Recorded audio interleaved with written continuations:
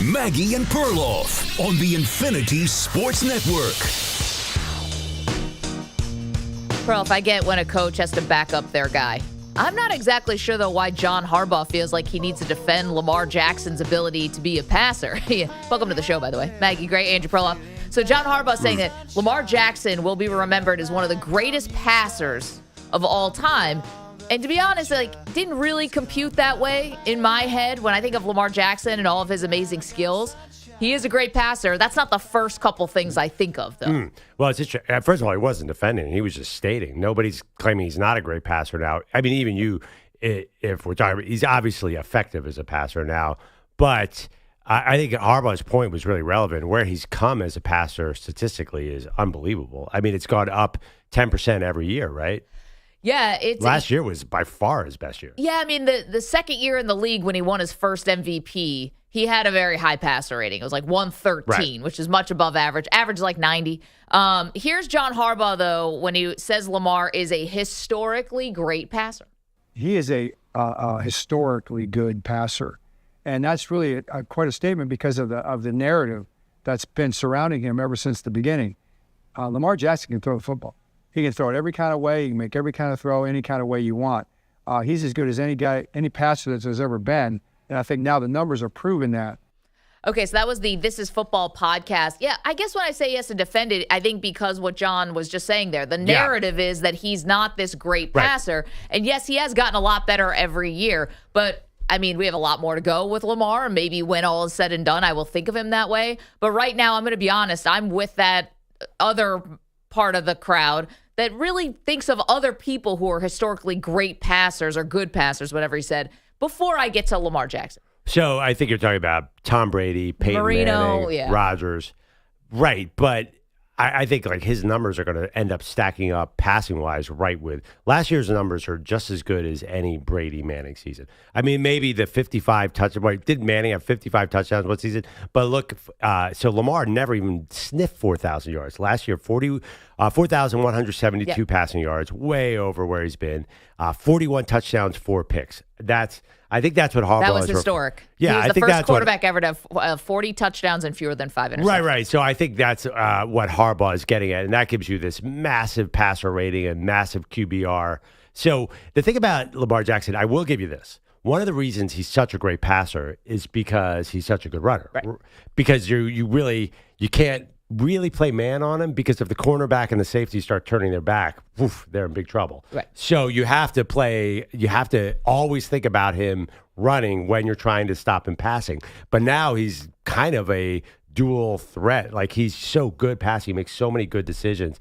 And the thing about him, it still doesn't look like classic. His throwing style is not like your classic throwing style. But then 30 yards downfield, he gets into the tightest windows. Like, everything is, his passing is unbelievable. I'm going to tell you exactly why people like me, at least right now, don't think of Lamar Jackson as a historically good passer. And it's because of his playoff performances. And, this is something that's going to follow Lamar, like every great player who wins MVPs and has no championships. Haters. Yeah, people like me. I knew that was coming. And maybe I deserve it, but until you win a title, we do this in the NBA all the time, Giannis, Jokic, these guys who have multiple MVPs, and until they win, there's this certain kind of hot seat that they are on that other people who have won are not. And so Lamar Jackson, all-time passer rating last year, leads the league, 117, however they calculate this stuff. His playoff passer rating is 84. The average is 90. So, he's thrown 10 touchdowns and 7 interceptions in the playoffs. That's not 40 touchdowns and 5 interceptions, which is gaudy and historic. 10-7. His yards per attempt in the playoffs is 7.3. That's not the 13 yards per attempt that he's enjoying in the regular season. And he's had 2 entire playoff games where he threw no touchdowns. 0 touchdown passes in the biggest games that everyone is watching. So I think that's where he falls into the narrative, and that's where I kind of follow the crowd, if you will, to say, is he historically great if he's not doing it against the best defenses? Can I tell you a story about a couple other quarterbacks who have terrible passer ratings in the postseason? Well, okay, but if you're going to, I know who you're going to go to. I don't think you do. Okay, go ahead. Tom Brady. I thought you were going to go Peyton Manning. Peyton Manning. Because you got to take off some of the first years. Well, Peyton Manning 87.4, and Tom Brady is 89. Okay. 89.8. Because think about Brady's great playoff games. The 2 Giants games, he was not good. No. And then the 13-3 win over the Rams, he was not great. 0 touchdowns in that Super Bowl. He was able to pad his stats against my Eagles, but they lost the game. So every quarterback, and Dan Marino famously, after his Super Bowl trip in his second year, clearly came up short in the playoffs. So I don't think that Lamar is that far beneath the other all-time great passers. Okay, but see, the one thing about Brady and where you can't even put Lamar and Brady in the same conversation is, and I'm going to go like sitting on the bar stool watching, a playoff game, you and I together as friends. Brady got it done in the clutch in the postseason. That's it. That's why he's different. He made the throws that had to happen. He led the drives that got Adam Vinatieri in position to make those game-winning kicks early in his career, and then he was even better later in his career. Think about Tom Brady's most famous drives. The first one was Atlanta Falcons. Oh, sorry. Well, I was just saying, a screen pass to Kevin Falk against the Rams. That wasn't like, he was not an elite passer at that. We're talking about greatest passers. Yeah. That That was early Tom Brady. The team won with special teams and defense. And then the Julian Edelman play against Atlanta. All-time catch. Yeah, it was an all-time catch. I just think that playoffs gets hard, and even the greatest quarterback of all time struggled. And you know who else has struggled in a few Super Bowl games? Let's bring in the other GOAT, Patrick Mahomes. Yeah. He's been amazing in some, but he has definitely struggled. I think of the 2 Super Bowl losses, he was terrible. Yeah, but he still has the W. Like I saw Patrick Mahomes in overtime trailing against San Francisco and went on to lead that comeback. I saw him again against San Francisco, trailing by 10 points in the fourth quarter, leading a comeback, making the throws. I haven't seen that from Lamar yet. So if you have guys who maybe their passer rating isn't as good, or is maybe lower than you think, like a Tom Brady or something like that, but yet, what have we seen in the biggest moments? And for Lamar, you have a guy who doesn't have a great pass rating in the postseason, and we have not seen the great moments. He does not have a 13 seconds game even, where he's on the losing end of it, but he played so incredibly well. It's like, 2 warriors just sort of like boxers at the end of a fight. Last year against the Bills was probably one of the closest things. They did make a great comeback at the end, and Mark Andrews dropped a 2-point conversion. Yeah, a weird game. You have to admit the field was part of the factor. Listen, it's football, dude. I don't know what to tell you. I'm not giving Lamar a pass because he's an outdoor quarterback who has to play outdoor football in January. But this conversation is not about winning. It's who's the greatest passer, And Lamar's passing stats are getting, I assume that they keep on trending up, are getting right up there with all those other guys. So I feel like that does not feel like a hot take from John Harbaugh at all. I know it. I understand it's a little weird because, this is his first 4,000-yard passing season in his entire career. Right. He never has passed the volume of these other guys, but still his efficiency is now insane. And that points to not only his ability with his arm, but his decision-making is on point now. I understand the winning in the playoffs has not followed, but the other, Peyton Manning's a great example. It took forever to get to that point, and maybe Lamar will get there. Yeah, I think one of the biggest things that hurt Lamar Jackson, as far as you can do all these amazing things and then you'll have one game, that the home loss to Kansas City in the AFC Championship game is one that I don't think he has gotten the stink off of him. They were favored in that game by 4.5 points, I think is where that ended. I don't know why I have that in my head. They lost 17-10. He was 20 of 37, so it's barely a 54% completion percentage, which that takes 2 to tango. Yeah. One passing touchdown, and an interception. Took 4 sacks in that game. How many yards? His yards were not bad, 272. Yeah, that's funny. You put up 20. You put up 10 points though. So what do all those yards get you? What was the narrative of that game? Why didn't Lamar run in that game? It's an irony. Yeah. For some reason, they thought lost a fumble in that game. They thought they had an edge with the passing game, and Lamar did not take off. And he even talked about the next season. He said, "I had a great regret that I didn't run more in that game." He only averaged 6.8 yards per attempt in that game, and that was not a terrible weather game. It might have been cold, but that was not windy, rainy, da-da-da. Yeah, but I'm just saying the irony of that game is Lamar did not use his superpower in that game. That was the first thing he said. He's like, and he looks back on it. He's talked about it multiple times. I should have run more in that game. So again, it doesn't. I know what you're saying. It was not a great game, but it doesn't totally invalidate what Harbaugh is saying about his ability as a passer. Can I just tell you something? It's a little bit of a trend here as far as his rushing attempts are concerned. And you always say running quarterbacks. We're talking about Lamar Jackson, of course. John Harbaugh saying he's going to be remembered as an all-time great passer. when he gets to the second game of the playoffs, right? So can I just give you, 2021, they beat Tennessee in the first round. Then they go to Buffalo. Now, to be fair, he did get banged up in that game, had to leave at one point, but 9 rushing attempts for 34 yards. Didn't he leave with a concussion? He came back. Oh, he came back in that game? I'm like 99% sure, yes. Then in 2020, then he has 2 years where he's injured. So then 2024, they beat Houston in their first game, 34-10. Then they played Kansas City in the AFC Championship game. He had 8 rushing attempts for 54 yards. Same thing happened last year. They beat Pittsburgh. He has 15 rushing attempts for 81 yards. The next game, the divisional round, 6 attempts for 39 yards. This is now a thing. When he gets to that second playoff game, the rushing attempts just disappear. Wait, 54 yards in a second. That's pretty good, right? 8 for 54. Yeah, if he averaged 54 yards, that's not bad. Okay. That probably went over on the bet. Against Houston, he had 11 for 100. It is Lamar Jackson. Yeah. When he played Tennessee in 2021, he had 16 rushing attempts for 136 yards. Like, we got to, adjust for who he is, no? Absolutely. I mean, it is a really interesting point, but it gets off the debate. Is Lamar Jackson an all-time passer? Yeah. And I'm saying he's forced to be a passer in these later playoff games, and they're losing. Oh, yeah. Well, if I was playing Lamar Jackson, because this is like the game of the year, so you have to spy him. That's the thing. And they're asking him to become a passer, and he can't get into the AFC Championship. Same thing can't happens. get to the next round. Same thing happens. I mean, listen, you're facing more. That's why Brady's numbers go way down in the playoffs. That's why Peyton's numbers go way down in the playoffs. But that being said, I still think there have been great throws in the playoffs. He's going to get there. He's 28. I'm telling you, that guy's going to win a Super Bowl. Well, I hope so. I mean, he's a 2-time MVP. It would be a glaring omission from his resume. I mean, I think even more than Allen, like, he's got to win to validate this career, which maybe is, unfair to him and ring culture or whatever, but I think it's absolutely true. We're asking you today, will Lamar Jackson be remembered as one of the great passers of his generation?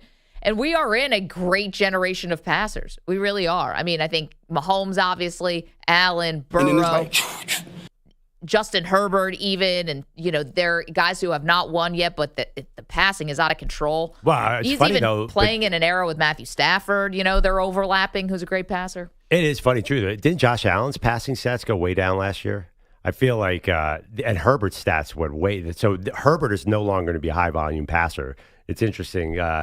The thing about Herbert is I always defer to the guys in the game who have this fascination, obsession with Herbert. He's like your favorite quarterback's favorite quarterback. That's always how he came across to me, which is why I put him always in that group. Josh Allen's passing stats fell by about 20% last year, too. Yeah, who's he throwing to? Well, no, it's because the Bills said we are going to win more games by running. So it is, again, it's just pure. If Lamar Jackson keeps on going in this trajectory, he is going to break every passing record as far as touchdown to interception differential. He's going to be incredible. Now, I don't know if he can repeat it this year. We already had an injury with Isaiah Likely, but I just think the way he is under Todd Monken's offense, it feels like he's going to really have elite passing numbers. I think Allen's going the other way. Allen wants to hand the ball off more, which is probably smart. Mahomes definitely doesn't want to pass anymore. Have you noticed that? Like, his numbers are tanking. And Justin Herbert's in L.A., Harbaugh's not going to let him pass the ball. So I think Lamar is going to actually probably he might be the best passer in the league by a large distance this year. Will Lamar Jackson be remembered as one of the great passers of this generation? Let us know, 888-710-4ISN, 888-710-4476. That was something that caught our eye yesterday. We also have a trade request in the NFL. Is this real? Or is this just something out of the contract holdout playbook? We'll tell you next. M&P. You're a little bit too old to watch cars, but anyway. You're in a 5-minute break.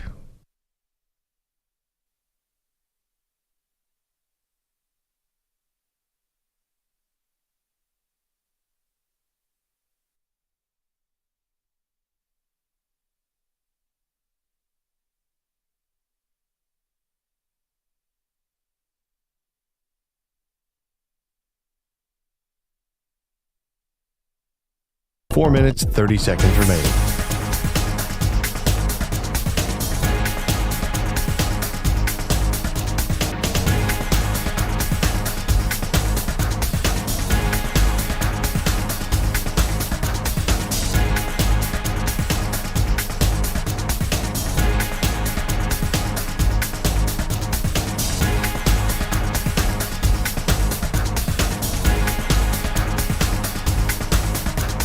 4 minutes remaining.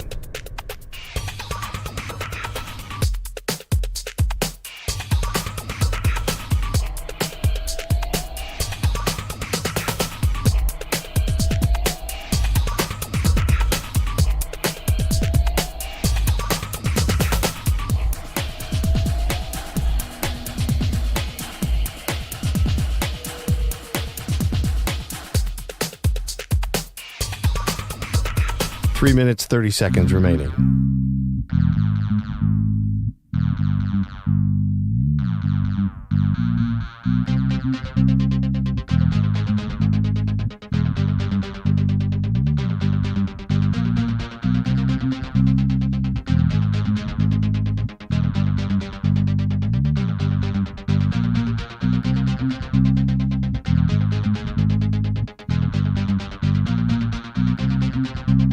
Three minutes remaining.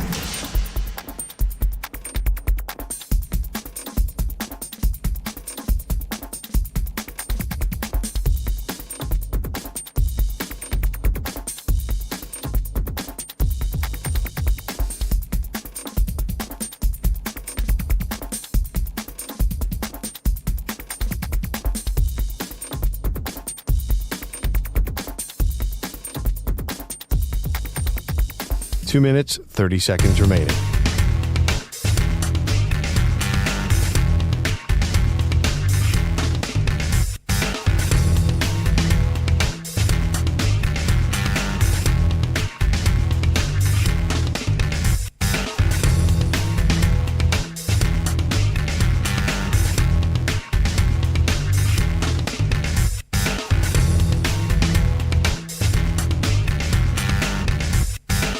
Two minutes remaining.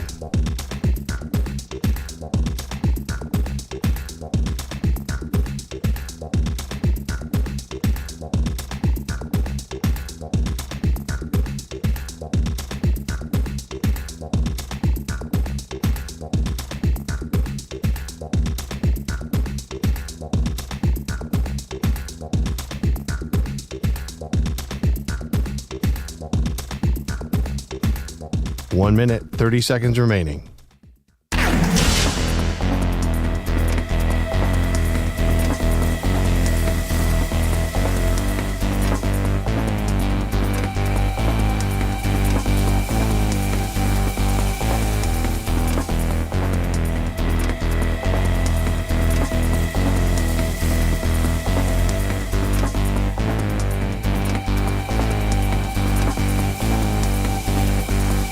One minute remaining.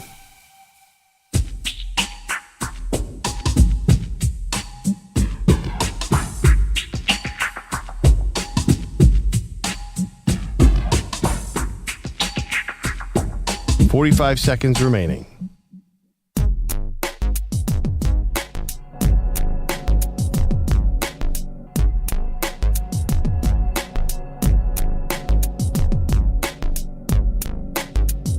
.30 seconds remaining.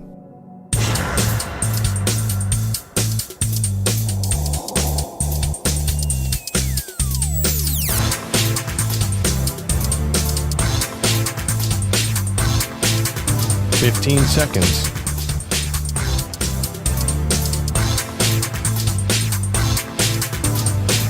Break ends in 5 seconds.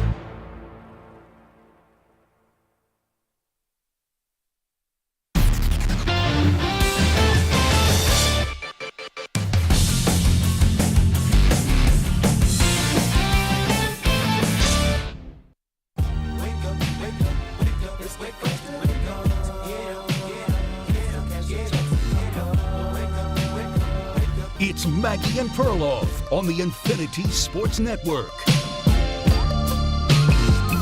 Welcome back. Maggie and Perloff. Best Hall of Fame game ever last night, by the way. Can we it just was agree? dynamite. Yeah, it was. The Hawkeye technology on the first downs is the greatest thing I've ever seen. I'm 100% used to it. I don't know how on earth we ever lived without the virtual little tennis animation. I know. It's like not living with the yellow first down line anymore. It's like, what was society? Like, were we in cave people? It's a before and after.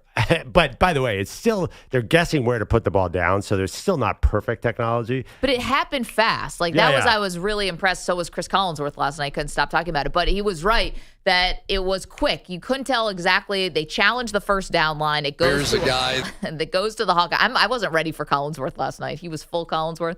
It's always disorienting to hear that on July 31st. I feel great. But it was fast. It was perfect. Sorry, I'm a little confused. Did they challenge that, or did they just use it because it was close? Oh, I thought was there not a challenge? I thought that Dan Campbell was challenging the first down line. Or maybe they just called for it. I think that was an official review. Oh, they were just trying to test it out. Okay. Yeah, that's because Mike Tirico said the officials knew it was a first down but wanted to use it anyway. It's like a new toy. Yeah. It was awesome. I found out that I've been saying Isaac Tesla's name wrong all the time. Yeah, it's Tesla. Yeah, and he's like a human pogo stick. That guy's going to be great. And our guy Trey Lance, superstar. Forget the bus talk. Let's go. We talked about whether Trey Lance is one of the busts of the last 25 years yesterday. Turns out he looked to me like a very competent backup quarterback. He's got a future in this league as a backup. What I said yesterday was true. He can't call him a bust because you'd never seen him. He threw more passes last night than he did in his entire career. All right, I'm going to be honest, though. Yeah. I was watching this Trey Lance. The game starts off and Detroit, fumbles on the opening kickoff, and he goes out there for the Chargers and starts leading the drive. And I only found out until later that Detroit was playing none of their first-team guys. Oh, of course. It was a Hall of Fame game. I know. But I was like, all right, these are all deep backups. But, Lance looked like a good backup QB to me. Just Trey Lance is an unknown. He finally got a starting job and had a devastating injury. So in his second game. So I just think all the Trey Lance, he's not a bust because we got to see about 10 awful games to call him a bust. Anyway, last night he looked amazing. Chargers uniform, superb, Hall of Fame interviews. Usually I can't stand the Hall of Fame. I think we saw more names last night than normal. Amarian Hampton got in there. It was pretty great. But anyway. Wait, I have a thought on that. I really wish that Jared Allen would consider going into media. Oh, yeah. He's so funny. He does not care, though. No, he doesn't care. But he's funny. Jared Allen, obviously the defensive end, he's amazing as a player. Of course, he's in the Hall of Fame. But he has the gravitas. He's just a funny, comfortable on-camera dude. Yeah, but it's Canton, Ohio, it's 110 degrees. Everybody's relaxed in that situation. Even Antonio Gates, who's never a good interview, was totally chill. Man, Sterling Sharp could have just taken the mic and talked for 60 minutes straight. Well, and he's been in the media for a long time. How about him telling, I don't know, she handled it with a lot of grace. Him telling Melissa Stark when we worked together, you spent a lot more time in the hair and makeup chair than I did. Oh. I mean, I knew what he was saying, like women generally do, but it was just a funny thing. She was like, aw. I mean, that's hardly a hot take. Look at Melissa Stark and look at Sterling Sharp. No, but it's like, that's, you don't spill the behind-the-scenes secrets. She's beautiful anyway. So the idea that she needs to get this full transformation is come on, Maggie. Men are not that ignorant.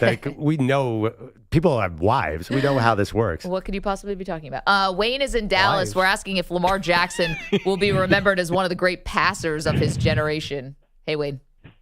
Hey, Maggie, when I first called this show, I used to agree with you a lot and disagree with Perloff. It has changed. It has flipped as of late. Perloff, you are 100% correct. And this is what people need to understand. Yes, the playoffs is the most important, but it's the smallest sample size. Literally the smallest. So you're going to take Lamar Jackson's overall totality of his whole career, his whole season, but then you're going to judge him in 2 or 1 playoff game, and then you got to keep that same energy for other quarterbacks, including Josh Allen. To say that it's just not as important for Josh Allen to win now with the MVP, I just don't know how you can say that. I mean, talk to me. Well, okay, so a couple of things. You're calling from Dallas, okay, Wayne? Okay. Do people ever bring up Dak Prescott's postseason record? They do. They bring it up. Okay, they bring it up. So let's not pretend like we're just talking about Lamar Jackson because it's a small sample size in the postseason. And we never do this to any other quarterback, okay? Because you're in Dallas and you know exactly how that goes. Lamar Jackson, 3-5 in the postseason, and his passer rating, which has nothing to do with the outcome of the game, just how he performs, is wildly lower than what it is in the regular season. Can I say something to that? Of course. People, they deem John Harbaugh this amazing, great coach.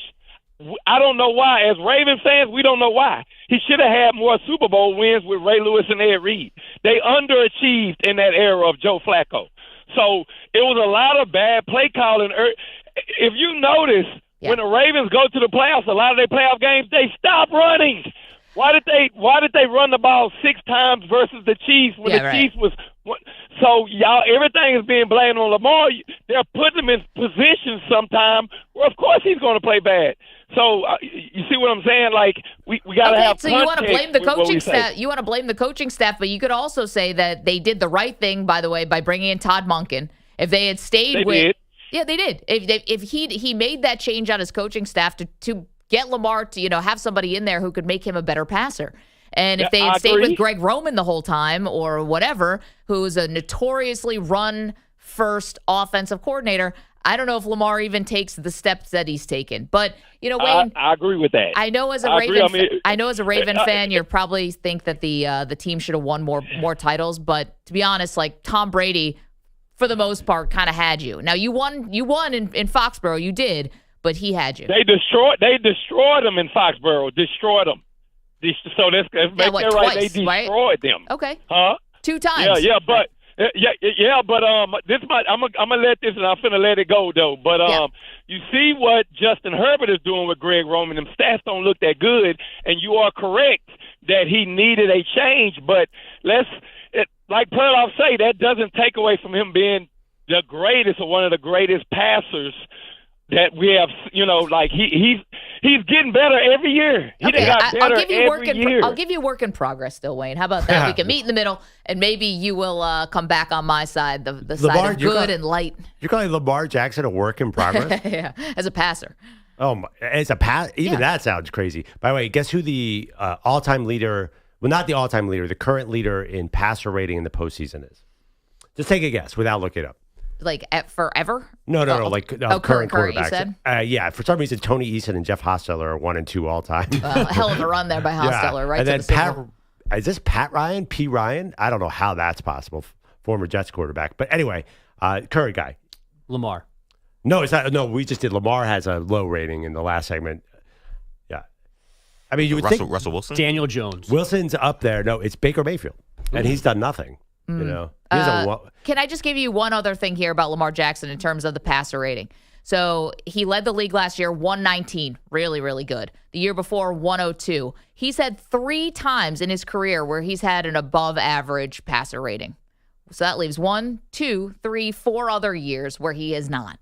So as far as above average passer rating, 3 and 4 in that area. I'm just telling you, and the postseason is the lowest. So I can't get there yet. Well, Harbaugh said, though, he's a passer now. So the last 2 years have been fire. Yeah, so Monken. Great. They're in year 3 now with Monken. It's been a revelation. Yeah, I think that's sort of Harbaugh's point, too. Also, too, they got receivers. Finally. I mean, their receivers were terrible in some of those years. Just awful. So anyway, I think he's going to keep on trending up. Who's really the passer rating, by the way, you're not going to like some of these quarterbacks. Stafford, Matt Ryan, CJ Stroud, who we don't think of as a great postseason player yet.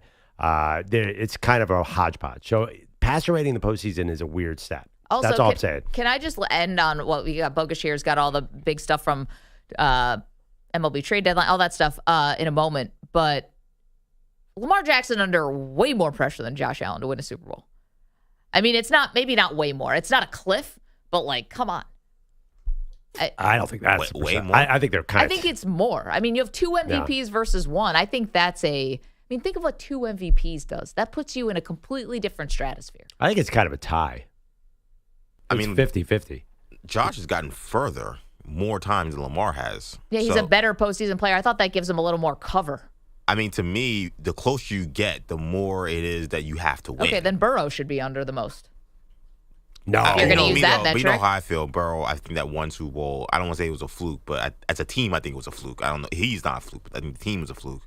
So but if you're saying, different. if that's, I guess. I guess to the me, metric. But the Bengals have missed the playoffs the last 2 years, right? the Bills have still been there. They've been right on the cusp.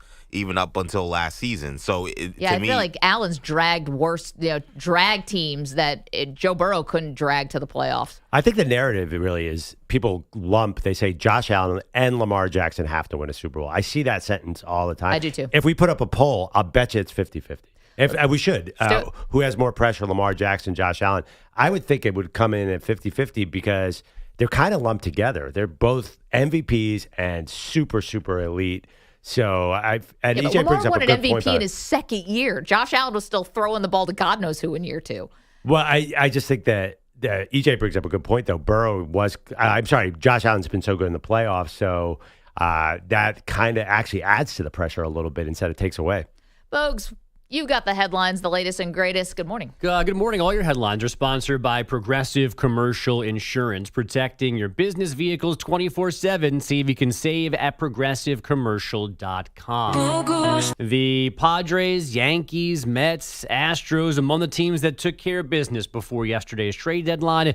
And then there are the Pirates and the Red Sox. Pittsburgh remains confusing and infuriating, and maybe the best example of why the sport needs to fix its bottom before stopping the top teams from spending. The Pirates had a couple of enticing rentals, but only traded closer David Bednar for a relatively meager return from the Yankees. That's right. Outfielder Tommy Pham, infielder Isaiah Kiner-Falefa. Isaiah, a player. They all remain on the roster for no good reason this morning. GM Ben Cherington's other trades were salary dumps, were brought back little, so this team basically did nothing to make it more enticing for Paul Skeens to stay there long term. I have a question for you as far as a job, right? Would you rather be the GM of a team where nobody's ever expecting you to do anything, and the only time you get criticized is because you don't get enough when you're clear sellers at the deadline, or like Brian Cashman, who has all the payroll in the world, or AJ Preller, all the payroll in the world? And So you're saying you get to chill as the GM of the Pirates? Well, I'm saying the Pirates, like Ben Cherington might get fired, but the expectation there, like you could also sit there probably for years and years with zero pressure to win anything. 1,000 times out of 1,000, Brian Cashman. I'll tell you why. Not because of the ability to win, but I saw Moneyball, and the facilities look like crap on those cheap teams. I can't imagine the Pirates have nice offices. I mean, maybe they do. Pittsburgh's but great, though. Nice offices. Pittsburgh's like a bad water I love cooler, that. bad well, I'm coffee just saying, machine. in Moneyball, the cheap team, like you basically had to pay for a soda, Yeah, as I David recall. Justice. So I just think the amenities, the lunch, the restrooms, I think are probably much nicer. But maybe Pittsburgh has a nice office. I mean, PNC Park is a beautiful facility. It's not Oakland Coliseum. Yeah, and I also think you're giving the Pirates too much credit for having a plan like Moneyball. The A's were trying to win. The Pirates are just doing nothing. Do they put all that money they make from the TV deal into the offices? Then maybe I could be tempted. It's not on the roster, that's for sure. Maybe they have sparkling gold marble. Yeah, like let me see a picture of the break room there in Pittsburgh, and then I will make my decision. I'm sorry, go ahead, Maggie. No, I was just saying, like, getting to be the GM, I mean, one of the biggest perks has got to be parking spot right out front. Yeah, that's huge. Your own bathroom. I think the owner gets his own bathroom. You think the GM definitely gets his own bathroom? You think he's got an ensuite in it? I think so, because I think they're expected to like sleep there and like shower, and you got to be like on 24. Well, maybe not the Pirates guy, but other GM. He works every other day. He's part-time. He's actually on vacation. The Pirates right guy now. in the middle of the game has to go out into the public restroom with all the fans. He might not come back. That was probably the A's guy. All right, well. Have you guys? By the way, I went to Facebook once, visited it in California. Oh, the headquarters, not the website. Yeah, the headquarters. I also did that. some ex-girlfriends. Yeah. Their break room, you could not believe it. The hell is Facebook? Oh yeah, that's funny, Yeah. Manny. Well, Manny's young. We get it. Yeah, we Wait, understand. tell us about Facebook. Yeah, it only is Hold like on. the third biggest stock in all of America. It's They like own driving the Instagram, entire which you're economy. also on. Like they're front runners in the AI movement. But anyway, I'm not sure what Facebook is. Anyway, their break room has gourmet food that you don't have to pay for. You walk in and it's like, oh, do you want a ramen bowl? Do you want like a full meal for nothing? It's just free. Well, you know why they do that. So that people never leave. Right. Yeah. My friend worked at Amazon for a long time. They could do spin classes there. They had all this fancy stuff. They would pass around appetizers at 5 o'clock, but you cannot leave. You have to stay there and work. Yeah, I think as somebody who loves food, the break room would probably fool me, and I'd give them free labor just to hang out. I'm sorry. My friend worked for Google. At Google. And you remember here when Google had floors in this building, we'd be on the elevators, all these happy people walking back with beautiful breakfast, lunch, ice cream. I don't think they paid for that. Yep. They're all giddy. They all look very young and happy. They're like, ooh, it's tie night. Yeah. I'll stay. There's like a ping pong table. Where do we have a corporate cafeteria here? I haven't been here that long. Moving on, in Boston, the Red Sox are the second AL wildcard this morning, so they are in a good position theoretically, but the best additions that their GM, Craig Breslow, could manage were struggling Dodgers starter Dustin Maye and veteran lefty Steven Matz. We pursued a number of really impact opportunities. Obviously, not all of them work out, but it wasn't from a lack of trying to be as aggressive as possible, from an unwillingness to get uncomfortable. But ultimately, it takes two teams lining up for those trades to line up. Now, I think that's I think Cut that's that, guys, Mike. That's nonsense, but it's the only thing you can say as a GM, and it's completely like you can't prove it right or wrong. Like I tried, I made offers, the other guys got to say yes, and they didn't say yes. So you can be mad, but I tried to get this guy, and how will we ever know? Our very own Andrew Kaplan is in our chat, youtube.com/Infinity Sportsnet. Big Red Sox fan says, "Wow, so glad they traded Devers. They really used that money wisely." Yeah. They stink. He Honestly, stinks. I thought they might have actually missed the deadline. I thought it was a Jerry Jones situation where they told him the Yeah, a deadline whole was other tomorrow. day. Yeah, I was like, what is going on? Red Sox, like, do they know what's happening? He's looking at his fax machine, going like, where are the offers coming in? This thing plugged in. That's funny. Though there were just two games last night while all these players were moving around. The Mariners blanked the Rangers 6-0, breaking their tie for now for the last AL wildcard spot. Cal Raleigh with homer number 42, and the Braves won a thriller in Cincinnati, 12-11-10. Each team scored 8 runs in the 8th inning of that one.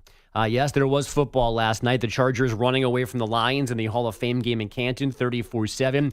The aforementioned Trey Lance, 2 touchdown passes for L.A., while Detroit QBs combined for 3 picks. Terry McLaurin reportedly wants a trade out of Washington with extension talks still not going well. McLaurin ended his holdout Sunday, but is for now chilling on the PUP list with an ankle issue. The Valkyries and Mystics had the WNBA stage to themselves last night. Golden State only scoring 6 points in the fourth quarter, but still won 68-67. And typical Knicks yesterday. Look at me, I'm important. We won round 2. Let's have a parade. Mikal Bridges signing a 4-year extension worth $150 million right in the middle of trade deadline coverage. Don't be mad because Drew Timme is your best player, man. You need better NBA ammunition than the Nets. I really don't care. But there is apparently a Giannis update nestled in all of this. What's that? Hoops Wire says the Knicks got intel before finishing this extension that Giannis is not going to ask for a trade. So they felt okay locking in Bridges, which also triggers he can't be traded now for a while, and theoretically he would have been in a trade possibly for Giannis. I mean, they traded 5 first-round picks for Mikal Bridges, right? Like, they had to extend and that a swap. guy. Yeah, I mean they weren't gonna let him walk, and there really isn't. He's on an expiring deal.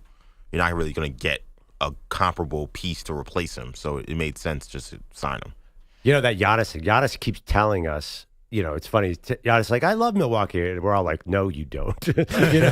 So I feel like. No, he's passive aggressive. That's not us. That's him. It's a little bit of us. He's being weird. It's a little bit of us. He's like, I love the Bucks. I can't wait to go back. And we're like, haha, showed you he wants out. I mean, we are doing a little bit of that. He sat with that guy, Speed. Yeah, and he said, he said, I can't wait to get back to Milwaukee. Yeah, and he said it like it was a hostage situation. That's what I'm saying. Maybe that's just the way he communicates. You're reading his body language, which I understand. And I think we're all assuming he wants out. Maybe he does want to stay. Maybe he enjoys it there. He may enjoy it there and also be doing this weird power play thing. He just can't keep doing the, they better show me that we can win the title thing anymore. He can't do that anymore. Because if you choose to stay, you chose to stay. Yeah, because they signed Miles Turner. That was their move to show you that they're trying to win a title. Like that clearly is not a championship team. So just say, hey, I want to retire. I love it here. I want to retire a Buck. And guess what? A lot of people would just like commend you for that. It's like, great. He won his title. He wants to stay on one team. Just say that. Why are you doing this? Well, I want to stay here, but they better show me that they can win a title here. Like, don't do the two sides thing. The other thing, too, quickly about Giannis, I know we got a lot of football to get to, but I mean, the other part, too, is, make the move behind the scenes to team up with the guy that you want to team up with. Like the NBA. Yeah, he did. With who? Dame? Yeah, and Dame got hurt. Dame didn't want to go there. It's like Right. he even got there. He was trying to get to Miami to play with Tyler Hero before he wanted to go to play with Giannis. That that thing kind of was like doomed from the beginning, and then obviously Dame got hurt. Well, by the way, the Miles Turner deal was lauded as a big victory for them. They got him because they had no money because of Dame, and everyone's like, "Oh my God, I can't believe he went there for less money." Like a lot of people wanted Miles. He Turner. didn't have a great finals.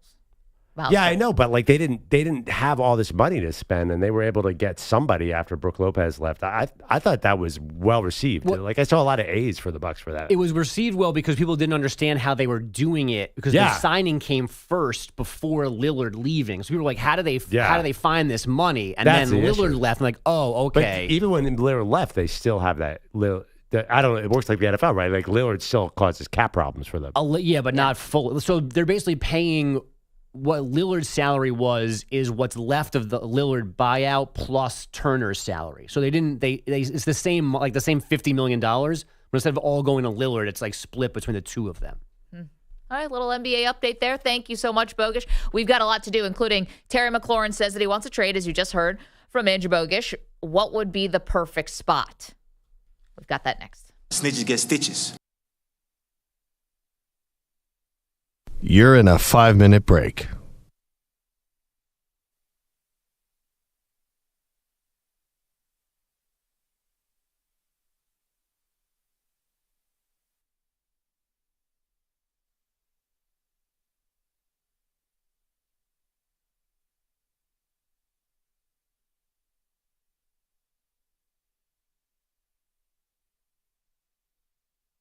Four minutes, 30 seconds remaining.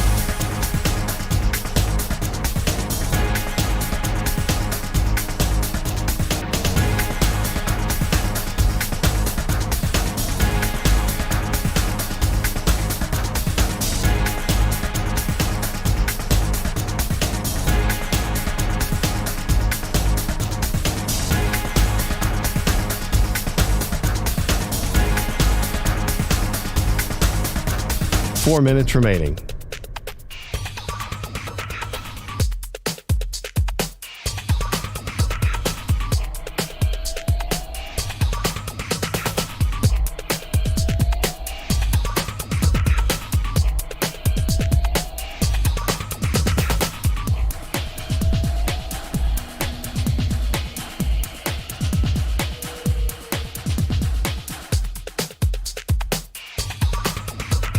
Three minutes, 30 seconds remaining.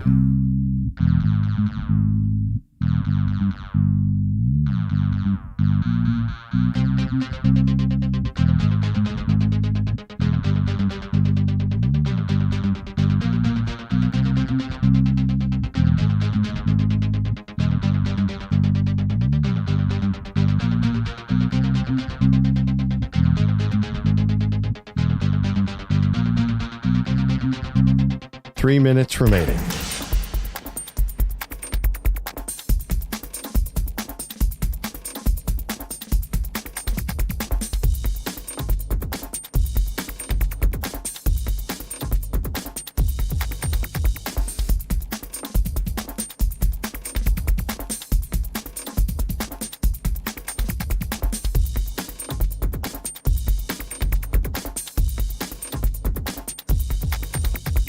Two minutes, 30 seconds remaining.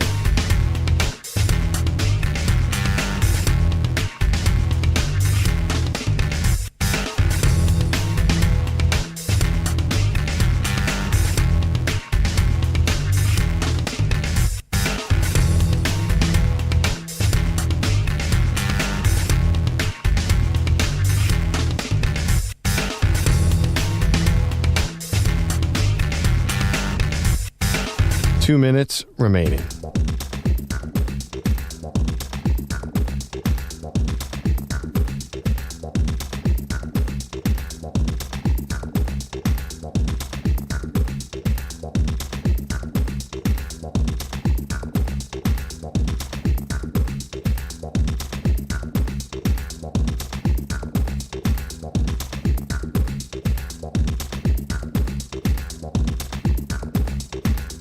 One minute, 30 seconds remaining.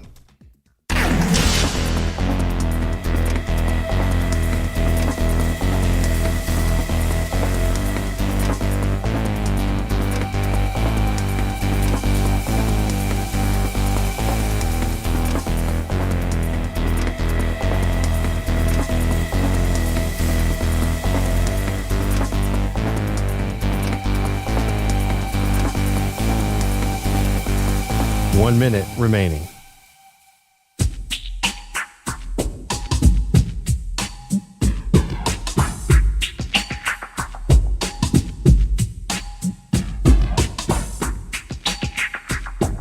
"45 seconds remaining.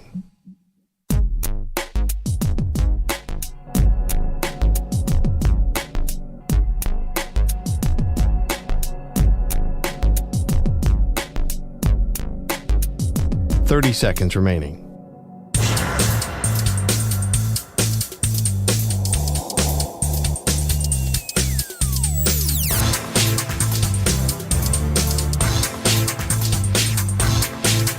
"15 seconds.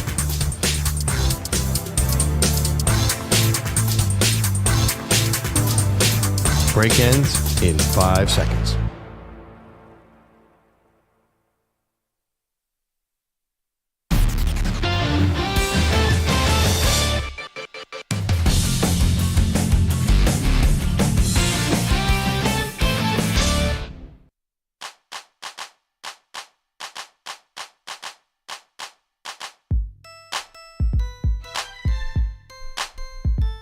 Terry McLaurin has asked for a trade from the Washington Commanders because of this prolonged contract holdout snafu. Welcome to the show, Maggie Gray. Andrew Perloff, so glad to have you. To me, this feels like page 3 of the contract holdout playbook. It has not worked out, that the team is not, they can't get to an agreement here, so now you got to go to the trade request to try to get some urgency and get some new headlines here. Ultimately, I still think he is going back to Washington. But, Pearl, if you were going to design the perfect trade partner for Terry McLaurin, who would it be? Well, one thing, they're going to play hardball, right? Washington, because he's older. Yeah, he's 30. So what I imagine is going to happen is other teams are going to call his agent and say, we'll give him that money. Because I do think other teams, I'm thinking of teams like the Patriots and Raiders jump to mind, who are really, really thin at wide receiver. They got to spend on some wide receiver. So I would think that those two teams jump to mind. The Patriots are getting all the buzz. Like they just have no speed whatsoever on their entire offensive skill set, and they have a great young quarterback, a promising young quarterback. Like there's no team to me that needs him more than the New England Patriots, except maybe the Washington Commanders. Well, I was going to say, it's the same draft class. It's the same for quarterbacks. It's, it was Jayden Daniels taking 2 and Drake Maye taking 3. And I'm not saying everyone has to copycat the Patriots. God knows they have their flaws now. But if a team that is in a similar situation as you is saying, we want this guy, doesn't even that make you think, well, maybe we should hang on to him? Because where's that production going to come from with the Commanders if Terry McLaurin is gone? And Deebo Samuel is not going to fill that gap. Absolute issue. No, Deebo Samuel, who does not look like a sprite of foot in training camp videos, the Commanders need him too. But if this is true that Terry McLaurin wants to get paid right below Justin Jefferson and Jamar Chase at $35 to $40 million a year, I don't think the Commanders are going to do that under any circumstance. So that means McLaurin would have to hold out. It seems unlikely at 30 that he's going to hold out. Yeah. So you're right. The most likely scenario is there. But I got to tell you, if I'm the Patriots, I do make a call. I don't know who Terry McLaurin's agent is. Say, hey, we'll pay him. We'll pay him. Put more pressure on him. And then he could just try desperately to push a trade. Yeah. Can I tell you what the sports books are saying? So they still have the Commanders as the favorite to keep Terry McLaurin. Patriots are next at plus 450. Then the Raiders. Then the Titans. Then the Chargers, Jets, Browns, Steelers, Cardinals, Seahawks. It goes on from there. This is my question about the Commanders. And listen, you're not paying your quarterback yet. Yeah. And everything now in your franchise is about that guy. And I think Dan Quinn, even as a defensive head coach, would tell you it's all about Jayden Daniels. This is whatever you have to do for however it takes, for as long as it takes, you've got to make sure that he's in the best position to succeed. And I don't understand why, when there's already a lot of pressure to follow up a shocking run to the NFC Championship game, there's already going to be the pressure and weight of the world on this kid to try to even get close to replicating that. Why are you taking weapons away? Like that feels like what bad teams do. Well, the GM, Adam Peters, grew up in the Patriots organization, and they never gave... And 49ers, who do pay guys. But the Patriots never put anyone around Tom Brady. They're like, we have Tom Brady. We'll pay him. We don't need to pay the receivers. Well, but Tom was never even taking the max. Like he was taking a huge amount of money. He got a massive salary. But the point was they were like, they didn't want to pay up for wide receiver except for that brief flurry of Randy Moss, which they got for a song. Yep. So basically, I mean, there are other ways to approach it. They might think Jayden Daniels is so good, we don't need to overpay wide receiver. Yeah. But, I mean, the other thing, too, they did lose the Ami Brown, so that hurts. There's no speed on Washington either. But you have to admit the Patriots really need a Terry McLaurin. They need somebody because Drake Maye, there is absolutely – he does have Stephon Diggs, an older Stephon Diggs, but there's nobody who is scaring anybody to cut the top off the defense. There's nothing like Drake Maye is going to be limited by his weapons even more than Jayden Daniels. Yeah, but I'll tell you what, expectations wildly different of, we're thinking maybe could the Patriots be a playoff team. Meanwhile, Jayden Daniels, people are saying the next step for you is Super Bowl. So I would say you're just ahead of schedule if you're Washington, whereas for New England, you're kind of right on schedule because, Drake Maye didn't even start every game last year. That started off with Jacoby Brissett until he got hurt. And here's another thing I would say about the Drake Maye Patriots thing. They have Stephon Diggs already as that older guy. Now, he's older than Terry McLaurin, no doubt. Right. But how many of those guys are you putting around a young quarterback? Right? Like, don't you want somebody who's going to grow with your guy? Like, who's going to, you want to create maybe that connection like what Joe Burrow has with Jamar Chase? Do you want them on the same kind of timeline? And Terry McLaurin and Drake Maye aren't on the same timeline. The reason why you keep him for Jayden Daniels is because, A, he's already there. Yeah. And 2, you've seen the production. I don't know. Well, I mean, the same timeline means, by the way, you have to pay them at the same time. Let me give you one more team that desperately needs Terry McLaurin. Yeah. Can I read you the starting receivers for your Las Vegas Raiders? Jacoby Myers, Trey Tucker, and right now on this depth chart, Dante Thornton Jr. They could use a Terry McLaurin because you have a really accurate downfield passer in Geno Smith. Who's he throwing to other than Brock Bowers? So they definitely need some speed on the outside. Oh, you don't know Dante Thornton Jr.? DTJ? I know. If you could spell Dante, I'll buy you lunch. Oh, how does he spell it? Something unique? DONT''E. Maybe that is it. Yeah. I don't know. I guess the Raiders, they're probably thinking that Geno's so accurate that again, he'll be able to find guys in stride. No, I mean, that's a problem for the Raiders. They definitely are short. And the team we saw last night, obviously, the Chargers are very thin at wide receiver. So I'm a little surprised, Pearl, you've been so fed up with contract talk, right? Yeah, you wanted to ban contract talk from the show, the Micah Parsons stuff, Trey Hendrickson. You're just not into any of it. Yet this Terry McLaurin thing has really got you. Well, they go to New England, I think, next week for joint practices. And I just, for some reason, I want to see New England be better. You mentioned the timeline. I want to move that timeline up. Yeah. Well. So I kind of fantasize. Maybe it's the Eagles fan in me wants Terry McLaurin out of Washington, too. It does seem, when McLaurin got that report out there, whoever did, his representatives, that he wanted to pay in the high 30s, I'm like, well, that's not happening. There's just no way the Commanders are doing that. So maybe something could happen. 888-710-4ISN, 888-710-4476. I don't want to, take it to a place that's not X's and O's and like football. But there's also like a vibe check. I think that this would not be good for Washington. You have all these positive things. This is the one negative thing. You had so many negative things for years. The owner, all of that stuff, like they couldn't get out of their own way, coach after coach, quarterback after quarterback. Now you got something super positive. Everything's trending in the right direction. And 3 weeks before the season, you're going to trade one of your homegrown awesome draft picks that you hit on, third-round wide receiver who became a Pro Bowler? Counterpoint. You don't want to be the Cowboys and give every player $40 million 2 weeks before the season or a week. I think great teams don't overpay. I mean, the Chiefs let Tyreek Hill go. They already won a Super Bowl with him, though. Like, they got what they wanted out of Tyreek Hill. The Commanders, they've gotten, they're just starting out. Not overpaying seems like a common ingredient in dynasties, though. And I think Washington, for sustained success, you can't get all clogged up with old receivers. But that's why, meanwhile, I say, go get them, New England. Yeah, okay. Again, 888-710-4ISN if you want to weigh in on Terry McLaurin. We've got some interesting, coaching strategies and styles from Brian Schottenheimer, which we'll get to. And also, we're checking in on the Texans. We're going all state of Texas football next. MVP.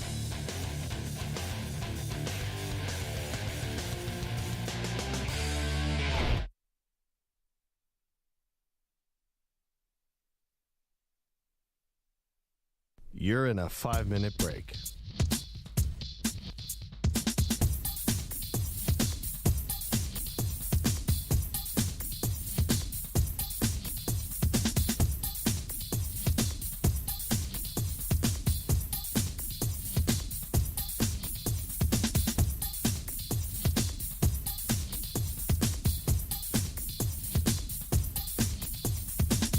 4 minutes, 30 seconds remaining.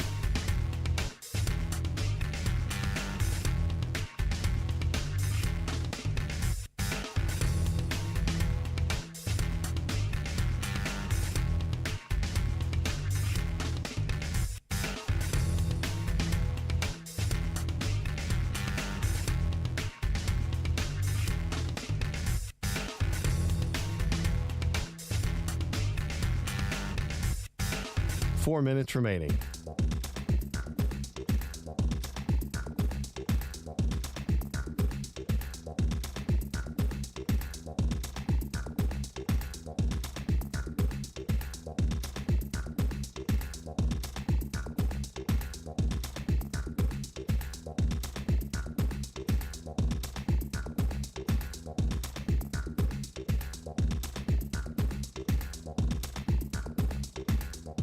Three minutes, 30 seconds remaining.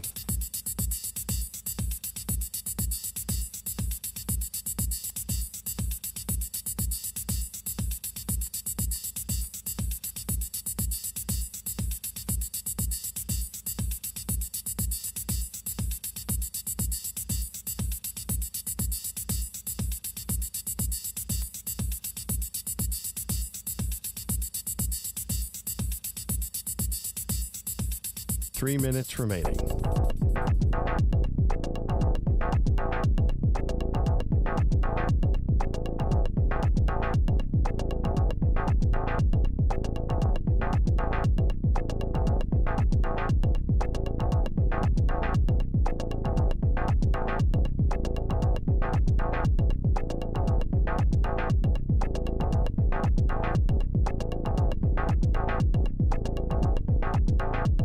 Two minutes, 30 seconds remaining.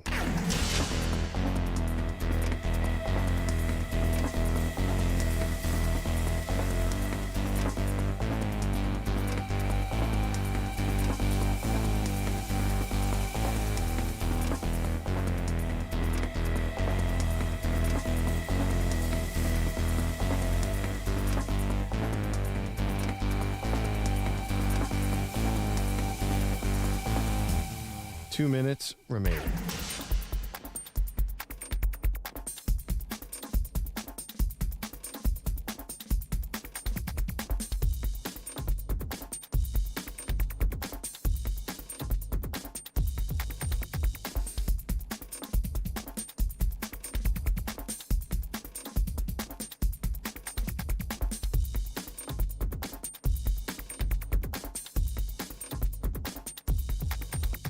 One minute, 30 seconds remaining.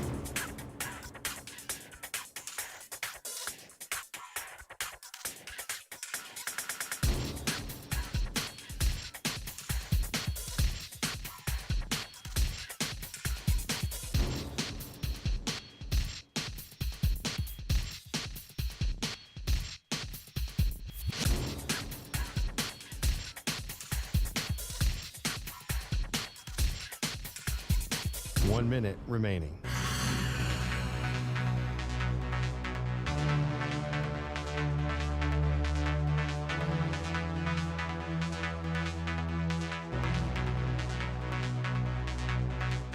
Forty-five seconds remaining.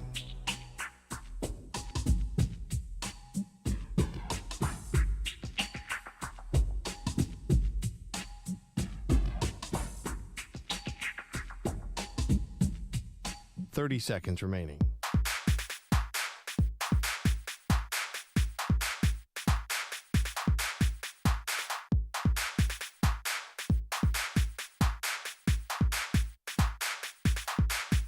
Fifteen seconds.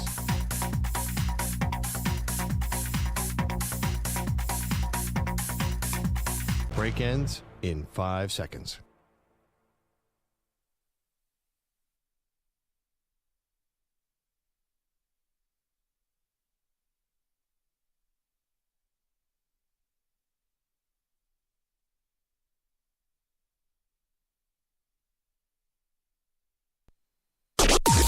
Maggie and Perloff on the Infinity Sports Network.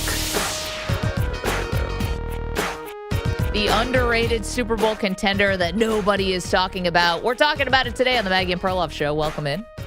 Pearl, I know you love this team. I know you think that they are just I don't know, we overuse the term rocket ship now, but you think they are a runaway train. Put it that way. No, I think they have the potential. They fit the formula of a breakout major contender. Okay. Young quarter. I mean, most Super Bowls in the last 20 years have had a quarterback on a rookie deal. At least one of the two quarterbacks is a quarter. The Chiefs are screwing that up a bit. But that is an attractive situation to me. And have we said the team yet? No, go ahead. I'm waiting for you to do the big reveal. The Houston Texans are not paying C.J. Stroud yet. They will have to soon. After this year, probably. And they have been able to load up around him, and that has been the formula. So I don't see why you wouldn't have them as a real Super Bowl contender because the defense is stacked. Okay, can I ask you a question? Do you think the Pittsburgh Steelers are a Super Bowl contender? No. Okay. They have the same odds as the Texans to not only win the conference, but also to win the Super Bowl. So where are you seeing that? I'm seeing it right here on DraftKings. Conference winner, Steelers plus 1,600, Texans plus 1,600, and then go to Super Bowl. I'm looking at Steelers plus 3,500 and Texans plus 3,500. So, I'm sorry. I love the Texans, and you're right. They do fit a formula, no doubt. They also have a great defense. And so you love that because defenses travel is always the cliche. Stroud is legit. If their receivers could all stay healthy, I think that would be huge, but that hasn't been able to happen yet. They win these first-round matchups when they're at home in the playoffs, and then they have to go on the road, and it's a different story. And I would like to believe they fit that formula, but the Vegas odds, which I know you put a lot of stock into, they would tell you that they are not a Super Bowl contender. Playoffs, sure, but not yet in that tier. By the way, it's really funny because I was literally looking at FanDuel where the Texans are 25-1 and the Steelers are 45-1, and then on DraftKings they're both 35-1. But most books, pick your sports book. Most books, the Texans are way ahead of the Steelers here. So anyway, regardless of the odds, I just think obviously the Texans have that formula and the Steelers do not. Also, the Texans, when you look at their depth chart, they just. Explain to me how you're going to block all these guys. That's what I look at them. And I think of the great Niners defenses under DeMeco Ryans with Nick Bosa leading the way. I feel like you have a problem. And we saw it in the playoffs against Justin Herbert. If they can somehow get a lead, it could be lights out against this team. Now, I think they're going to be much better this year, addition by subtraction. They got rid of offensive coordinator Bobby Slowick, who refused to pass on early downs, just destroyed their defense. They were destroyed their offense. Was so frustrating to watch.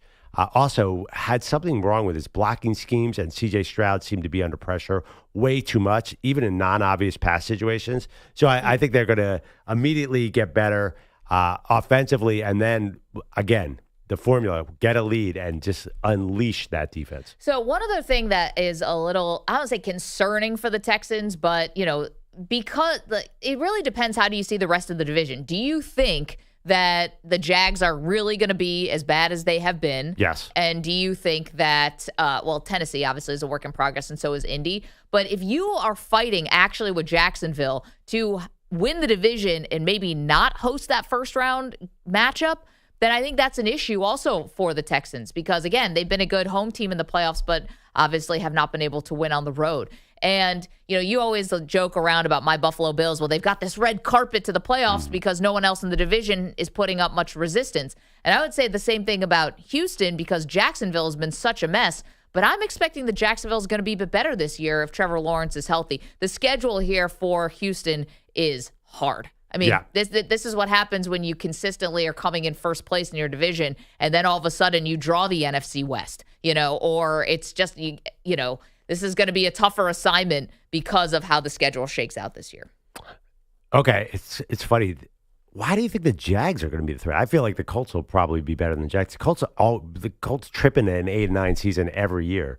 Like the Jags, I'm not seeing this. You think Liam Cohen is going to be the solution? I think they actually have drafted well lately. I think the Brian Thomas draft was that draft pick has been great. If Trevor Lawrence is healthy, I want to see what Travis Hunter's going to do. Listen, the Jags can't pick a coach to save their life. I mean, clearly that's an issue. So I can't say that Liam Cohen's going to be any good. I think it's a big question mark. DeMeco Ryan certainly has him in that conversation until further notice. Anyway, 888-710-4ISN. Are the Houston Texans wrongly being ignored as a Super Bowl contender. EJ, you look like you want to weigh in on this convo. I mean, again, I just think that what happened last year, I think made people kind of forget about the Texans this year. Like last year, the Texans were seen as the hot team to win the Super Bowl, right? Everyone was picking them. We weren't picking the Chiefs. This year's Commanders. Yeah, this year's the Commanders because of what we saw from, this year, last year, Jayden Daniels' rookie year, and the year before that, it was C.J. Stroud's rookie year. And then they had that slump. They didn't protect well. The offensive line had issues, and the coordinator was a disaster in Bobby Slowick. I think if we think about how they're projected, you have a team that won another playoff game. They have more experience.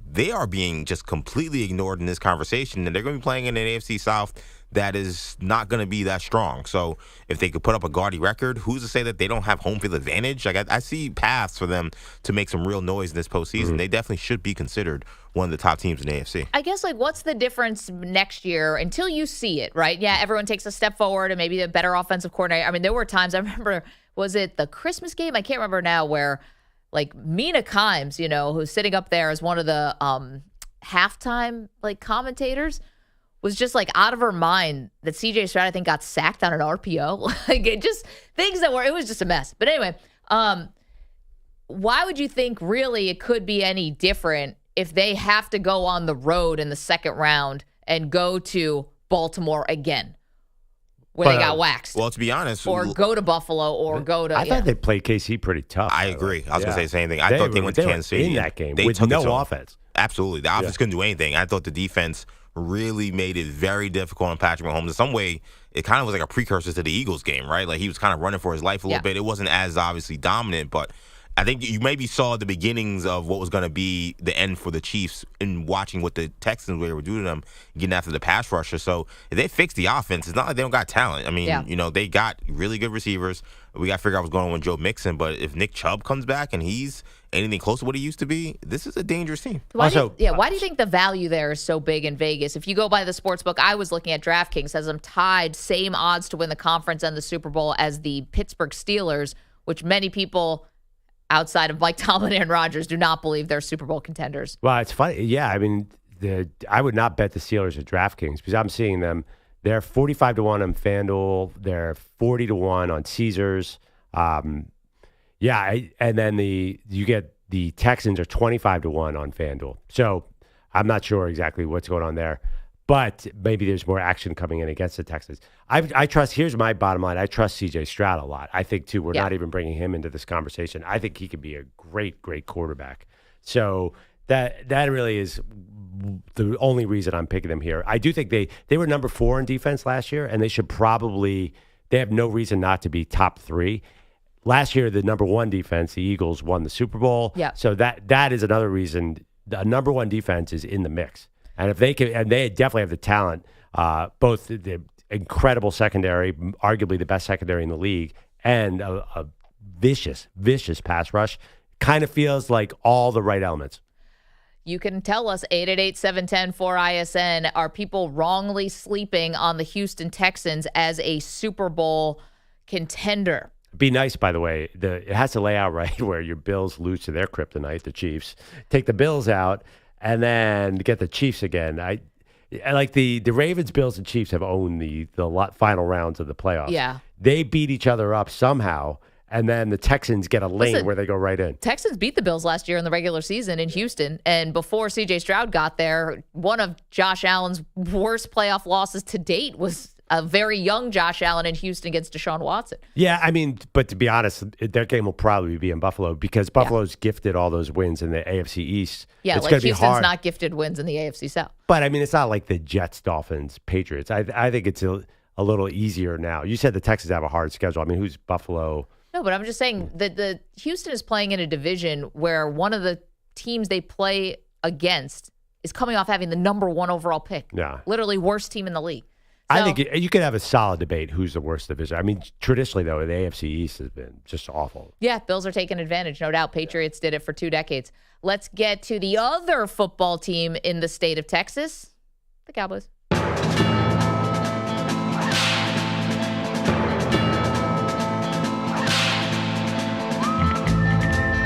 All right, Pearl, even though Brian Schottenheimer, the new head coach, has been around the league forever, and his dad was a very famous coach, may he rest in peace, we've never really seen Schotty in the big chair.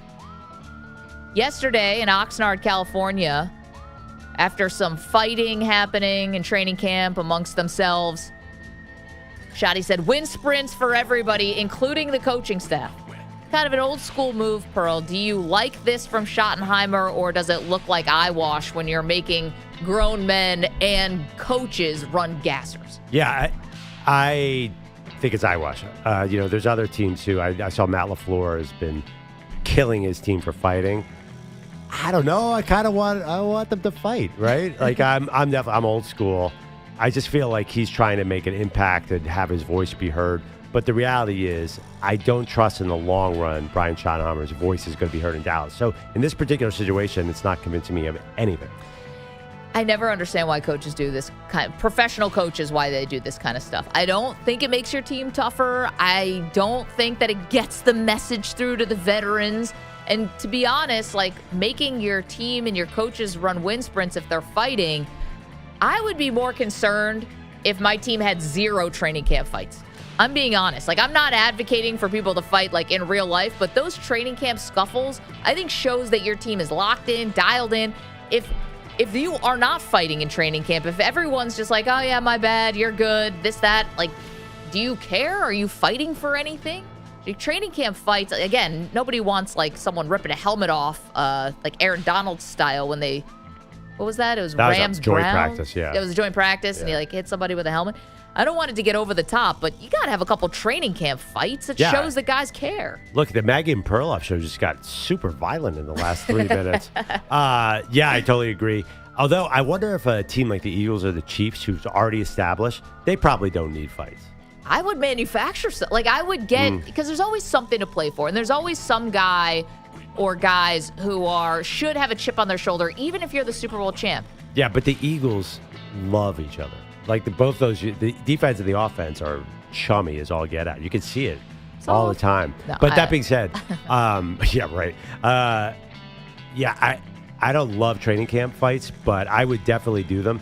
The thing about making guys run a lap. Let Green Bay, there was this story about a guy who had to run and then his teammates followed him around. Is it that hard to run a lap around a football field? That's my only question. Yeah, that's the other part. It's like, it's like if you punish your kid by giving them a timeout for 5 minutes, but then after they're done, they get, ice cream for everybody. Did you really send a message? I don't know. Obviously, the reason behind these fights is very obvious. Humidity. Yeah, it's so hot. I saw a clip from Cincinnati's practice the other day. People were melting. They were melting on camera. Of course you're going to fight when it's humid out. That's how human nature. It's your Cowboy Quickie. If all practices were indoors, there would definitely be less fights. What is going on in Cincinnati? So 2 days ago, you had Shohei Ohtani had to leave his start because he was cramping up because of the humidity. Then what a disgrace. Yesterday, that game was in Cincinnati with the 8 runs and then 8 runs. 8 runs scored in the top of the inning, 8 runs scored in the bottom of the inning. And now Perloff said people's faces are melting off? I guess the ball carries in that kind of weather. Well, and also that park is a bandbox. But yeah. Something's happening in Cincinnati. It's like the vortex. I'm not sure. What are we doing, man? Is this eyewash? There's actually a famous Jets moment. I know that EJ remembers where when Brett Favre first came to the Jets and he and Nick Mangold fumbled a center quarterback exchange, and they were forced to run a lap. Brett Favre. And it was so dumb. And that was Eric Mangini, and he's obviously no longer coaching. I don't think because of that. But do you like the running a lap? I mean, I hated it when the 1 year I played freshman football. I was like, this is stupid. But it's not like it's not a punishment because it is so freaking hot, and you just want to do whatever you're being asked to do. Ain't doing anything extra is annoying. So, like, I think it is something. I don't think it's like nothing for the players. I think people don't want to run a lap. They don't have to. I'm against the fighting thing, though. I just think I mean, well, maybe it's the Jets thing, too, but I remember 2012. Remember the Jets had like a historic number of fights in training camp? Let's make sure we play like the New York Jets. It was so bad that Rex Ryan had to actually say, hey, like, we're getting out of control, cut it out. And then they had a terrible wink. But then they had a terrible season. 2012 was awful. Like, That's because the team stunk. No, but I can't think of the great teams. Like Perloff mentioned, though, like, who are the great teams where they're fighting all the time in practice? Like, all the time. Like, I think Aaron Donald was fighting people. Maybe joint practices, but even fighting his own team. I think Aaron Donald was getting in people's faces. I can't imagine that. Because that's why. who on earth would fight Aaron Donald if you actually saw him with his shirt off in the locker room? Like, I think he would get an all-time pass. Aaron Donald versus 100 gorillas. I'm taking Aaron Donald. Do you remember that story that Matthew Stafford told about Aaron Donald? Now we're just on an Aaron Donald thing. But do you remember the story he told that's worth retelling about how, like, Aaron Donald's working out in the weight room and the Rams were hosting, like, a kid who was like yes. It was like a Make-A-Wish or something like that. Yeah, and he worked out with him. And he worked out them and he puked. Yeah. Why like, not? He couldn't even take it easy, on the. Did you see what Jared? You want to lift like Aaron Donald, which I'm sure made this kid's life. Better press these 100-pound dumbbells, kid. Did you see what Jared Verse said? Because Jared Verse, all offseason, one of his big things, we kept putting these videos out, being like, I'm challenging Aaron Donald to invite me to one of his workouts. And I guess apparently he went recently before training camp, and he said, I'm telling you, he's a psychopath. I needed like another offseason to get on that. It was so bad. Yeah.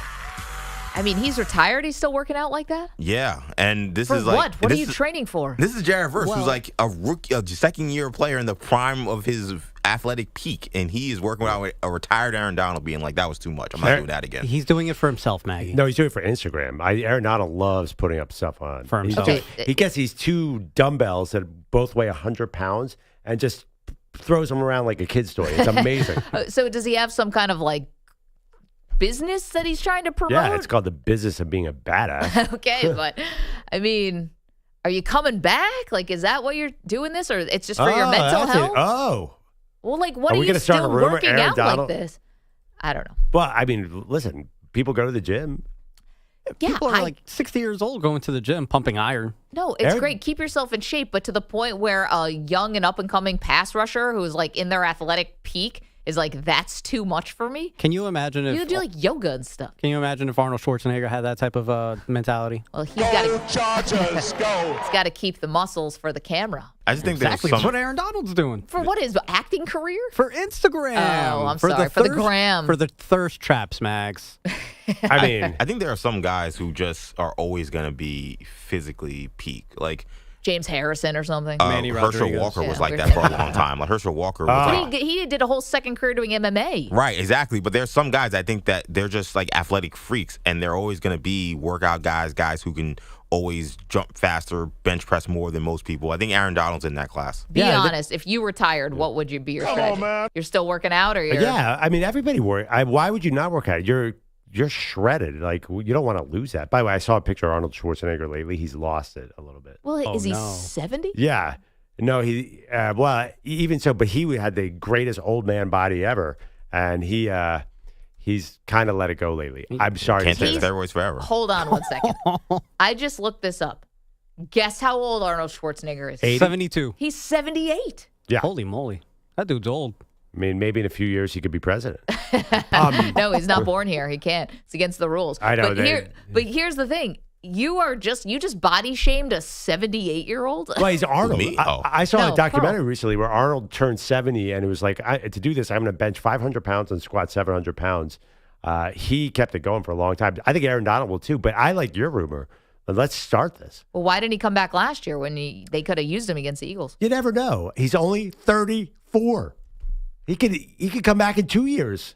I mean, Von Miller is still getting paid, and he's way older than that. And way less productive. Oh, I kind of not always. I don't want to say like I always, but I've always suspected that he would come back at some point. Donald. Yeah. Yeah, it's funny. I don't think so. It doesn't seem like he has, based on his personality, he has the need. Feels like he's totally content.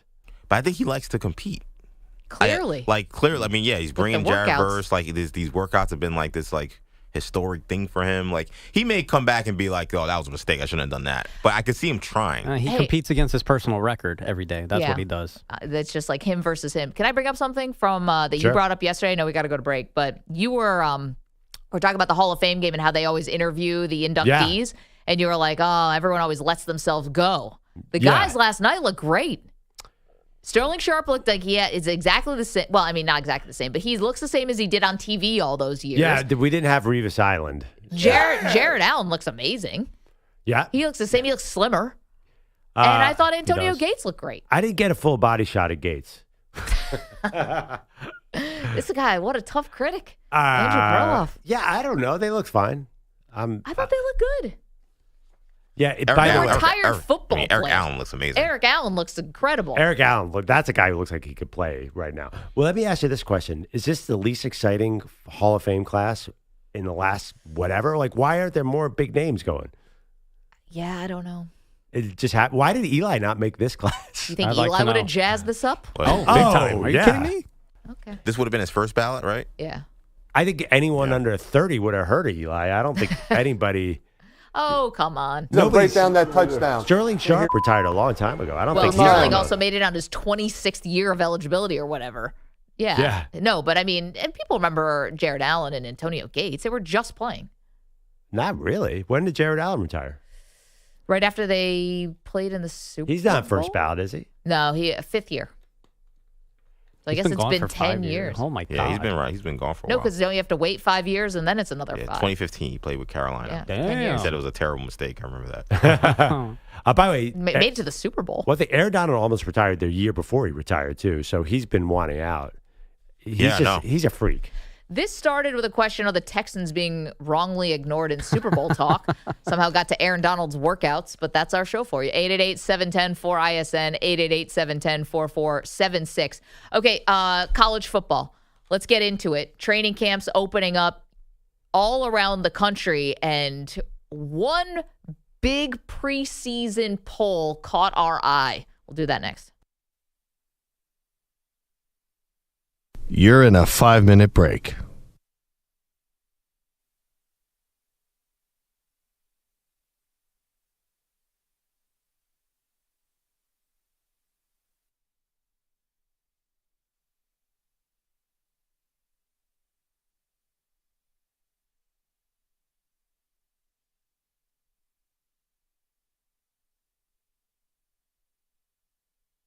Four minutes, 30 seconds remaining.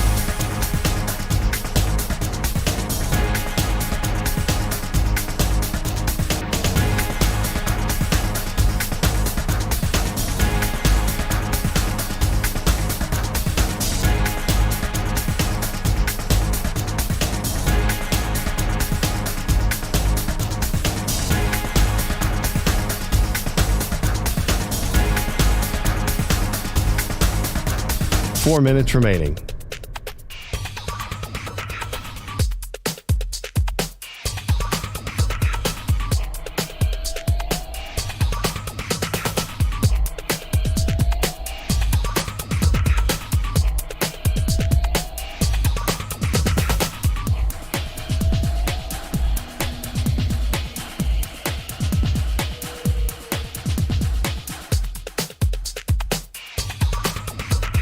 Three minutes, 30 seconds remaining.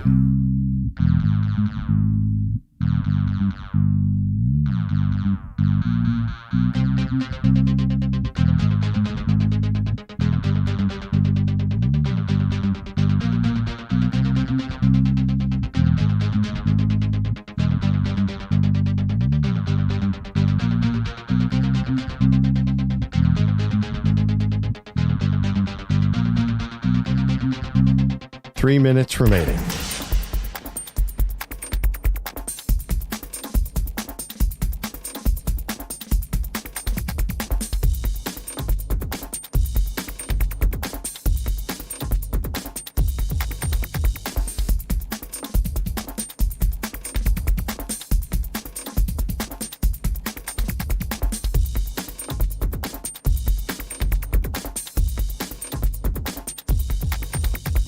Two minutes, 30 seconds remaining.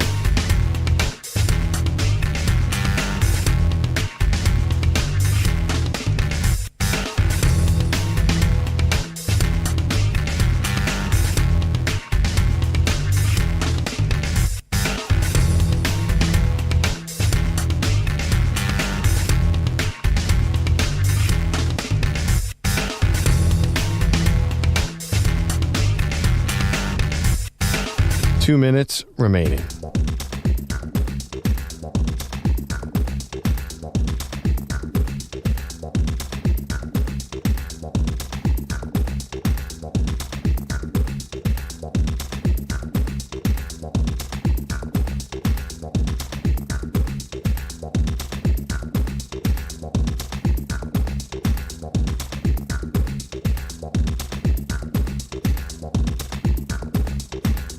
1 minute, 30 seconds remaining.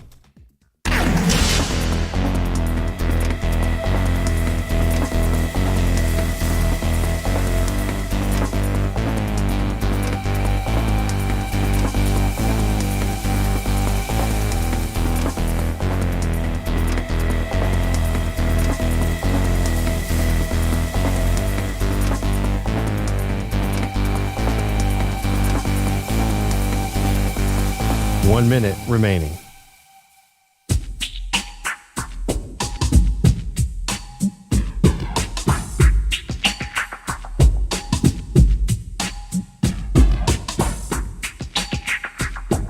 .45 seconds remaining.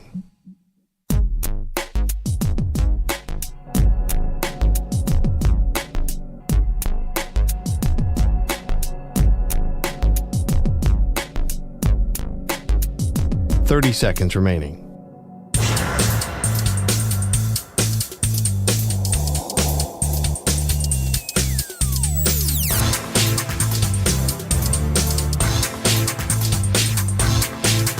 .15 seconds.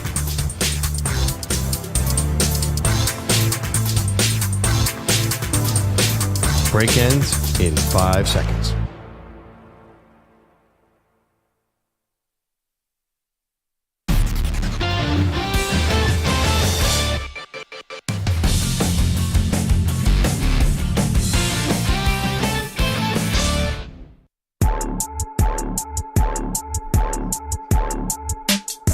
This NASCAR race preview is sponsored by WeatherGuard Truck and Van Equipment. They're just as driven as the hardworking pros they serve. All right, Manny, what are we watching this weekend? All right, Pearl, the NASCAR Cup Series rolls on this weekend. It's the Iowa Corn 350 powered by ethanol from Iowa Speedway. A couple of notes from last week. At the Brickyard, you had Ty Gibbs beat out Ty Dillon in the in-season tournament to win the $1 million prize. Plus, you had Bubba Wallace, driver of the 23 Toyota for 2311 Racing. He won a Cup Series race for the first time since 2022. Can Bubba go back-to-back? It's the Iowa Corn 350 powered by ethanol from Iowa Speedway. Green flag waves on Sunday, 3:30 Eastern, 2:30 local. And you can confirm they're all using ethanol in their gas tanks? That's a little secret between NASCAR and I. Thank you, Manny Tires. We will get to Clemson in just a moment, but Andrew Bogusch has all the latest headlines. What's up? Guys, hello again. It is a bad morning for the Trey Lance is the biggest bust ever crowd. Naheem Miller-Hines in motion to the right pocket of Lance. Looking left, throwing, and there's Lambert-Smith. Caught, touchdown, Chargers. Keandre Lambert-Smith on the quick slant, put his foot in the ground, got upfield. And there was that 4.37 speed for a score. Who cares how fast he is? The headline's Trey Lance, 2 touchdown passes, 13 of 20, 120 yards overall, fueling the Chargers' 34-7 rout of the Lions in Canton last night. Post-game, Justin Herbert declined to answer questions about his job security. Can I use this moment to flame the Cowboys? Because isn't that what everyone likes to do? Yeah. Football! Lance played against these Chargers and threw 5 picks playing for the Cowboys last year in preseason. The Chargers saw that, picked him up, and he plays for the Cowboys. He plays for the Chargers, and he looks great in preseason now. Figure it out. To be fair to the Cowboys, they did get Joe Milton. Well, Joe Milton's the man, so. Yeah. Like, they have the most exciting backup quarterback in the league. But what the hell? Like, why did he look so good just 1 year later? The Chargers picked him off 5 times and say, no, we can make that guy work. And now he looks great playing for them. Okay, can I go devil's advocate here to back up the Cowboys? He did have the whole season to learn under Mike McCarthy. Wait, was he at the Cowboys for 2 seasons? No, just 1, right? I got it. He might have been there twice, but he might have been 2 seasons. He had the whole season to learn, sit and learn. So what do you look like at the beginning? Maybe not what he looked like at the end. Like, he used that year with the Cowboys to now you're seeing the fruits of the labor. And he was playing against non-NFL defenders last night. Well, was not an NFL defender playing for the Chargers last year too in the first preseason game. There might have been more in that game than there were last night. I don't know. This game in particular, you can take, in my estimation, you can take nothing out of. Yeah, the Lions defensive guys look like they were. They look like they were getting turned around pretty easily. Yeah, actually, we saw more. Nice touch on the ball. We saw more real players than usual last night, which was weird. Well, Naeem Hines is like an actual guy. Yeah. Marion Hampton had 5 snaps. Yeah, I know. That was strange. I did not think he was going to be out there. When does a first rounder play in the Hall of Fame game? Never. And who was the one veteran safety that Tarico was like a gas? Tony Jefferson. Yeah, Tony I Jefferson. saw that. I was like, He was wait playing. a minute, Tony Jefferson. Didn't he have an interception in the end zone? But he's like been around for a long time. Yeah, they said he was like his 14th year. Yeah, I'm sorry. Actually, I think he retired to become a coach and then came And is out of back. retirement. So he reset a his scout. clock. Now he's a newbie. So now he has to play in this game. Yeah, I think he was training to be a scout. What do you think the conversation was with Jim Harbaugh says, listen, Tony, we're going to get you get you a quarter or so playing in this game. What do you think was going on in his head as a 14-year vet being told you're playing in the Hall of Fame game? Why? Yeah, like, are you trying to hurt me? Like, I don't know. I would have retired right on the spot. I'm like, you know what? I'm good. Terry McLaurin reportedly asking for a trade now, still far from an extension with the Commanders. He ended his holdout on Sunday, avoiding that daily $50,000 fine, but it's just been watching practice because of an apparent ankle injury. A baseball trivia question for you guys, courtesy of this swing from Cal Raleigh. Here's the pitch to Cal, swinging a high drive deep to right field. Garcia going back to the warning track, to the wall. Goodbye, baseball. More history for Cal Raleigh. His 42nd home run of the year. He has now hit more home runs by a switch-hitting catcher in Major League history. All right, so which switch-hitting catcher did Cal Raleigh pass with homer number 42? I know this. If you know it. I know it because I heard it yesterday. Okay. I'd like Manny to go first. Jason Kendall. Not a switch hitter. Yeah, and maybe had 42 career home I runs. was gonna not say, a power hitter, really. Mashing like that. Really fast, though. Terrible broken ankle. Oh, yeah. Remember I that forgot one? Yeah. Carlos Correa then. Not a catcher So or a switch Salvador hitter. Perez is not obviously. No, a he's switch a hitter. righty. Yeah. He Switch played hitting in catcher. the 90s mostly. I think I know the answer, but I feel like I might be wrong. This is a well-known baseball player. Which is isn't how it? trivia goes. I know. Here's a clue. Well known around here. Yeah, I think I know who it is. Oh, no wonder you guys know. Okay. I definitely know who it is. So it's Say it. Posada? It's Todd Hundley. Todd Hundley. Is Todd Hundley Hundley? of the Ah. Mets. Yeah. Todd, how many times? Oh, okay. In one season. One season. Yeah, or he hit hit 41 in 1996. I'd be shocked if Posada hit more than 35 Todd home Hundley hit runs. 41 home runs in 1996. Yes. Wow. Score one for EJ. And just that should be the end of the story. No one else look Did into he anything ever that come else. close to? Was that his career high by a mile? You said Snoop Huntley? Yes, it was Snoop Huntley. You know, he followed it up the next year and hit 30. Yeah, he was pretty good for the Mets. What year was this? Yeah, I wonder how. 96, 97. And that's the end of the story. We're not saying anything else about that. No, What I have happened no in 2000? idea. I have no idea if Todd Hundley was doing anything, but Perloff thinks he was, though. I mean, a thinks guy. everybody I is. know. Well, you just look at it. If I look at a guy's stats and he has a career high by 20 homers in 1997, I'm going to think twice. I don't know for sure. Anything, No, but- he was always a power hitter. Yeah, he was a power hitter. But to be He fair just to was Hundley, flash too, the pan a little bit. he also played the more games that year, those 2 years, than he ever did in his career. 153, 132. So he never really had opportunities they to made play him that much. Catch 153 53 games. Guys, Who was he the backup, Manny? This 96 Mets, they could not have been very good. I was going to say that's when they actually had two managers that year, both Dallas Green and Bobby Valentine. Oh, the good old days. Yep. Let me just read you some Todd Hundley numbers, please. And you're God, not please. suspicious of this man. Here's what I love. I'm well aware of Todd Hundley. Pearl is Yeah, we're all just Mets- we're all meeting Mets him in fans. 2025. Oh, I see. He didn't play season, but he had no right. Okay, he 11 homers, 16 homers, 15 homers, 41, 30, and then 15 to 20. 41 Right, home but in runs? the years Injuries. he had, in the Maggie's years had he had injuries, 16 yeah. and 15, he got hurt. He was a injury-prone guy. Yes. He was a star, and then he got hurt again, and that's when they went for Piazza. I don't know. That's a high jump in the 90s Well, for yeah, baseball. no. Maybe The other some- thing, you said slugger in 1997, so anyone who's not suspicious would be crazy, right? Can I- Like, we except were for talking. Griffey. We talked the other day about like social media Etiquette? like faux pas, stuff like that. Like when you like somebody's post and you realize they just put it up 25 seconds ago, and you look really thirsty, and how cringy that is.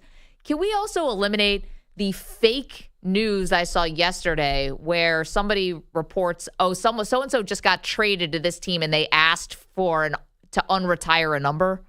Do you see that fake story that went around yesterday? Yeah, I did No. see I that. did not. Cedric Mullins got traded to the Mets, and somebody posted that he asked for 31 to be unretired, which is Piazza's number. Yes, and people took it as real that Cedric Mullins somehow they were going to unretire Mike Piazza's number for Cedric Mullins. Like that's not a real story, but people went with it, and then the person who posted it as a joke is like retweeting all the people who fell for it. Yeah, I hate And those. get a new bit. I hate those folks. Like I had a big argument with someone who works at Rami, who worked on the show, who loves these parody fake reports. Because he says how do you love those? He says everyone should know that they're fake and that it's obviously funny. I'm like, I don't find them funny. We're full of morons. People are not going to know what's real and what's not. And then he says it's funny that people then don't see that it's obviously fake. That's a bad. I don't know. I don't get Rami's humor. I don't, me and him do not compute. But to be honest, you know what's worse than a fake story from like a fake reporter or parody is like a real place like Fox Sports posting that Joe Ryan got traded to the Red Sox yesterday. And you had all these Yankee fans losing their minds. I saw Josie McFly was like cursing and throwing stuff because he thought that the Red Sox just got a star pitcher. And it was just a fake. The tweet was just wrong. They said it was posted by John Morosi. I don't know. Oh, it was a straight up just fake. Just wrong. Attributing it to John Morosi, putting a Fox thing on it, and it's just not true. Picture of Joe Ryan is going to the Red Sox, and it just was flat out wrong. I'm like, I don't know how that happens. I don't know if this was a saved tweet that shouldn't have gone out. But so Fox just made a journalistic error? Yes. Fox, I thought it was just a full parody account just trying to catch people. No, this was a Fox Sports account, like a real Fox Sports account that posted that the Twins had traded Ryan to the Red Sox. And again, graphic, everything, Ryan traded. His picture is there. Well, maybe Morosi got some bad intel. But it wasn't. But Morosi, does he work for Fox? I don't think he does. Oh, that's a good point. That's what I'm saying. I think they just. He was on MLB Network yesterday. He's one of those guys that has like 8 different affiliations, so he might every once in a while end up on Fox. But I feel like he reports for MLB.com. Okay, so this is a larger question because the newsbreakers, Adam Schefter, when Woj used to do this, Shams Charania, where we get a lot of our news. Tweet notifications. But what's the value? Like not just this one, but like really, what's like a lot of times it's they have reports that are going to come out 45 seconds later in a press release from the team themselves. Like, what's the value of John Heyman getting that 35 seconds before Bob Knight? Oh, yeah. I don't get the insider because those are the highest paid people in our industry for the most part. That's journalism, baby. Well, it's the ability to find out something that would not have come out otherwise. That's valuable. No, that could be valuable. But that's not what a lot of this is. A lot of this is I beat you by 20 seconds to something that is just going to happen anyway. We'll all find out in an hour. Egos of journalists, I guess. I mean, you want to have the story first, so that's why you send out the tweet. But, okay.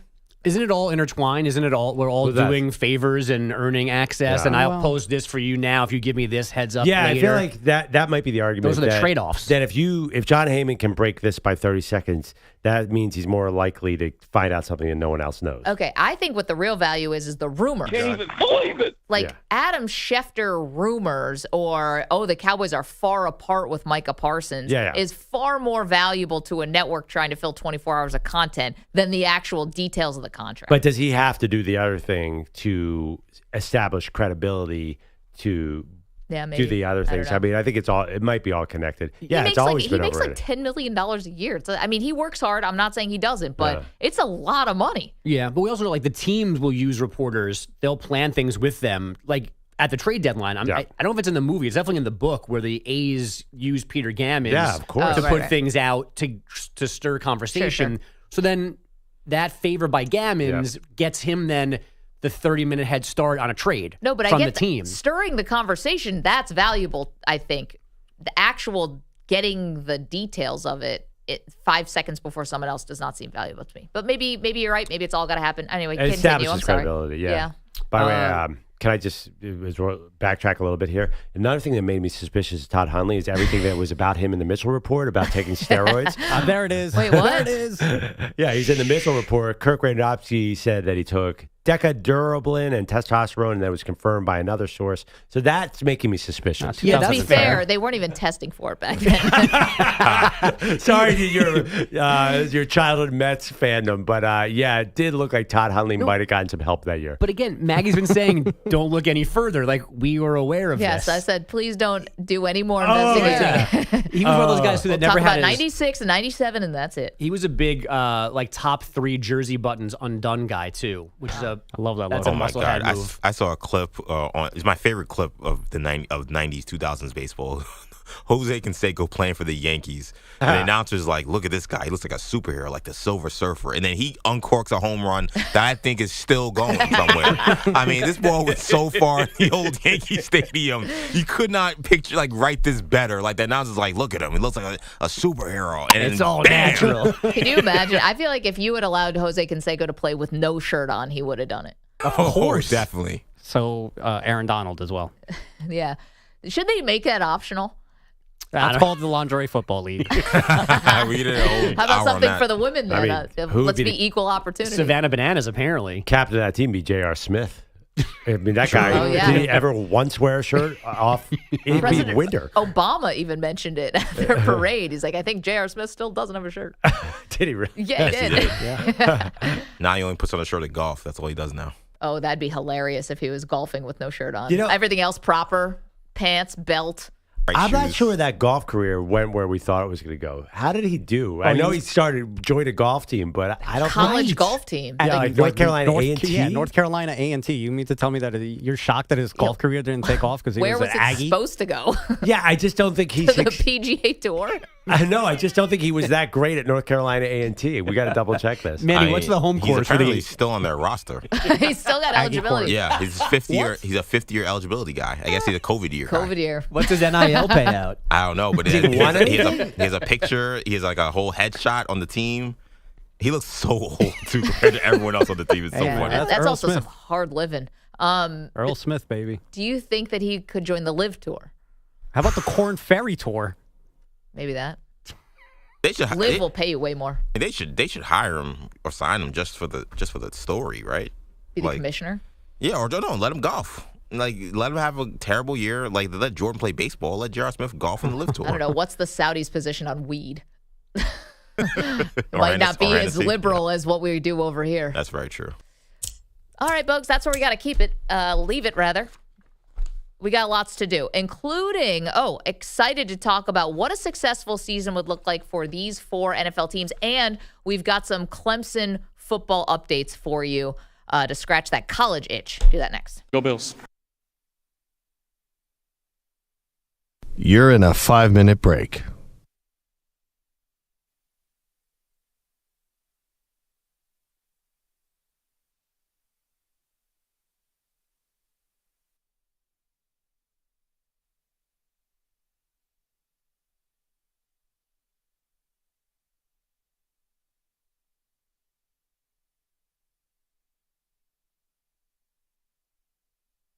Four minutes, 30 seconds remaining.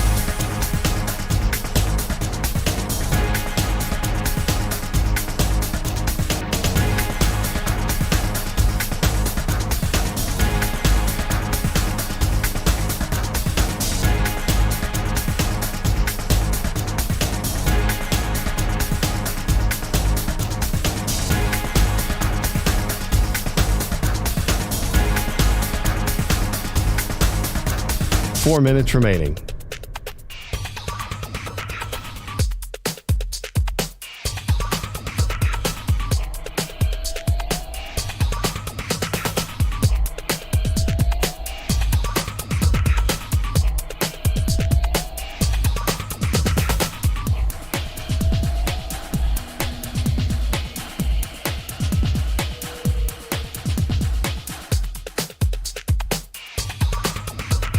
Three minutes, 30 seconds remaining.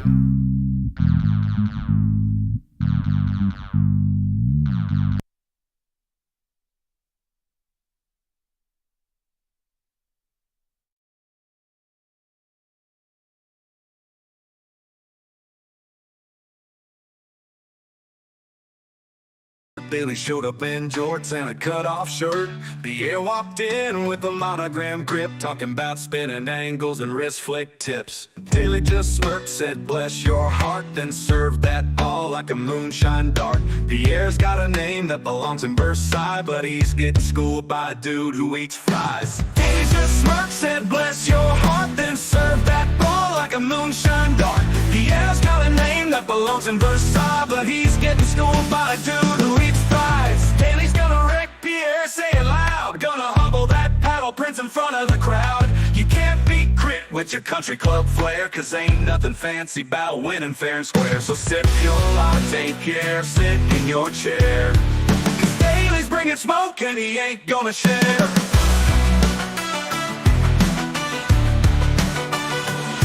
Ears wearing wristbands, got strategy charts. Daly's just playing with pure backwoods heart. He don't need top spin, he don't need grace, just a greasy breakfast and a steel game face. He ducks, he dunks, he smashed that serve. Pierre Backtoff didn't have the nerve. They say it's just a game, but not to Daly. He's playing for pride and a biscuit with gravy.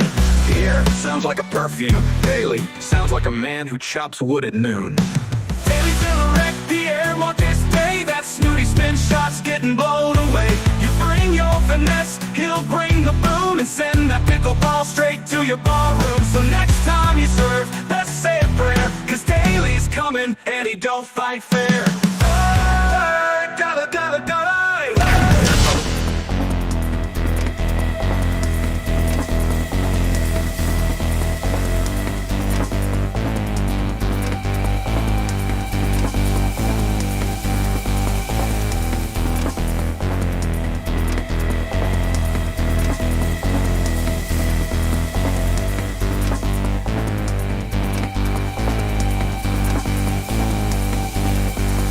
One minute remaining.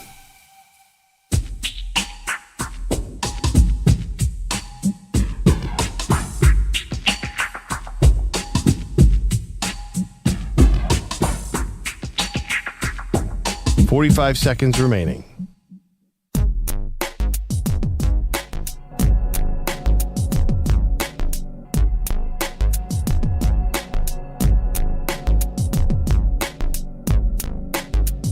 "30 seconds remaining.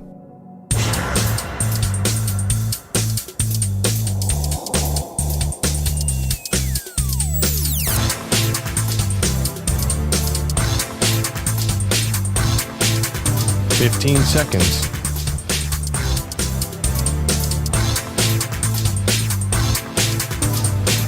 Break ends in 5 seconds.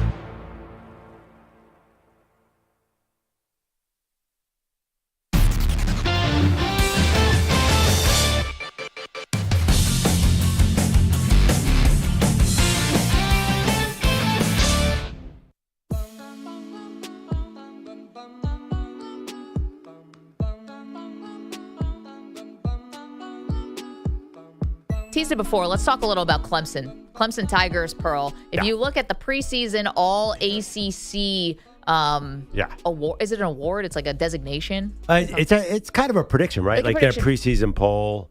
It's all Clemson Tigers. The whole thing. Yeah, it's their depth chart, basically. It is. There are major, major expectations for Clemson this year. It starts with Kate Klubnik, but to me, their quarterback, to me, this is actually Clemson in a perfect spot. And we saw Clemson before, Pearl, when they went from Deshaun Watson to Trevor Lawrence. They were right there with the biggest programs in the SEC, beating them, and the Big Ten, beating them and becoming this powerhouse that Clemson had not traditionally been. And I think they're about to be set up for another run. Can I tell you why? Yeah, I'd like to hear it. Everyone clowned Dabo Swinney because he would never use the transfer portal. Well, he is using the portal now. They do have money to spend. And I think it would be very appealing for a player to play at Clemson because your regular season may not be as crazy as if you're playing at Texas or Alabama, but yet you are going to be playing in the college football playoff. You're going to have that postseason exposure, and you might get a good draw. I think that Clemson is about to go on another run like we saw Dabo do with Deshaun Watson, Trevor Lawrence. Yeah, they are using the transfer portal, but not as much as other schools. Let me ask you a question. Like, what happens after Cade Klubnik goes away? They get another quarterback. In the transfer portal? Well, maybe. Maybe they recruit a guy out of high school. Like, that's still, recruiting out of high school still matters. But then you'll be like every 3 years, every 4, because then you got to wait till that guy gets older. So I don't think they're going to be able to go on a run like they did, because they were there every year for a little while. I think they will be more cyclical if they have to develop quarterbacks. Because look at Ohio State. Like, they're just bringing a new guy every year, basically. Right. Maybe Julian Sayin sticks a little longer. But it feels like, unfortunately for college football, the bringing in the new guy every year, old quarterback, is the way to go. I feel like we're not going to see a lot of high school recruits winning championships on their first team. So that's why I think Clemson might, they're loaded this year, but it's just sustainable. I don't think so. Yeah, I guess my question would be the more you get into the college football playoff and the more success you have, the more attractive you become, obviously, to these big-time quarterback, whether it's transfer or whether it's 5 stars. So why would Clemson be any different? And you could play this ACC schedule. Because I don't think they're going to bring in a 5th year. I don't think they'll bring in an older guy. They're just scratching the surface now on the transfer portal. And, to be honest, I know Dabo got a ton of heat for this, and he got it from his own fan base. And why aren't you in the transfer portal? And they are in there way more now than they were. But, there's something about some of these transfer portal teams that it's not exactly working out for them either, right? Like Ole Miss did a huge transfer portal team. It was supposed to be like the best team that they had. Couldn't make the college football playoff. Pretty good though. They were pretty good, but they didn't make the college football playoff, and Clemson did. Well, I know because Clemson beat SMU in the ACC title game and was a 12 seed, and it wasn't exactly a show of strength last year. I'm just saying though, Ole Miss could have done that if they were in the ACC, and Ole Miss probably should have been in. Well, this is what I'm saying. I think this is why it's attractive to go to Clemson, because you go to Ole Miss and you can be in. You can play for Lane Kiffin. That's fine, but good luck with that gauntlet of an SEC schedule when I can go play for a premier program and with Dabo and play an ACC schedule and still make the playoff is what I'm saying. I totally agree with that point, but what's that have to do with the transfer portal? You're saying Ole Miss is not going to be regularly in the playoffs because the SEC is too hard, not because they use the transfer portal. No, I'm saying I was saying kind of back up Dabo here. Some of the teams that just go all transfer portal, it doesn't actually mean you're having success immediately. People love to say Ohio State, that was an all transfer portal team. No, it wasn't. That was a transfer portal. People don't say that, but they had a high profile quarterback. And they do a new quarterback every year. But those guys all decided to come back together collectively, besides a Caleb Downs, I guess. But they had a core of guys who decided to come back, just like Michigan the year before. But again, and then it took them a long time. They needed basically for those defensive guys to get old. I feel like Clemson, I don't think he's going to want to be a heavy portal guy because I think Dabo thinks it interferes with his ability to coach. And generally, I don't care. I know they've added some players this year. I don't think he's ever going to be all in. And again, who's going to be the quarterback next year? Say there's a big name quarterback. Is Dabo really going to compete financially for that guy? I don't think he's going to be comfortable with that. Well, you wouldn't have said 3 years ago that he would take anybody from the transfer portal, and he's doing that now. And I think just having your quarterback out of the portal, I don't think that means you're it's the most high-profile position. I understand that, but I don't think that means now all of a sudden you're a portal team. You're not Colorado with Dion that's ushering out 30 and 40 guys every year. But you do kind of need a portal guy, a quarterback. 3 of the Final 4 were transfer guys, and older. You need older players to win. That's a reality. So that's what I worry about Clemson, that they're going to bring in big recruits and not be old enough to win on a consistent basis. But this year, everyone happens to be getting old. They're kind of like Ohio State last year. This is a championship or bust season, it feels like, for Clemson. I mean, when you have this many, whether you're in the ACC or the SEC, if you have this many guys who are expected to dominate the conference, now, again, they got to play the games. But if you have this many guys expected to be dominant in the conference, and you're going to have pretty favorable schedule, and you're going to get into the college football playoff, and you have Dabo Swinney who has won 2 titles, I think you got to put the expectation at championship, at least championship game, Final Four. We're not going to kill Clemson if they lost to Ohio State, for example, in the final game. Right. Yeah, I think a Final Four. I think a deep run in the playoff is the expectation. Good enough. And I think it's good enough, but I think I agree with you. If they don't do that, that's definitely a disappointment. Without a doubt. I mean, what's funny about these preseason all ACC team, all Clemson, not one player from Belichick's team. That's not funny because it's North Carolina. The one that I looked at, I was like, where's SMU? I mean, SMU was the better team last year for the most part. But you're right, North Carolina. Doesn't that sound so Belichick, though? I'm going to go out and beat you with lesser players. I'm going to coach them up. I know, but see, in the NFL, I think you can do that. I don't know. Well, we're going to find out how much is about X's and O's or Jimmy's and Joe's because, college is always thought to be, it's about your roster more than your coaching. I feel like Belichick's going to be like, we're like Navy. We're just going to system this way to a lot of wins. Coming up next, we are asking and answering one big question about a certain quarterback room that is beyond fascinating. Get to that next. Football.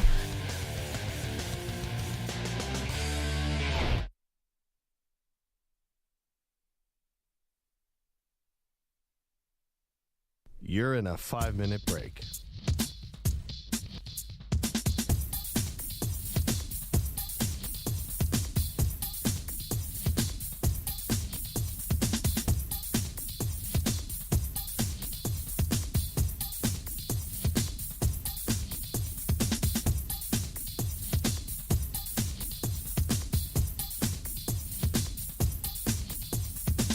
Four minutes, 30 seconds remaining.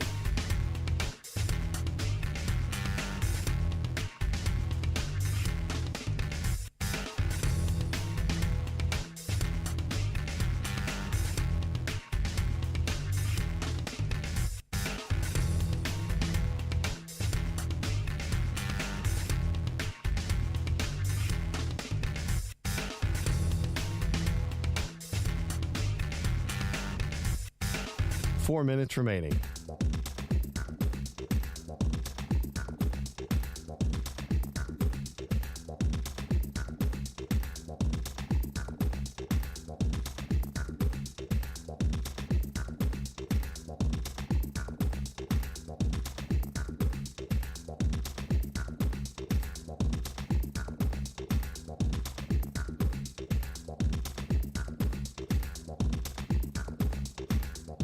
Three minutes, 30 seconds remaining.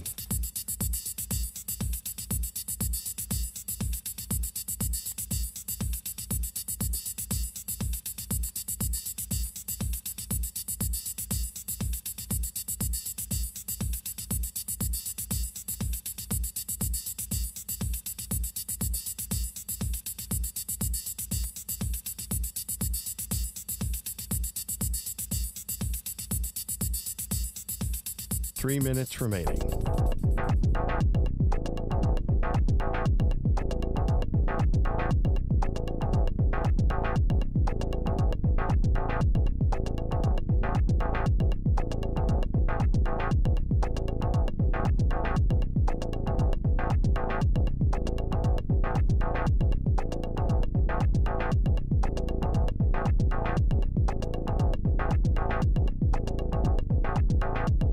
Two minutes, 30 seconds remaining.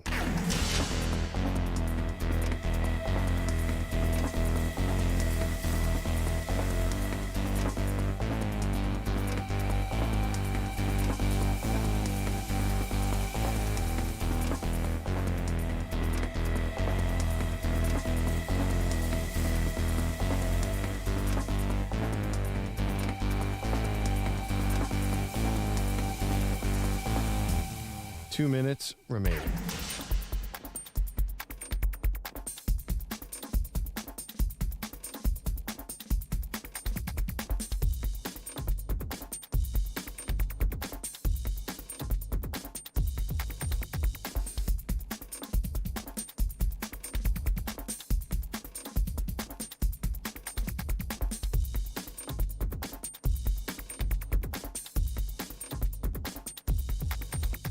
One minute, 30 seconds remaining.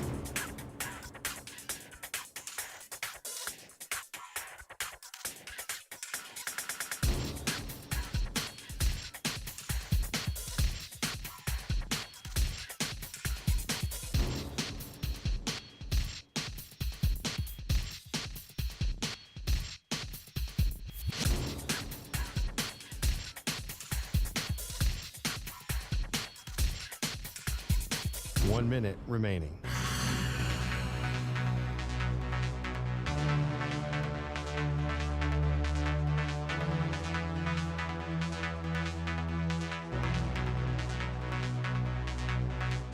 Forty-five seconds remaining.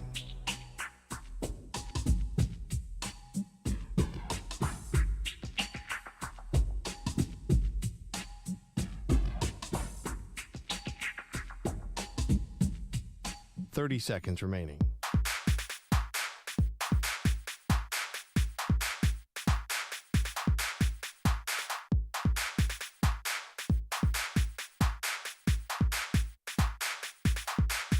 Fifteen seconds.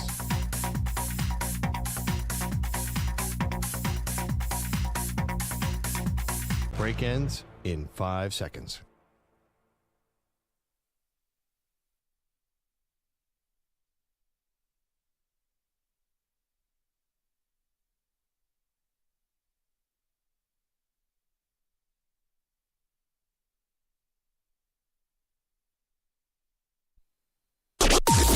Maggie and Perloff on the Infinity Sports Network.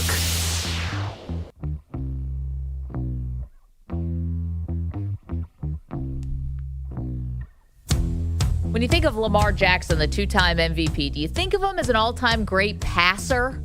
Welcome to the show, Maggie Gray, Andrew Perloff. Pearl, we know Lamar, obviously, beyond talented, elite in so many ways. Broke Michael Vick's career rushing yards record last year, but has really turned himself into a really, really, really good passer. But will he be remembered as an elite passer because of all of his other gifts? Yeah, I mean, I see what you're saying. That could take away from him, but you can't deny the elite passer. Last season, incredible season, 41 touchdowns, 4 picks, 119.6 passer rating, which is 4th all-time, 2 Aaron Rodgers seasons, and 1 incredible Peyton Manning season are the only ones that rate higher. So numbers-wise, yes, his passing numbers are definitely historic. Yeah, I don't think Lamar is going to get there in people's minds until he puts together a full and complete postseason run where the passing is elite. And unfortunately for Lamar, not unfortunately, you're that good. That's what people are going to judge you on. He has not yet put together that postseason run, and his passer rating in the postseason compared to the regular season is markedly worse. So he is has a below average passer rating in the postseason. And so, there are games, and there have been playoff games where he has not thrown a passing touchdown. Now, listen, you win a game however you win it. Tom Brady won a Super Bowl not throwing a passing touchdown. I get it. But Brady also has some of the most clutch moments that we have in postseason history. Lamar doesn't have that either. So there's nothing to fall back on there. It's just in terms of the postseason. Yeah, I hear what you're saying, but it's trending in the right way. He's improved a lot, and I think that was Coach John Harbaugh's point. Last year he actually went.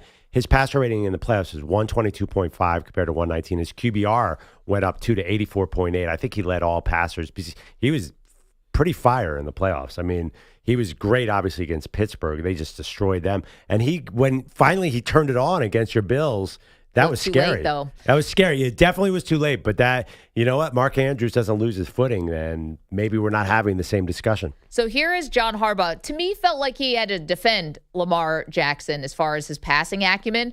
He's on the This Is Football podcast. He is a historically good passer. And that's really quite a statement because of the narrative that's been surrounding him ever since the beginning. Lamar Jackson can throw the football. He can throw it every kind of way. He can make every kind of throw any kind of way you want. He's as good as any passer that there's ever been. And I think now the numbers are proving that. I mean, as good as any passer has ever been.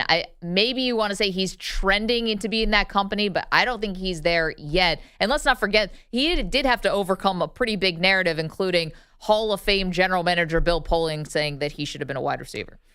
Yeah, I mean, first of all, every coach is going to say nice things about their quarterback. Yeah. So you have to take it always with a grain of salt. But you could put last year's passing against anybody. Part of it is connected to the running because I think the defense has to worry about Lamar Jackson as a runner. And last year they had to worry about Derrick Henry as a runner. So you got these two real weapons in the running game, made it easier. I will give you that. Yeah. Like it is as easy as could be. But Lamar, you always think, Lamar's not going to make a play here with his arm. He's not going to make a play here with his arm. Then, boom, 30 yards downfield, strike. Yeah, but are we seeing that in the playoffs enough? Because that's what you always tell me about. You're always dubious of running quarterbacks winning Super Bowls. Well, I know, but I think he's going to. That has changed over time. Now it seems like more mobile quarterbacks, Mahomes and Hurts, are winning Super Bowls. Back in the day, it was all Mannings and Brady's and the pocket guys. And again, Lamar was pretty good. Honestly, you're not going to like this, Maggie. I think they only lost because the field was so slippery against Buffalo. And Josh Allen is also very good. Like, Josh Allen's a monster on a cold field because he's so big.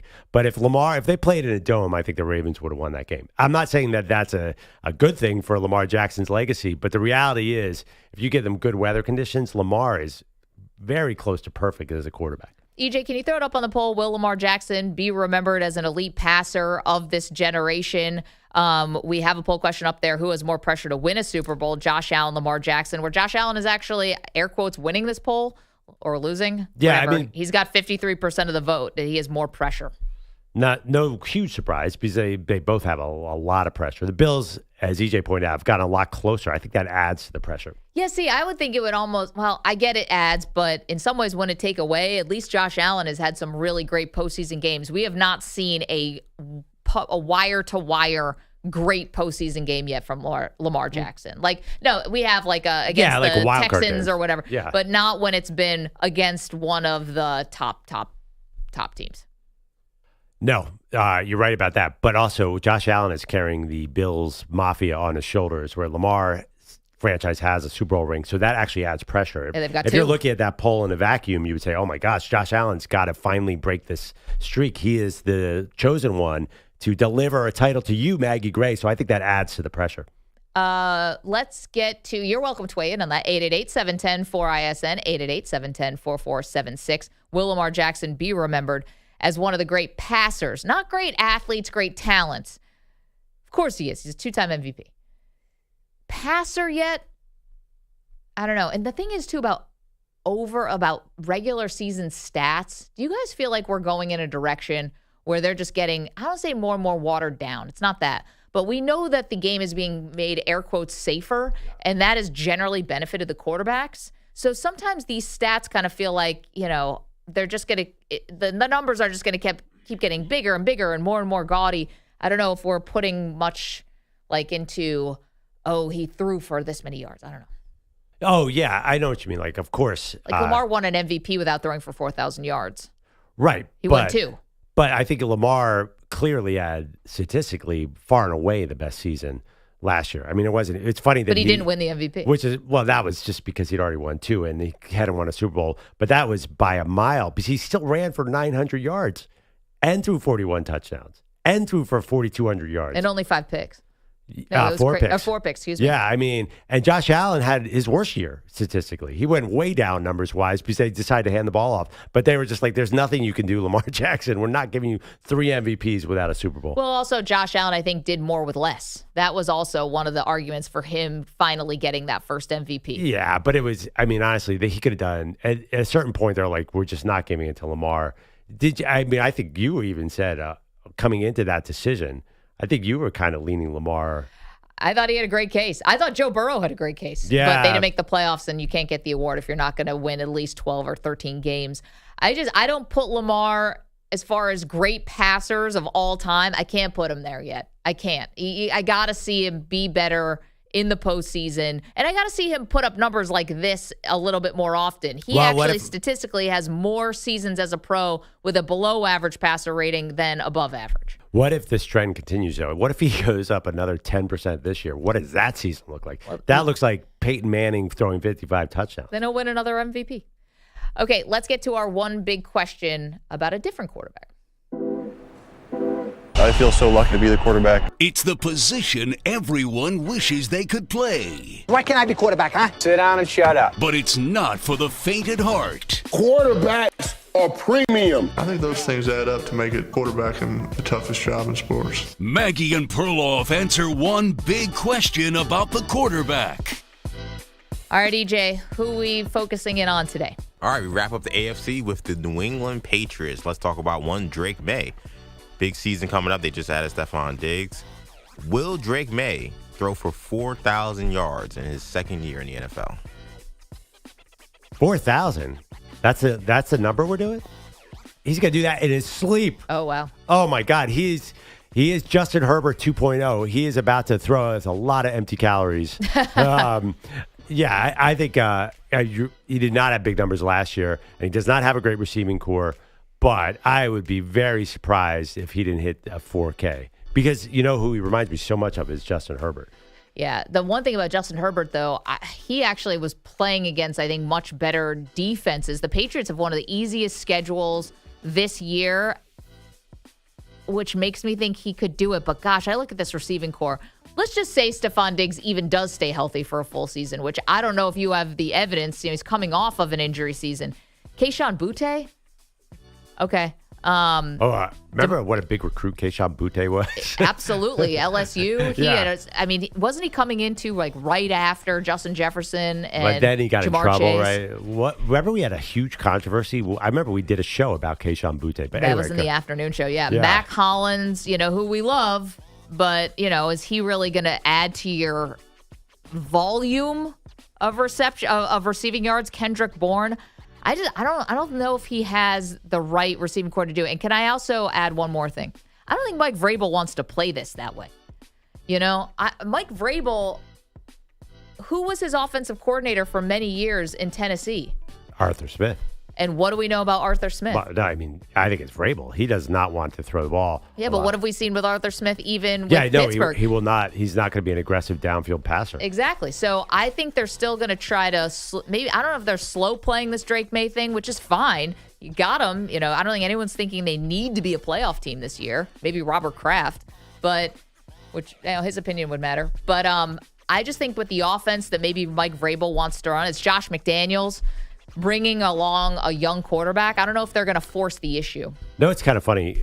This number, 4,000 yards, it reminded me by thought of the movie Austin Powers when Dr. Evil goes $1 million, like 4,000 yards. I feel like every quarterback should get 4,000 yards. But last year, I thought Caleb Williams would become the first 4,000-yard passer for the Bears ever.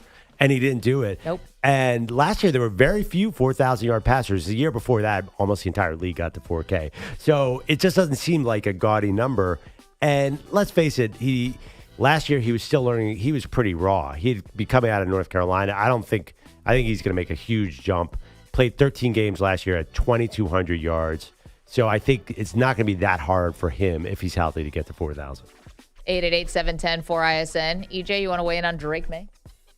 I think the offensive coordinator is going to be the interesting thing because we know how Vrabel is, but Josh McDaniels, when he's been the Patriots OC, has had some pretty prolific offensive passing. Yeah, with Tom Brady. Especially with Tom Brady, right? So he made Mac Jones look okay even. So I'll be curious if this happens, but I agree. I think the receiving core is going to make this hard. I don't know if they're a team that maybe they're in the Terry McLaurin sweepstakes, or if they're going to be trying to get a guy at the trade deadline, if they're somewhat close to contention. I think it's going to be hard for him. And I think there's still some jury out on Drake Maye. I think a lot of people they're just going full all in. I get it. He showed some good flashes, but I think he turned the ball over a little bit. I want to see a little more before I'm all in. Oh, my God. You are going against the grain with that one because the world on social media is so in love with this guy. I can't remember a young quarterback with this much hype. Because Jayden Daniels did it last year, so he's not hyped. Everyone thinks that Drake Maye, I would say he's more hyped. Caleb Williams had a lot of hype. No, I know, but I think right now people have higher expectations of Drake Maye than Caleb Williams. Is that fair to say? I think a lot of people think that if the Bears could do it again, they would take Daniels and Maye over Caleb. In fact, I'm almost sure of that. But we haven't seen Caleb Williams yet with an offensive coordinator that anyone likes. No, I know. Maybe it's a mistake, but I'm getting that vibe out there that people are higher on Drake Maye.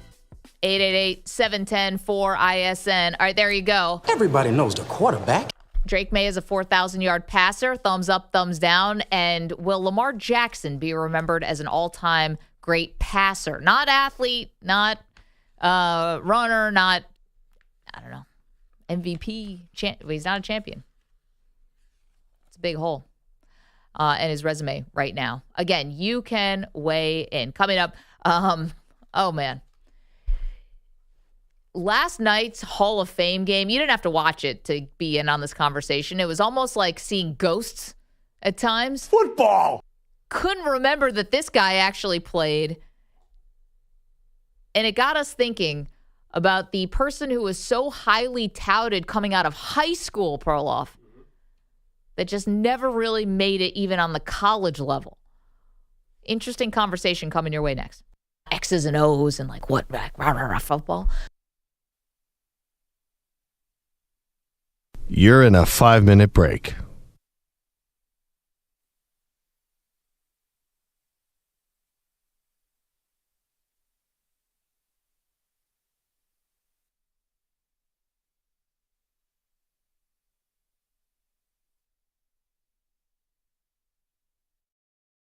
He dunks, he smashed that serve, Pierre backed off.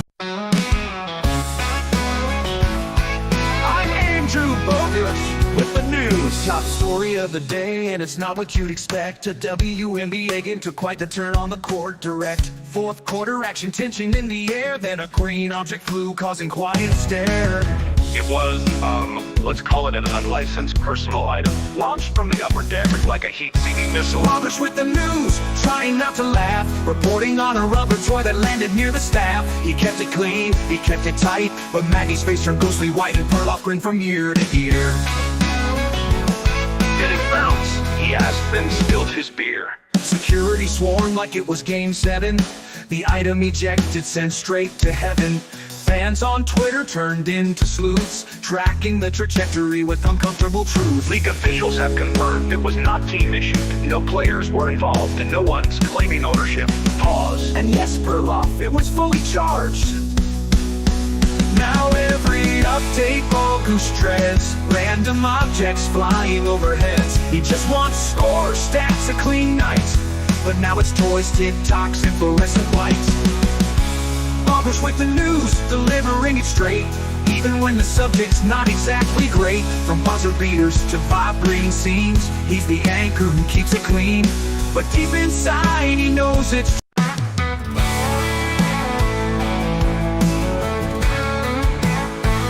Down in the YouTube chat where the wild ones roam, there's a legend named Drunkle Never Drinks Alone. He's got caps lock, wisdom, and a typing hand, defending on Maggie like a one-man band. Y'all back off, he types an all bold. She ain't gross, she's just cold.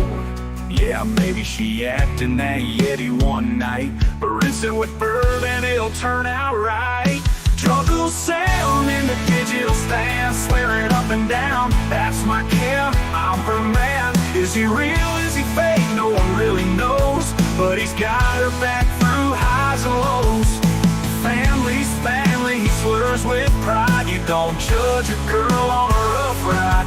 So here's to the myth and a Yankees hat cam. Raise your bottles for Drunkle Sam. He claims he taught her to throw a curve and burp the alphabet without losing nerve. Says Maggie's tough, ain't no shame in that. Then spills PBR all over his cat. Selling beats, he tried to scroll past the mess, but Sam's in the chat screaming, show some respect. She ain't just a host, she's my blood and soul. That Yeti's historic, let the record show. Drunkle Sam, the mysterious fan, defending his niece with a keyboard in hand. Is he blood, is he bluff? Hell, we can't be sure, but he fight the whole chat just to keep her pure. Real Uncle stand tall through the cringe and the crown, so shut your traps, Drunkle Sam.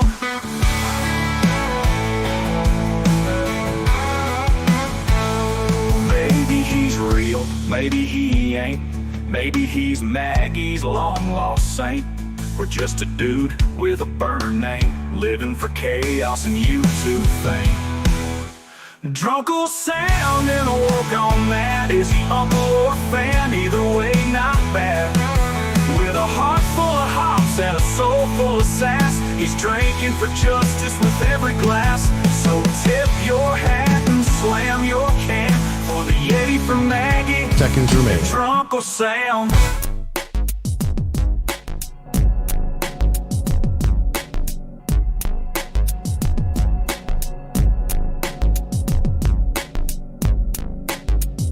.30 seconds remaining.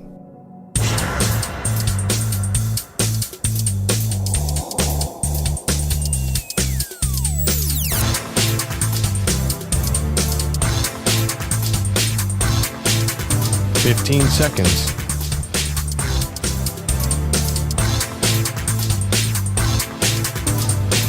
Break ends in 5 seconds.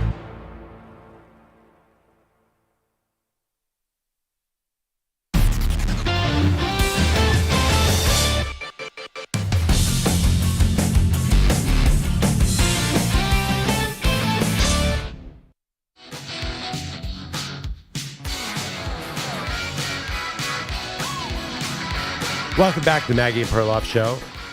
Have to be honest, didn't catch it all, but I guess DJ Uiagalelei got into the game last night for the Chargers. Wait, what? DJ Uiagalelei? Wait, you guys say it. Uiagalelei, you know? Oh, Uiagalelei? I can't remember. It's He was closer. It's Yeah. not ukulele. Uiagalelei. It's not that. Uiagalelei? Like Trump yesterday pronouncing Tua Tagovailoa's last name. That was funny. I'm close personal friends with Big Dave, his dad. You should probably know how to pronounce their last name. then. Nobody in a million years. Nobody does? Honestly, I've been around him a few times. Nobody uses his last name. No, I would. Did I pull a Trump on Tua there? But that wasn't that bad. I've done worse. The visual of your second try was tough. DJ. I didn't need that. See, I should have visual. stayed up to get help on that. So we went 2 for 3 for 25 yards, no touchdowns, no interceptions. Who, ukulele? Yeah. Oh, come on. You guys, get Okay. out of Well, this here. is Like, not- you guys have all mastered that name. Get out of here. No, we just didn't say it. Well, I know. No, you were very nervous earlier this week, though, about Eugenio Suarez. Yeah. That one kept you up for a while. But just call him Gino, like everyone. Or you could talk to me. I could have given you some pointers. Manny, are a lot of people named Eugenio? No. Yeah, there's Because I look for famous Eugenios that came up with. Eugenio Derbez is a Mexican actor. But that's probably the only other one that I know. Yeah. What roles is he famous for? Comedy. He's a comedy guy. Oh, got it. Oh, yeah. Eugenio. So I don't feel bad about that one. Eugenio. No, listen, it happens. Some of these are really hard to pronounce. But you want to bring up GJU. Let's not get sidetracked here because of another reason. Yes. By the way, Chris Russo makes about $7 million a year and can't say any name. Mad Dog on ESPN. We're talking about. You are the best. Stay alive. So DJU was on the Netflix quarterback documentary in high school. What's the name? He played in one of the famous LA high schools and looked like he was going to be an all-time player. Then Trevor Lawrence got hurt or got COVID. I can't remember. DJU came in and lit it up his freshman year. Everyone was sure he was going to be a number 1 overall kind of pick.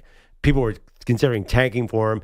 Then he did not play well at Clemson, went to Florida State and had a historically bad, there was an Oregon State stopping there, and then went to Florida State and had a historically bad year.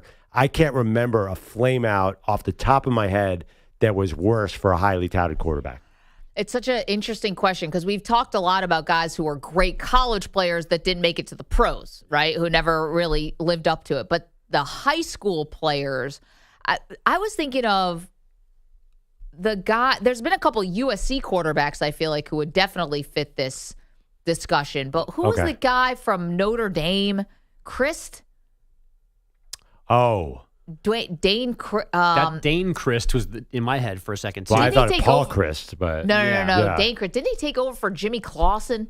And it was expected that he was going to be the next big guy. And I thought he was really highly touted out of high school. But I feel like a couple USC guys maybe fit this moniker. I think the closest to DJU, I said this to you last night, Christian Hackenberg, because he was another guy, incredible freshman year, and then just totally fell apart. Yeah. At Penn State. Well, and that's then because was even Bill worse in the O'Brien pros. left, right? Yeah. It seemed like more than that. Like, even with Bill O'Brien leaving, his skills diminished so fast. Still a second-round pick, so better than DJU. But then he did nothing in the pros, went to spring leagues and couldn't even excel there.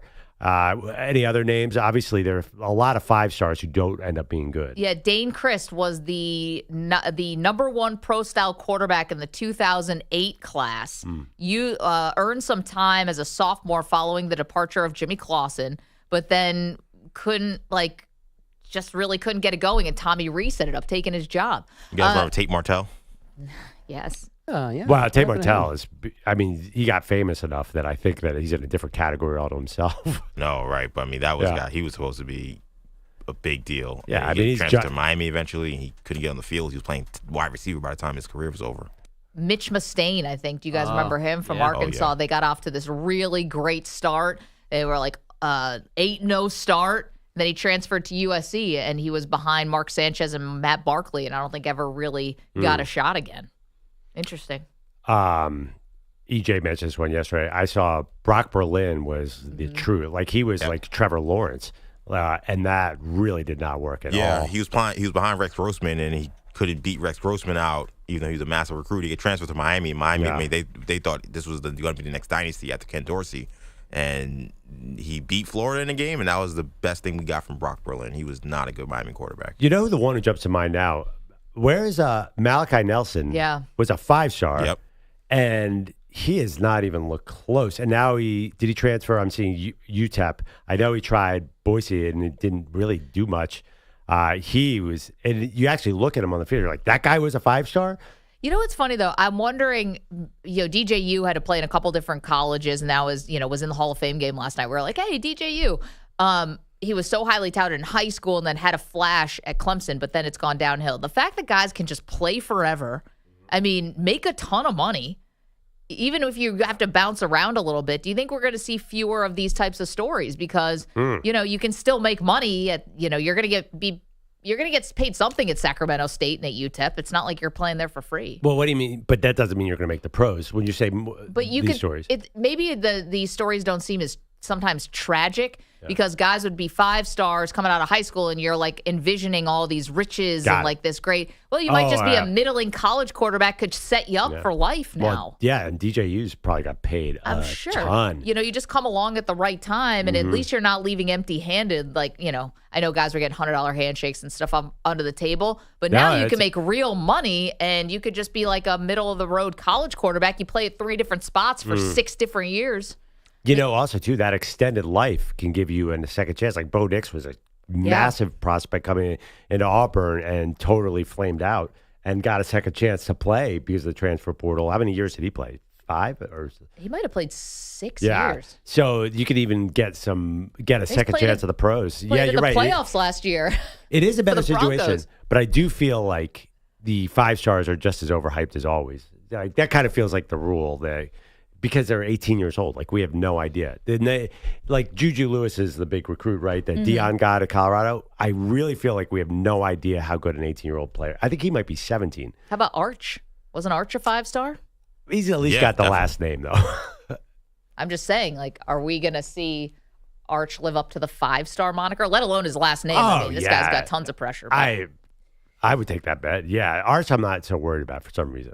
Because he's big, too. The other time, these guys don't always fill out. Like, Malachi Nelson weighs less than Manny. I mean, I think it's hard to predict 17-year-olds. I'm overweight. Feeling it? Feeling a little heavy? That's what, science says, but...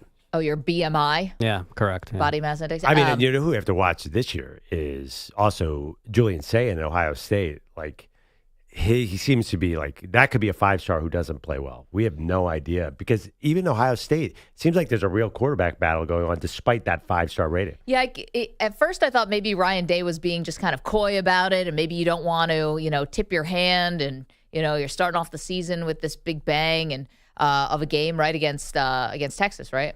Maybe you want to just hold this close to the vest. Now I'm thinking they really have a quarterback competition. Yeah. I think they really don't know who's going to start. One other really current one, Connor Wegman at Texas A&M. That guy had all the hype in the world, and whoa.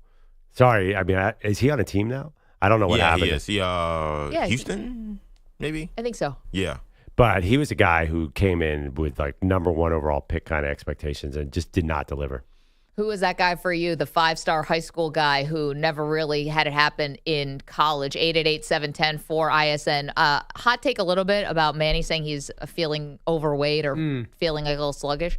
I know most people say you lose weight in the summer and you gain weight in the winter. I kind of feel like that's not right. Don't you find when you're in the summer, you're out more, barbecues, ice cream, beer if you're into that? I feel like I gain more weight in the summer. Oh, but you sweat it right off. I might not be lucky enough disagree. To sweat like that. Just walk down the street now, you lose 3 pounds. Maybe that's a man-woman thing. We don't lose weight that easily. I don't think it's a calendar thing. I just am slowly getting fatter. It doesn't really matter. No, you're not. Fattening up like a Christmas goose. Those charts are not complimentary to me either. Those height, weight. They are shocking. Formulas and the BMI. Really, no thanks. Not really good for your mental health. No. The BMI is like a jump scare. It's like, oh, whoa. Yep. Maggie, you're the most in shape person in the room, though. No, I'm just like the woman, so I'm a little smaller. No, that's not true. But in shape to fight. No. I think I could outrun. In shape. You could outrun her, yes. Manny goes to the gym every day. Maggie's fitter looking. I would agree with that. I'll go. The rest of us visually don't do much. It's all an illusion, everybody. This is why we're on radio. Poll question. Do you gain more weight in the winter or the summer? I think people would say winter, but sneaky summer. I'm going to say the labor of that one. That's not going to work out for the holidays don't help. They don't help. You're indoor. I put the poll up. Let's see. Maybe it'll be a shocking result. So much ice cream in the summer. Beer. Ice cream and beer. Yeah, have another barbecue. Go to another outdoor brewery. Like, this is what let's go to a Yankee game. Go to a Yankee game. I think this is one of those takes where Maggie's on an island and doesn't realize she's on an island. It's possible. No, I'm not gonna lie. I feel a little lazy this summer. I felt a lot lazier this summer than I did during the winter. And I think there's a direct correlation in the LBs category. Oh, really? So you're with Maggie. Okay. Low key, yeah, a little bit. I also have more things going on now, which is taking away from the time I would fake work out. Exactly. Like your faux workout? Yeah. The problem is you can't run in the winter. You can't run outside in the winter. So joggers are definitely treadmills, baby. Treadmills. I'm on the treadmill 100 times more in the winter. Mag's got one in her bedroom or something like that. All right. It's a clothes hanger right now. We're not even using it. Maybe I'll be shocked by it. I would be more shocked if winter won this poll than any poll we've done in a long, long time. Because also in the winter, you're trying to get that summer bod. You're trying to make sure you're looking good for the summer so you can pig out in the summer and, feel bad about yourself by the time September rolls around. That sweater bod, dude. Sweater you can hide it all in the winter. Hoodies are forgiving. Definitely. Sweater bod 365, 7 days, Sweater bod. I've heard of dad bod, lots of bods. Same. Sweater bod. All right, folks, what's going on? Well, Deebo Samuel is a commander, partly because he and the Niners couldn't agree on his value into the future. So he knows the fight that new teammate Terry McLaurin is going through right now in Washington. Whenever, the situation get handled, I've been there. So I don't too much get into it with, all that. But eventually I know he's going to be out here. And, me and Terry came in the same draft class. So I always seen what he was capable of and, kept up with him. Yeah, Deebo was on Up and Adams yesterday. His optimism might be a little misguided with reports now saying that McLaurin has asked for a trade.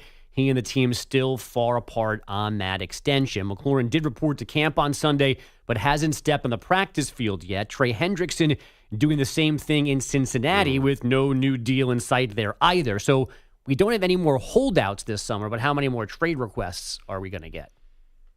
Don't look at me. Put that poll question up. Trey Hendrickson requested a trade a long time ago, though. And then showed up and then said, I want to stay here. So I don't, is that request still there? You know what I think is a more interesting question? Are the teams possibly in the right in these situations because you don't want to pay too much for an older player? That seems like such a Patriots way, and that fueled their dynasty forever. They let go of everybody who was near 30 except for Tom Brady. So I think you can be in the right in deciding that there's a ceiling to what you're going to pay these guys, but they also now, to me at least, like the Bengals specifically have lost leverage in trading Hendrickson. Yeah, absolutely. Like, they're not going to get the best possible package for him now, I don't think, unless somebody has like a catastrophic training camp injury or something like that. But everybody knows that they're in this staring contest, and you've got to pay Hendrickson now. So who's going to do them a favor and give them an overpay for Hendrickson at this point? You know, it's funny. I feel like people would overpay for Terry McLaurin before Trey Hendrickson. I think I'd agree with that. Which is funny. Weird. That is weird. Maybe a mistake. Well, I just said, is Terry McLaurin taking that screen pass to the house? He looked like he got jets at 30. He's nice. I love Terry McLaurin. Yeah. I think pass rusher over receiver. Like for me, if I'm ranking what positions are most premium. Without a doubt. I'm just trying to think if the way that the NFL is set up, it's really not that there's not really this crazy incentive for the team to trade a guy when he still has it or let him walk to free agency, right? Like the Cavaliers let LeBron James go to free agency in the decision. It's just devastating, right? Because you don't get anything back in return. I don't know if the NFL is set up, it has that same feel. You could just let these guys play the last year of their deal and then get them, if you're not going to get a great value coming back anyway, you might as well just have them play out the final year. Right, but they don't want to play out. Right, no, I get it. But I also think you call their bluff because I don't think guys sit out. Le'Veon Bell did it, and that was more about the franchise tag. Guys don't sit out. I mean, listen, there is some urgency there with Trey Hendrickson because it is the middle of summer in Cincinnati. He's probably putting on weight at a rapid pace. Look out. Be careful. That's going to call back, people. Do you gain more weight in the summer or the winter? Call Trey. All right, we just saw Trey Hendrickson on the TV screen above us. He's doing fine. Yeah, no, he looks like he has been working out quite a bit. As if it's winter. Little Holden. Yeah. Meanwhile, there was football last night, the preseason beginning as usual with the Hall of Fame game in Canton, and as usual, it wasn't necessarily pretty, especially for the Lions. Dan Campbell's second, third, and fourth stringers committing 5 turnovers.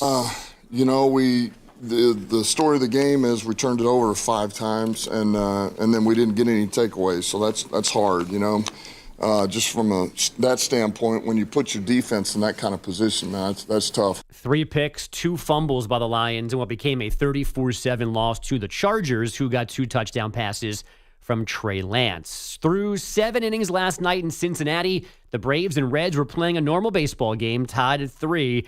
And then they played like Manny was texting after too many beers at Sunday's Yankees game. There's a 1-2 to Murphy, and he'll swing and send one deep down the left field line, hooking into the corner.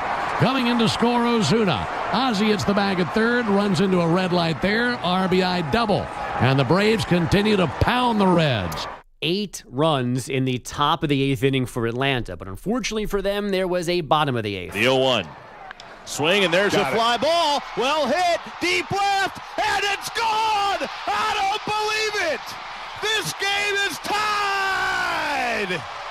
A 3-run home run from Spencer Steer, and the Reds have answered the Braves 8 in the 8th. Yeah, that game was drunk. Only the third time ever that each team scored 8 or more runs in the same inning. Altogether, 5 pitchers gave up those runs on 16 hits. The Braves eventually won the game 12-11-10 on a sacrifice fly. Ew.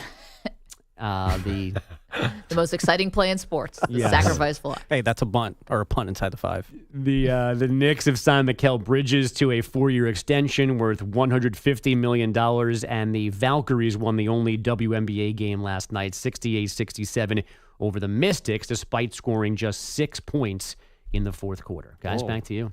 We were asking this question last night, and we will do this next, about the trade deadline in Major League Baseball was just insane yesterday, right? Guys just switching teams, felt unprecedented the amount of movement. Is it actually going to make the product better and more watchable for the home stretch? You can noodle on that for a second. Okay. Think about it. We'll get back to it in just a moment. Plus, more football, including we're handing out some NFL superlatives. Who is the best coach in both the pros and college? Get to that next. Back. You're in a 5-minute break.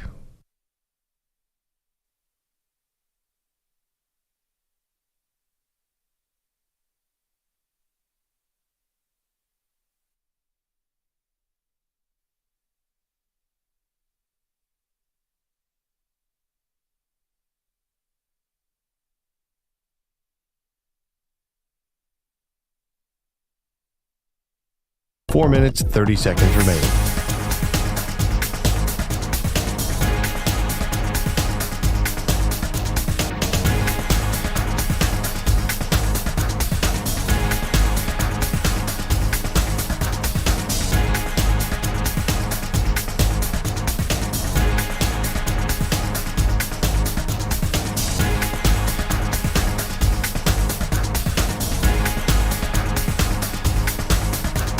Four minutes remaining.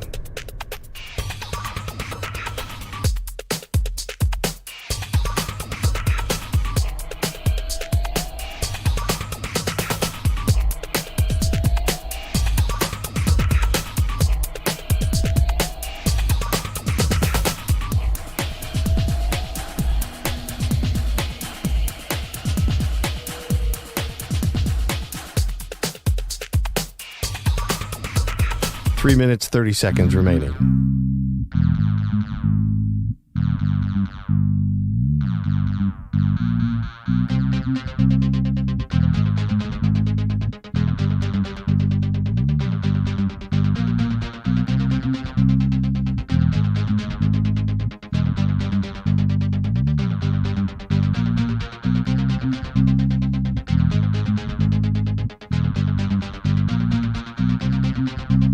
Three minutes remaining.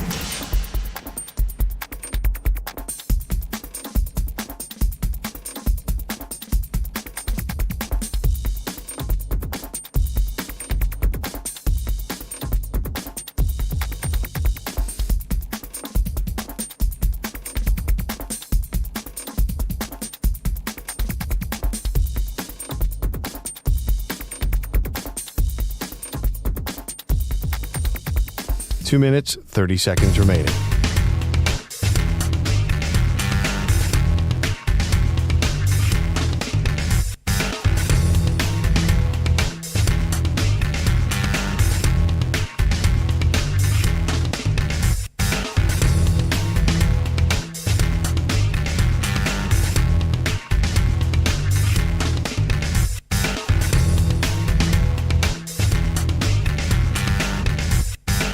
Two minutes remaining.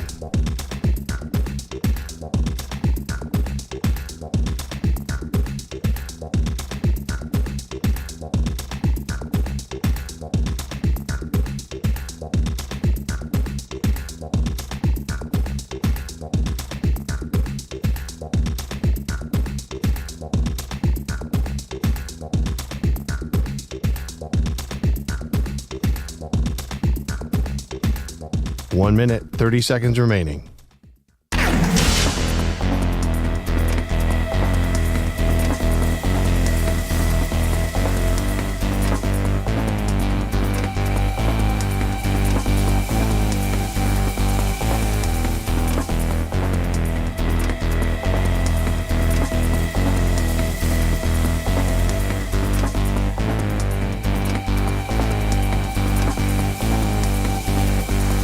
One minute remaining.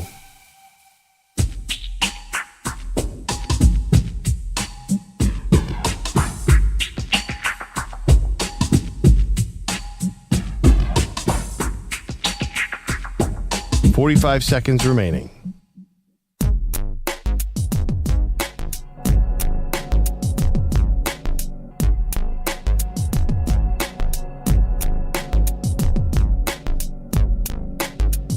.30 seconds remaining.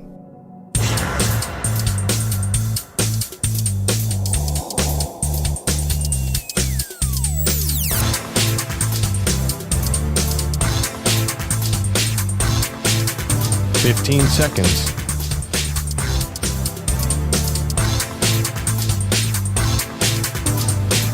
Break ends in 5 seconds.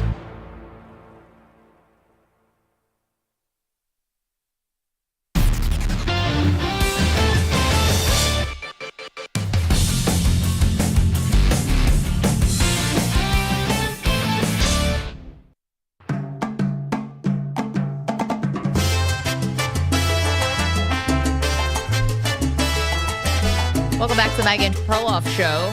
Fun trade deadline yesterday. Obviously, Rich getting a little bit richer here. Teams really trying to go all in, not so much with big names, but definitely with depth, Pearl. And I know you were impressed with what the San Diego Padres did yesterday. Oh, my God. They are so aggressive, right? Like, the thing that impresses me about the Padres is they don't seem to care about market size. Like, they're not going to just let L.A. and New York. And this has been, how long has this been going on that they've been these big spenders? They also, I was reading about the prospects they've given up over the last several years to go all in. I know Trey Turner was, or at least the GM, he's such a trade the picks guy. I'm not sure if they were all out of San Diego, but Trey Turner and about 9 other All-Stars were dealt 4 veteran players. And I kind of like that San Diego sticks to their philosophy, right? They're not, half, whatting it. Yeah, right. They're going all in on this. So far, I can't help but like it. But it's worked well. I mean, as far as it worked winning as far a World as a Series, championship. yeah, right. So, but if you're going to be an all-in team, so I can't tell you that I'm like Miss Baseball like scouting pipeline farm system, but Leo DeVries, I hope I'm saying his name right, is the 18-year-old that they gave up to get Mason Miller and to get JP Sears, and so this is supposed to be the guy. Now, you can always say, listen, we'll bet on having an all-star like Miller and Sears. They also got another all-star and a first baseman DH, Ryan O'Hearn, Ramon Laureano, Freddie Fermin. Cortez. They added Nasty Nestor. But for Mason Miller and JP Sears, they did trade away who many believe is going to be like the next big shortstop phenom. Yeah, I know, but still, tell me you're not excited about this team. What do you have to do to beat the Dodgers? I mean, the Dodgers have a dream team, basically. So I would do it, too. I'd be all in as a fan. Here's, by the way, a list of who their GM is traded away. Trey Turner, James Wood. Oh, my God. Max Fried, Mackenzie Gore, C.J. Abrams, Zach Elfleet. Oh my God, they're like 9 different All-Stars in the last 10 years. So yeah, but they still have a good team. I would go all in as a baseball fan. As a fan, right? Like you can't tell me you're going to be smart and look at it logically. No, but and I'm not expecting that. Of course you're going to prioritize the present, but again, like it hasn't worked. I'm not advocating, or we want to do air quotes. What does it work? You're always in the mix, right? I guess at some point, don't you also have to say, all right, this is the talent that we have, and I'm not going to sacrifice the future when I already have a roster that is very talented. And baseball seems like the biggest crapshoot maybe of all the postseasons. I don't know. But I don't also, know if the fans are getting a little sick of this, like watching more talent go out the door. Yeah, but you know how it is with prospects. We see it so often where the prospects are very variable. That's the thing about trade deadlines. You always hear about these high-end prospects. A lot of times it doesn't work out. Also, I mean, you just named all the people that... Yeah, I mean, there are a lot of other prospects they traded away who didn't work out.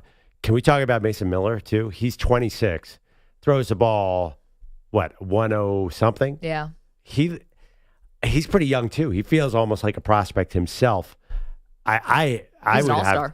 Nobody's asking me to grade the MLB trade deadline, or maybe you for that matter, but I'm still giving the Padres an A. And this team is fun. I've already declared the Dodgers as my second team behind the Philadelphia Phillies, and you guys were mad at me for that. Yeah, we will never not be mad at you about that. That's right. It makes no sense. Well, if Shohei keeps flirting with an injury, I might jump to the Padres. Again, it still doesn't work. The math doesn't math there. You can't jump from one NL team to another NL team. No. If they're on different sides of the country, it is allowed. Are they not allowed to play each other in the postseason?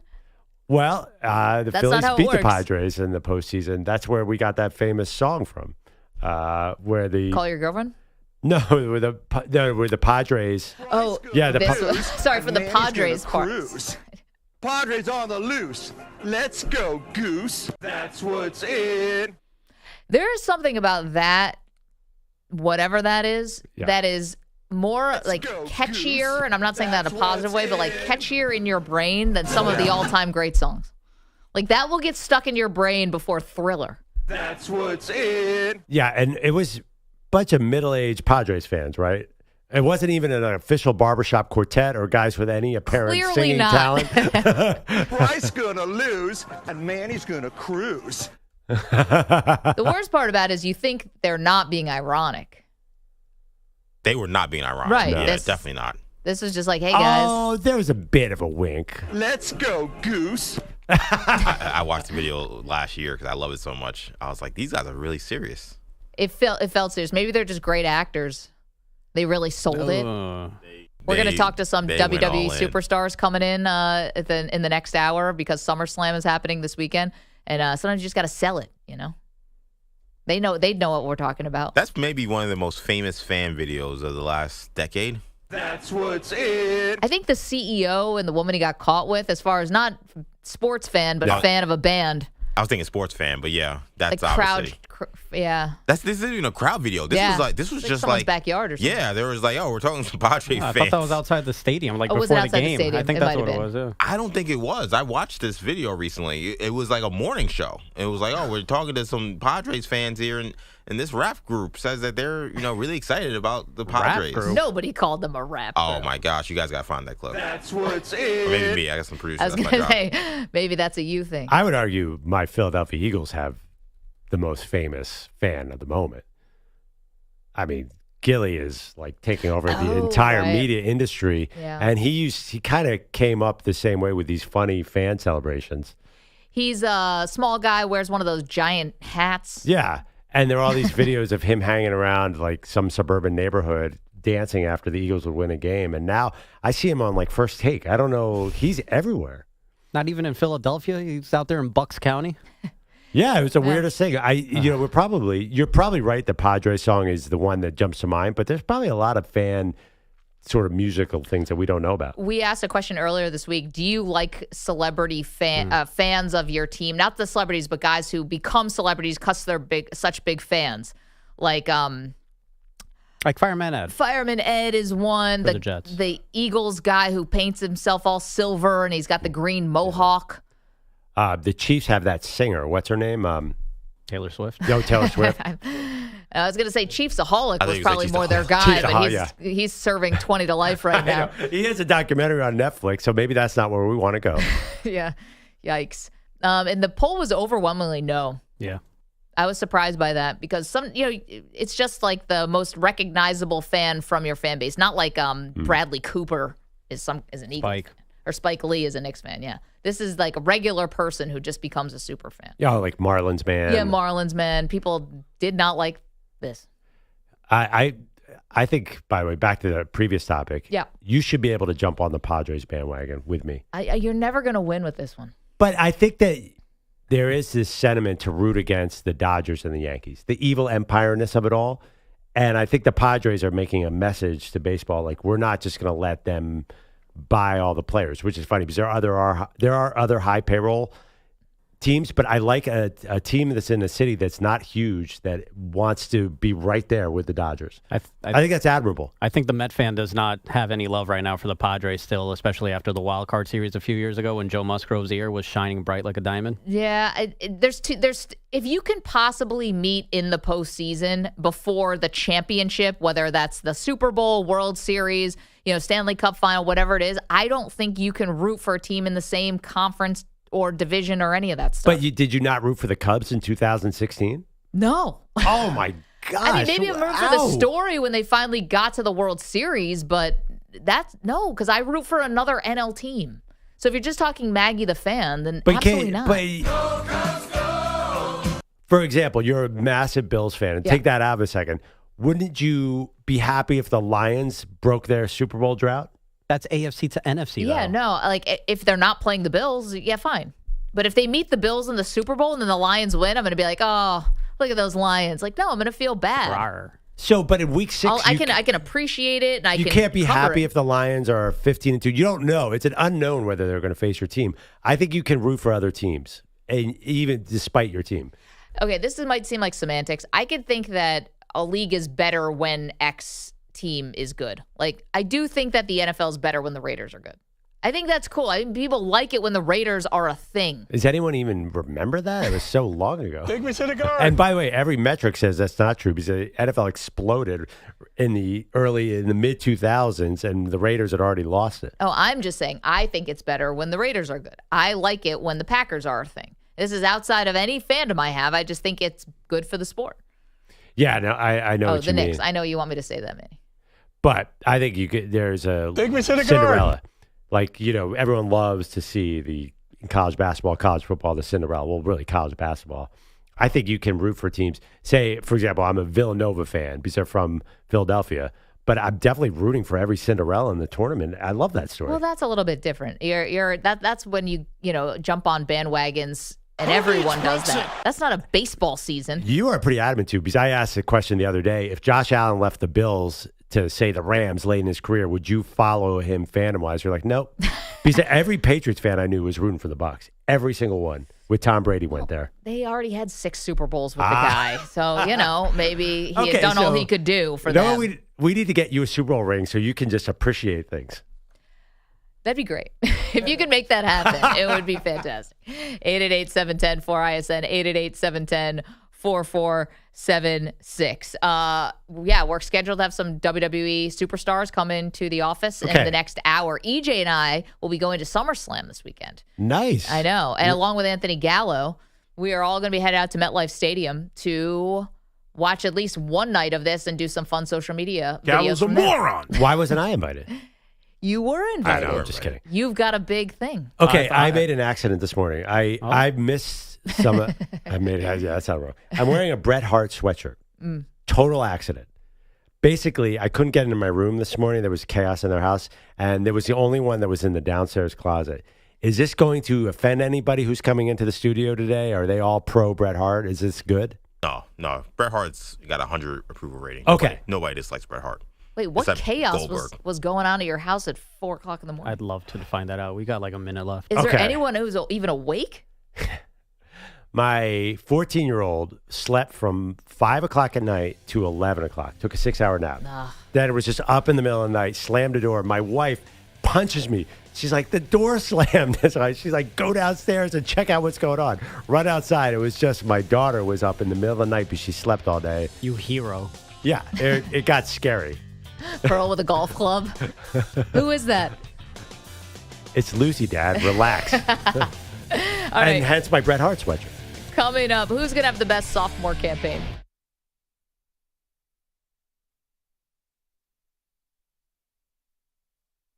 You're in a 5-minute break.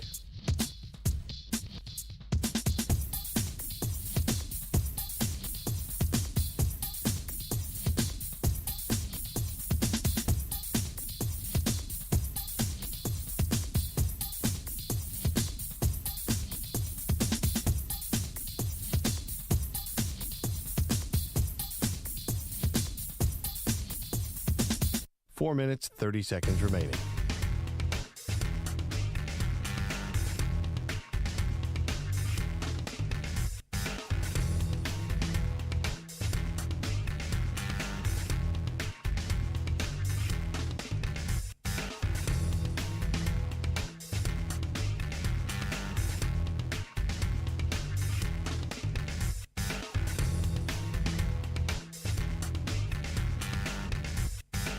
Four minutes remaining.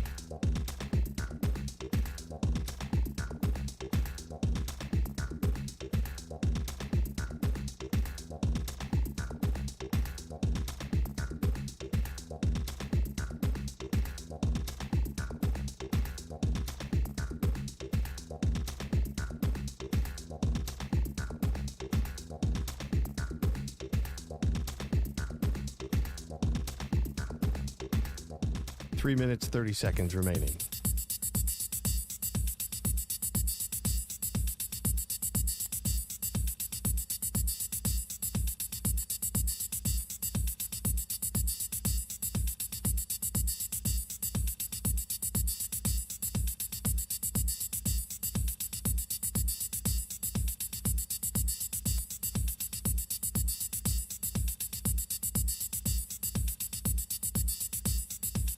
Three minutes remaining.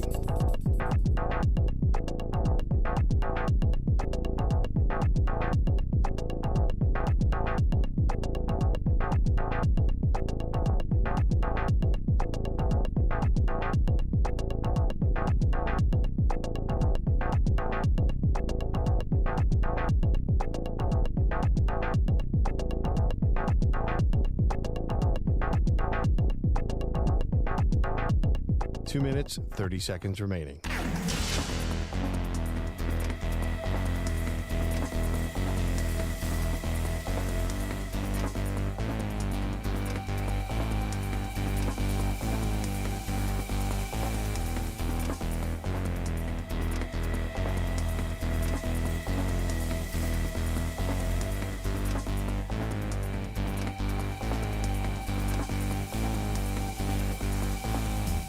Two minutes remaining.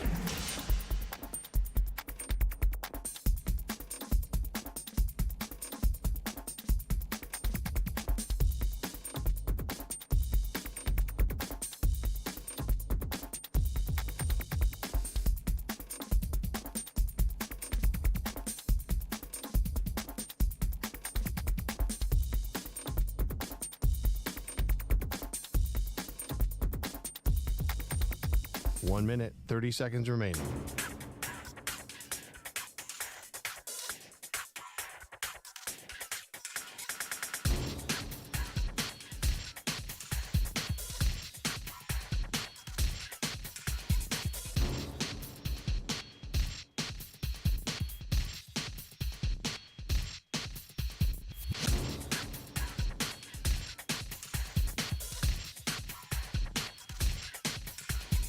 One minute remaining.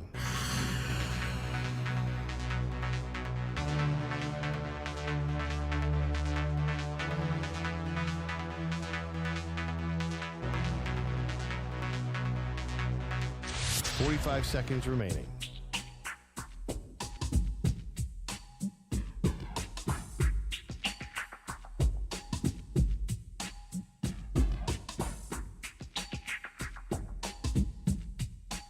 Seconds remaining.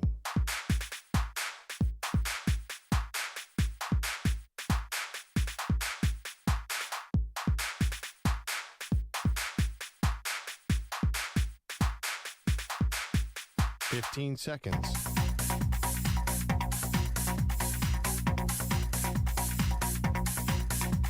Break ends in 5 seconds.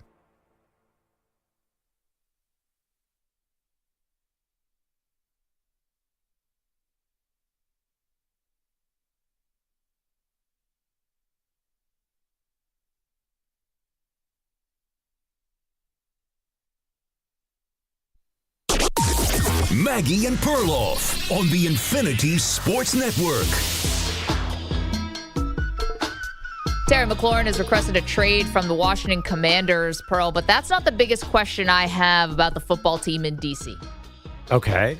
The biggest question I have about the football team in D.C. is, after this year is over, are we still going to say Jayden Daniels is the best quarterback from this class? Like, is he going to have the best season of all of these sophomore QBs? Because Bo Nix made the playoffs last year and is still teamed up with Sean Payton. They made improvements to their team. Caleb Williams now has a whole new situation in Chicago with, you think, future Hall of Fame coach Ben Johnson, even though he hasn't coached it down. Put him in as a coordinator for the stumble bum. We were asking if Drake Maye's going to throw for 4,000 yards this year, because obviously he's a rising star and we see the talent there.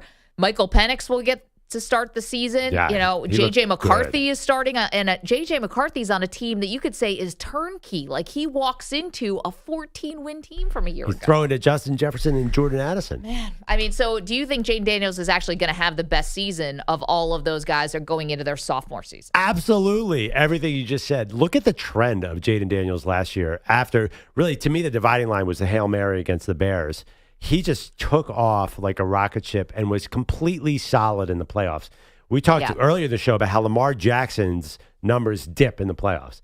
Jayden Daniels' numbers really didn't dip. He ended up with, in 3 games, 5 touchdowns, 1 pick. Obviously destroyed the Lions in an injured Lions team. Did not play that poorly against Philly. He started off slow, but he was not that terrible in the blowout loss. So I just think with a full offseason, that was with half an offseason. With a full offseason, I think Jayden Daniels is going to be even better. I'm assuming Terry McLaurin is back. Great play caller. I mean, I also think Ben Johnson's a great play caller, and Sean Payton's a great play caller. So I think other quarterbacks compete with that. I think there's a chance they're all good, but Jayden is just supreme because the combination of running ability, passing ability, and poise. Fourth quarter, he's just got it. Yeah, see, I think that was a lot of one-score games. Yes, he's got all those things. I'm not disagreeing with you. I'm not saying I'm not a Jayden Daniels fan, but a lot of one-score games that could have gone either way. They won, I think, 7 games by 1 score or less. Because Jayden Daniels is a winner. And he got a little banged up in the middle of the season, which is something we were worried about coming into the year. Okay. And also, he's got this bar that he's got to clear now, where maybe in people's minds, if he falls short of the NFC Championship game, which he did and got to as a rookie, do they think, oh, he's taken a step back? Gosh, if they take Terry McLaurin off this team, they just tied one hand behind his back. I think it's going to be Caleb Williams. I don't think we were all so wrong on our assessment of Caleb Williams about what he's capable of being in the NFL. He went to a terrible situation in Chicago. I said it at the time. They should have gotten rid of Matt Eberflus before he got there. Now, could end up being, timing could be everything. And if he does get this great relationship with Ben Johnson, maybe it would have been a blessing in disguise that you went through the Eberflus thing. But, I mean, we have not even scratched the surface on what the kid could be. And it didn't look like a complete disaster last year. It was bad at times, but the team was just, they were dumb at the end of games. They were clearly poorly coached. There was just nothing. There was nothing like to build a foundation on. Look at what Caleb Williams said, and his dad said to a friend of the show, Seth Wickersham, was writing a book about quarterbacks, that, he had no one there to help him even watch film. What am I looking at? What am I trying to glean off of all this footage? He needed a real toe-up, coach, someone who's really going to hold his hand a little bit. That's not a negative. That's a positive. What about your timeline, though? Is it possible Caleb needs a little time to really get used to Ben Johnson's offense, which is pretty intricate? Jared Goff is an older player who seemed to take to it. So I wonder, I'm not disagreeing that Caleb Williams was in a terrible situation and has all the talent in the world, but I'm looking at this year. I feel like he's going to possibly be 3rd or 4th on that list because I think it's going to take time with Ben Johnson. The guy, I would go Jayden 1. honestly, because wins matter, I think Denver is set up really nicely with Bo Nix. And Bo Nix, like Jayden Daniels, really trended upward towards the end of last season. Then I think it's going to be a Caleb, Drake Maye battle for 3-4. But I see possible huge upside with Michael Penix and J.J. McCarthy. They're playing indoors. They have tons of skill position players around them. McCarthy's got a quarterback whisperer in Kevin O'Connell. Yep. I mean, honestly, I have Jayden Daniels 1, Tiny Cliff, and then all 5 guys with real potential next year. 888-710-4ISN, 888-710-4476. We're asking you who of these sophomores, which, bro, got to be honest, like, I was a little dubious that that quarterback class from last year was going to be as good as we thought. It was like, people are comparing it to 1983, and it's going to be this, like Marino, Elway, Jim Kelly. And I thought, no way. We do this every year. We hype these quarterbacks, and how rarely does it happen? Jayden Daniels. And, it looks like you were absolutely right. So I'll give you credit on that. Yeah. These guys look really good. They're all in good situations. Maybe they didn't start off that way last year, but you couldn't ask for anything better. If you are J.J. McCarthy, even if you are Michael Penix, is in a good situation with a good offense. Yeah. All these guys, like nobody landed at a 0 organization. Interesting.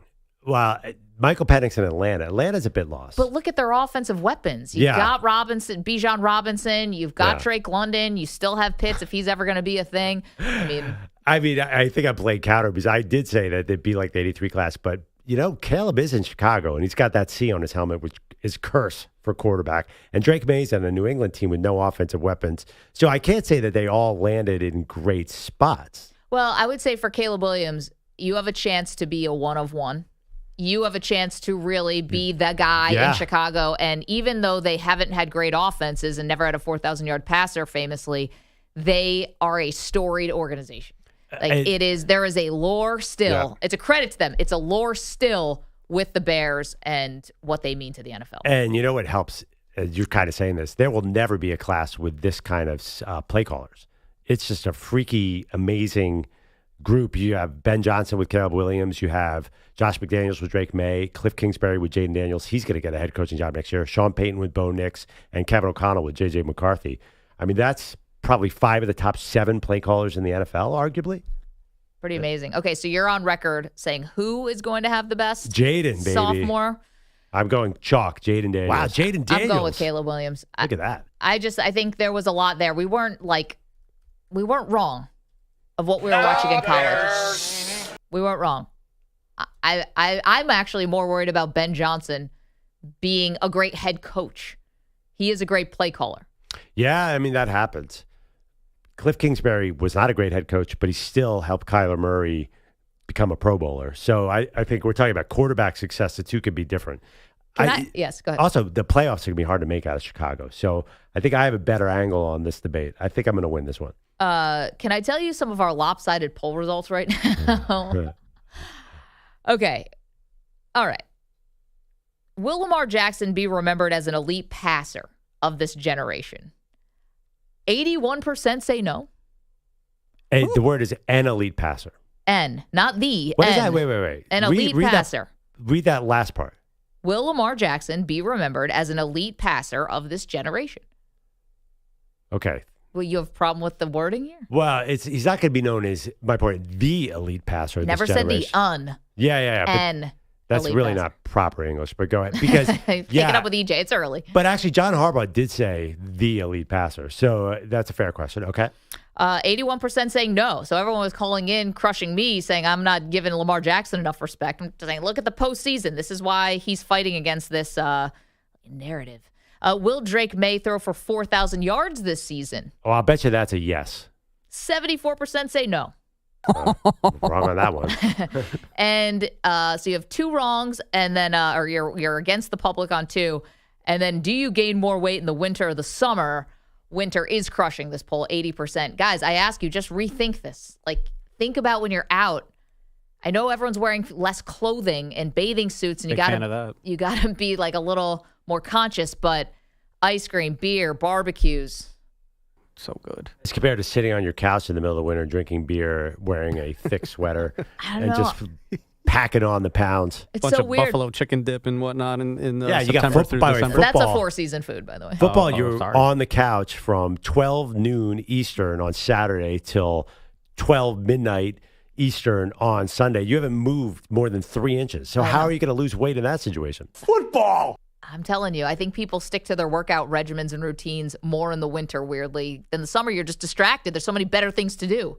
And go to the gym on a treadmill in the middle of the summer feels like a waste, at least in a place where we live, where you have all 4 seasons.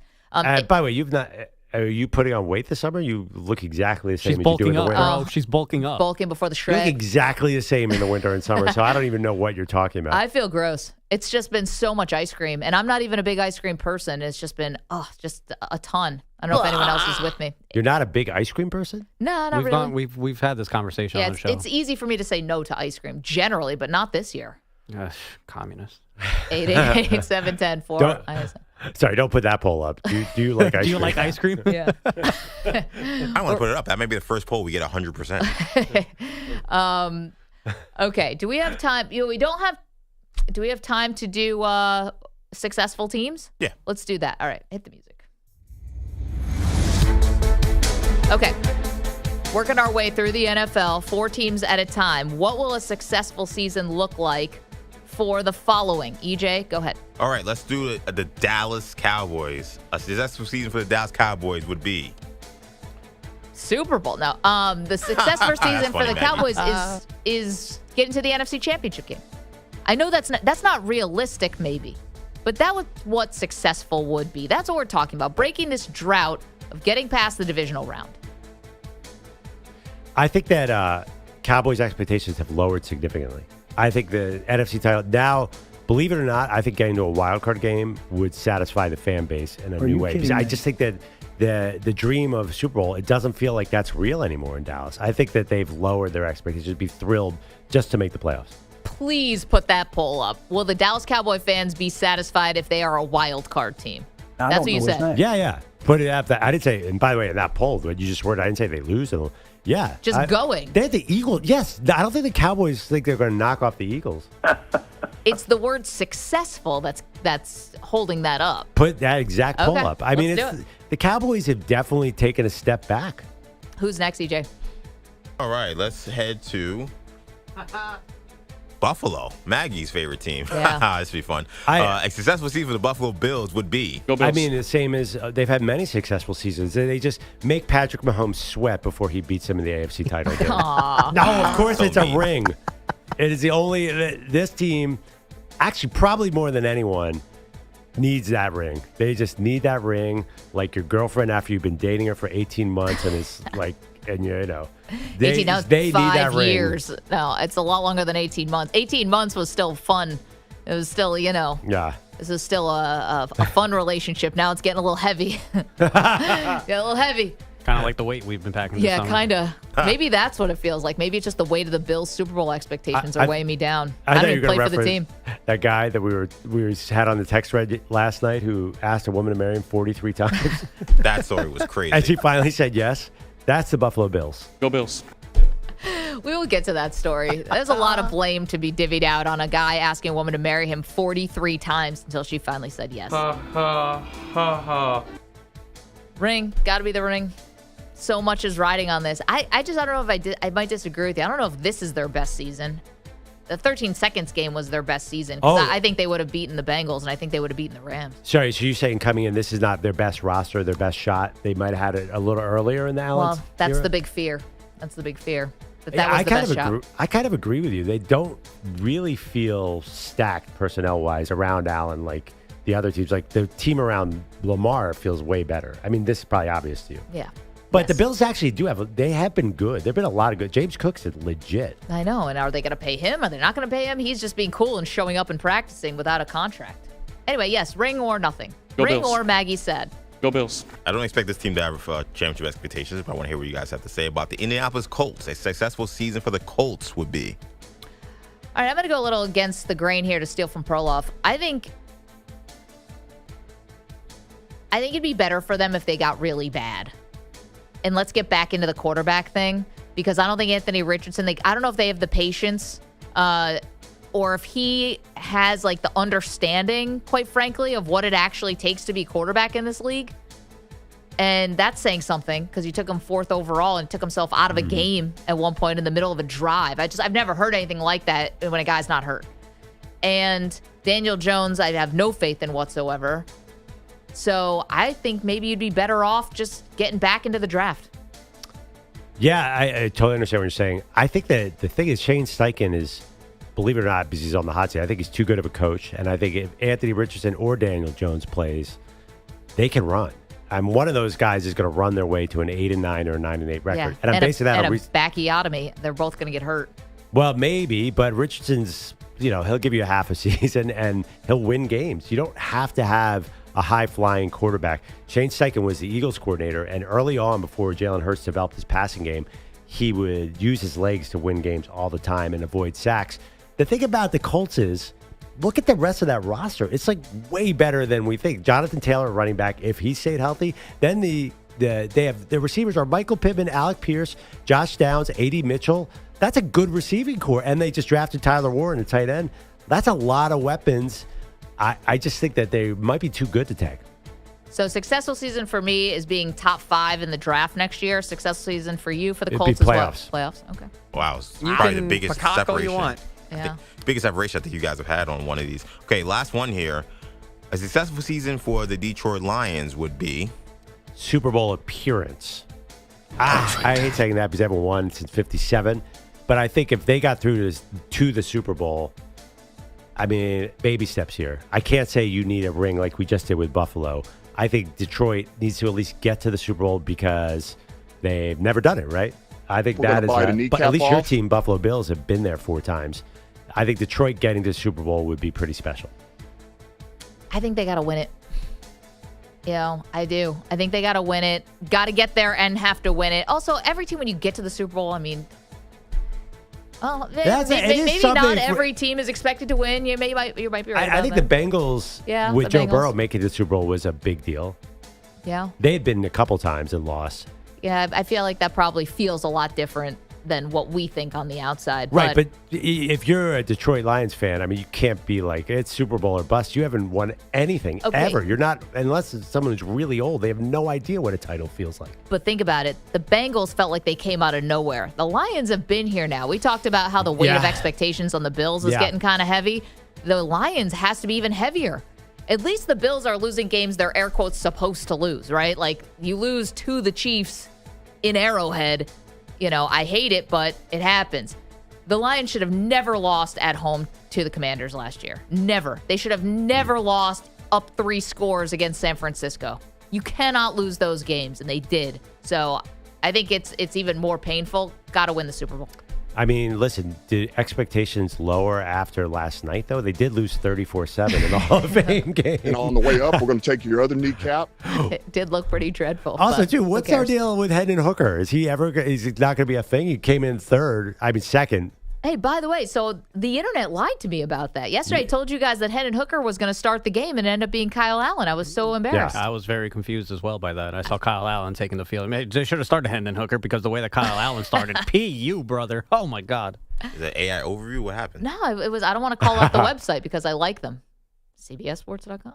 I mean, at the end of the day, it really does not matter much at the Hall of Fame. We can live with that mistake. I know, but my credibility is on the line, people. Okay, coming up in just a few minutes, we are going to talk to Randy Orton. The Viper himself is going to join the show. It's Maggie Perloff. You're in a 5-minute break.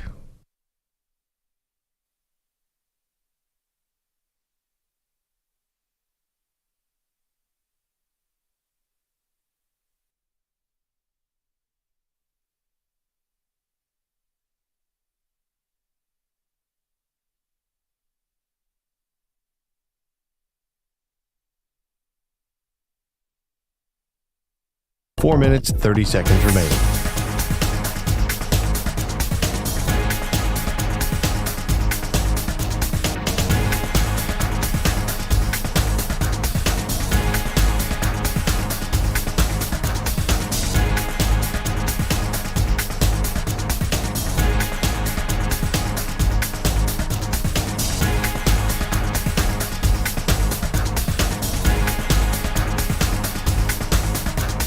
4 minutes remaining.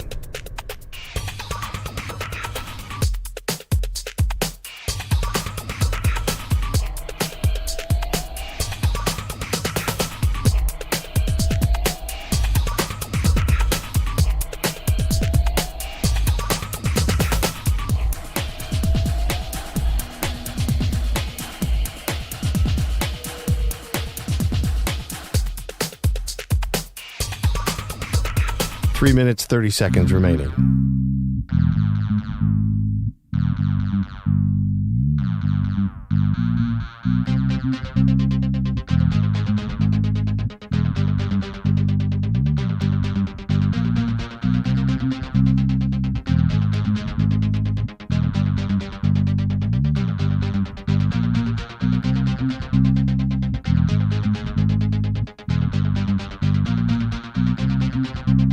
Three minutes remaining.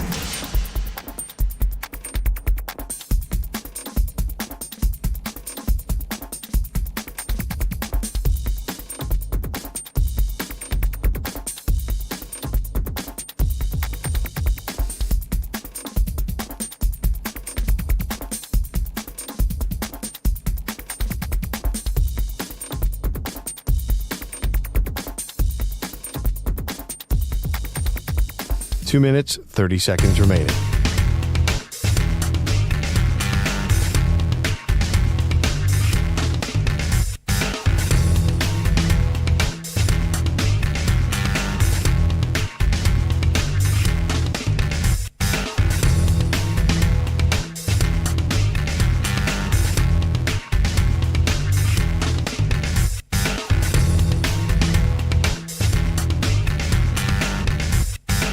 Two minutes remaining.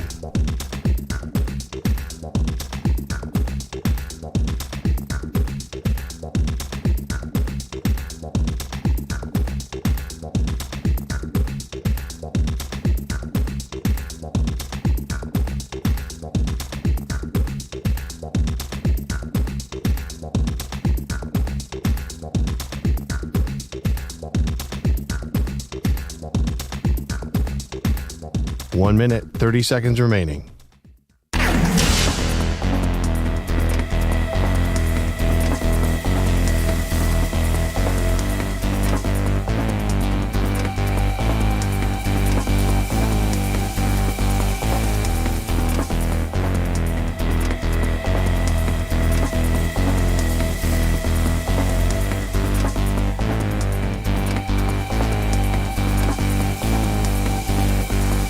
One minute remaining.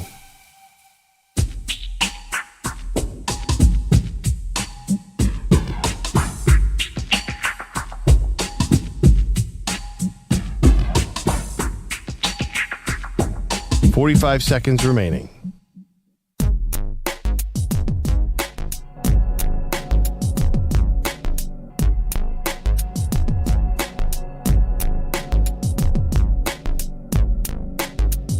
$30 seconds remaining.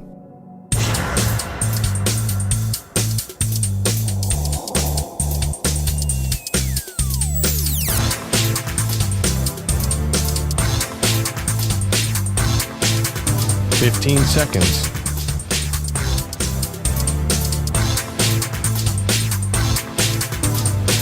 Break ends in 5 seconds.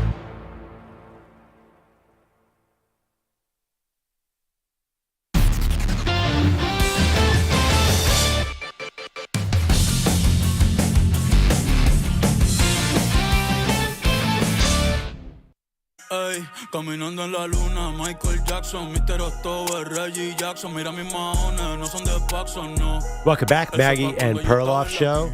Man, for a summer Thursday, yesterday was kind of wild. Great trade deadline, amazing Hall of Fame game. Feels like all things are coming up, Maggie and Perloff. Yeah. I mean, your definition of amazing, you just haven't seen football in a while. No, because they unveiled the new virtual first down marker thing. That was incredible. And I think got 100% approval rating. It's like the tennis animation. And it made me wonder, like, how have we not done this before?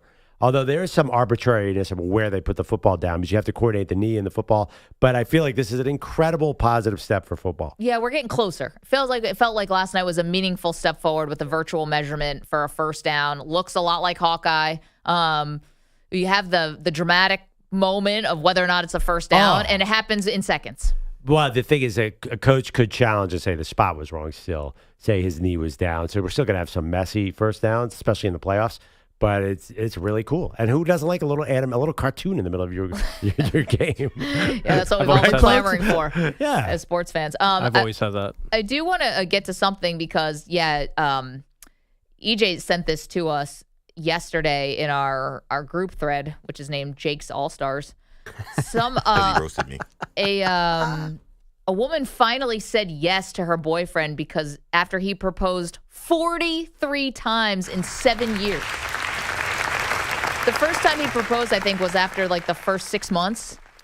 And he's been proposing nonstop, basically, for almost a decade. This is not a red flag? It's like a Cal Ripken-like run but just less successful, or just the opposite. The complete opposite. He's like the Iron Man of proposals. Idiocy. But I blame her. I blame all of them. Nah, she's got to. First of all, the fact that you finally said yes, you've done nothing. Like you've taught nothing. Damn. Just go fine. Damn. Wait, she should say no, you're saying? She led him on for 7 years. I mean, if a guy proposes to you after 6 months and you don't want to say yes, and then he just keeps asking, you got to be like, listen, I think I'm going to need a little bit more time than next Thursday. Yeah. I mean, I'm a big proponent of the slow play. I waited my wife out until she ran out of other options, but I still went 1 for 1 on proposals. It's a good percentage. Yeah, it didn't take 34 questions. God, I can't imagine hearing no on a proposal once. My God. That must be heartbreaking. Yeah, so I guess maybe this just seems like, EJ, you said this seems sad to you. I think that it's the woman. To be honest, I always am like, generally taking the side of a woman, but not in this case. I'm totally against her. You gotta set some boundaries here. Mark this down. Male sympathy from Maggie. Wait, this guy is a loser. Loser. She's marrying him though. At the end of the day, she's marrying him. She's marrying a loser. I know you're right in that sense, but he's majorly to blame here. He is. Of course, what an idiot. She's got to be like, listen, it's not happening right now. I want to continue dating you. I'm not marrying you yet. I'll give you to just have him keep proposing. He looks like a loser because she's making him look like a loser. No.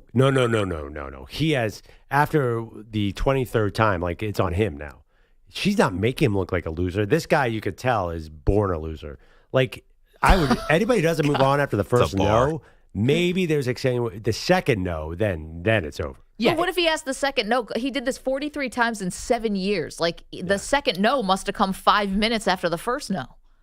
You're doing the math there. That's interesting. There's 52 weeks in a year. I mean, this is a lot of proposals. It's like one every other month for 7 years on average. Keeps leading him on this way. I don't like this from her. Want to be clear, they were continuously dating this whole time, right?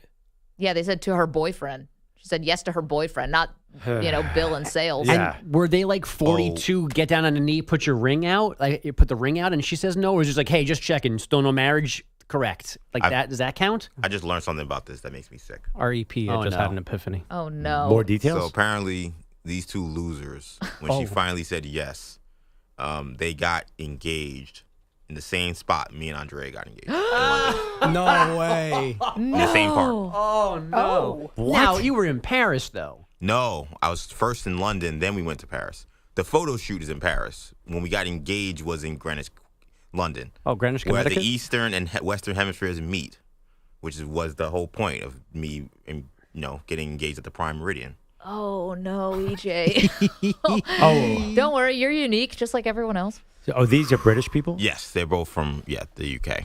That's I don't know. Say that. Well, don't show Andrea this story. Well, to be honest, maybe it shows how strong this location is. Oh, because, yeah. 42 times it took, and then it only took when they got to this spot that it was a yes. Most romantic places on earth: Paris, France, and the Prime Meridian. Yeah. Oh, my God. He said, EJ, this is the center of the world. You are the center of my world. Give me a break. Did you say that? Basically. By the 43rd time, you can't be romantic still. Yeah, Here's also, this ring, lady. This guy Take sucks, Maggie. You're wrong. It's This is her a bad fault. poll question result yeah, for you no, too. screw this guy. Because Yeah. think about it. Like, that was my first attempt, and that was my first idea. This guy went to this idea 43. No, she can't. She's got to tell him after the second one, like, hey, don't keep it. I'm not ready. What if she did and he just kept asking? Red flag. Then I don't no, then she would have never No, said yes eventually. I wouldn't ask. It would have been an ick. I wouldn't ask Jennifer Aniston to marry me 43 times. No. Like, once we get to 35, then 35 knows I'm out. She needs this type of like validation constantly or something, or turning him down helps her ego or something. But the fact that she finally said yes, that's the affront. You know, I'm looking at pictures. I'm diving deeper. Now I kind of get it. He outkicked his coverage pretty significantly. So I'm back on Team Dude. Because she's pretty? She's not hard on the eyes. Because he didn't have better options?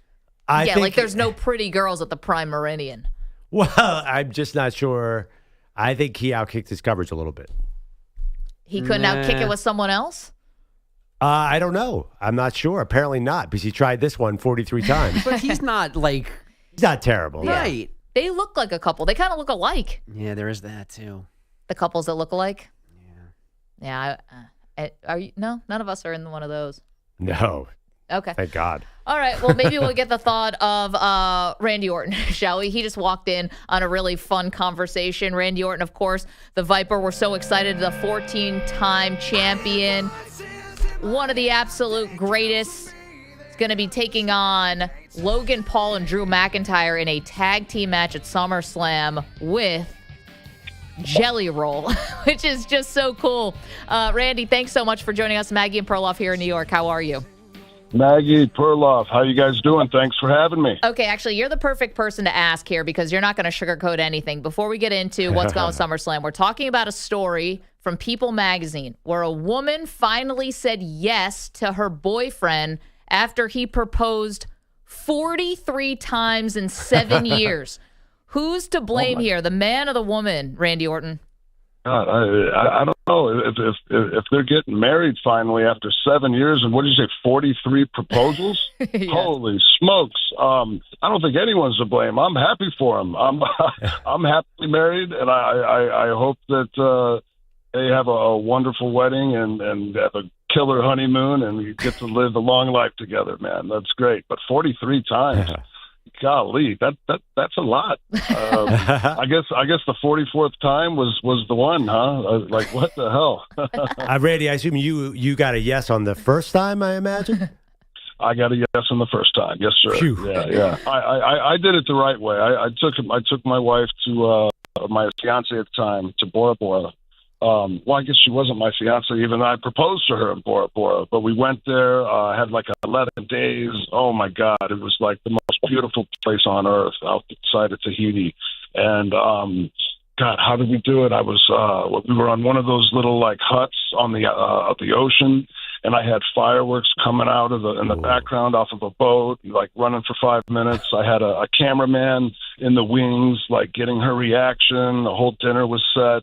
We were supposed to eat at a restaurant. And I said, "Oh, the restaurant's closed, honey. We got to eat back at the hut." That gave them time to set everything up. And I did it big. I had the wedding ring. I had it down my pants. She didn't know. I got on a knee. The fireworks went off. Everything was timed perfectly. And hell yes, she said yes. Oh my gosh, we're talking to 14-time WWE World Champion Randy Orton. Randy, you, the Viper, the Legend Killer, you are a romantic?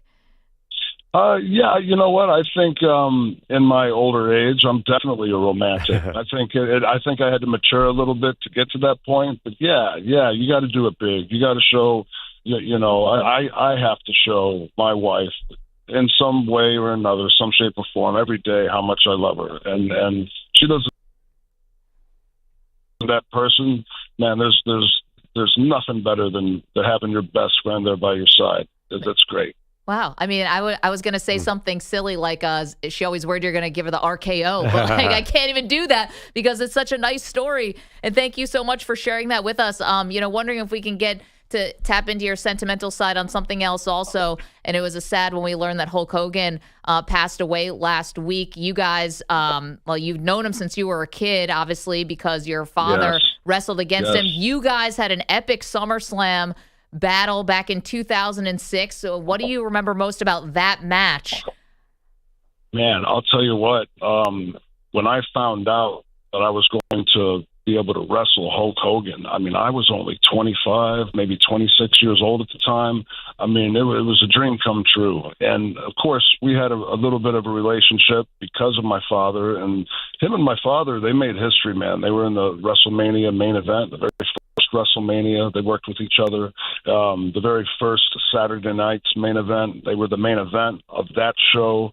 So he had a lot of history with my dad. So it was like we kind of picked up where we left off. You know, we already knew each other, and he was really easy to work with. And he just wanted to go out there and have the best match he could with me and give me the rub, so to speak. And he did. He did. And that's one of my most memorable matches I've ever had.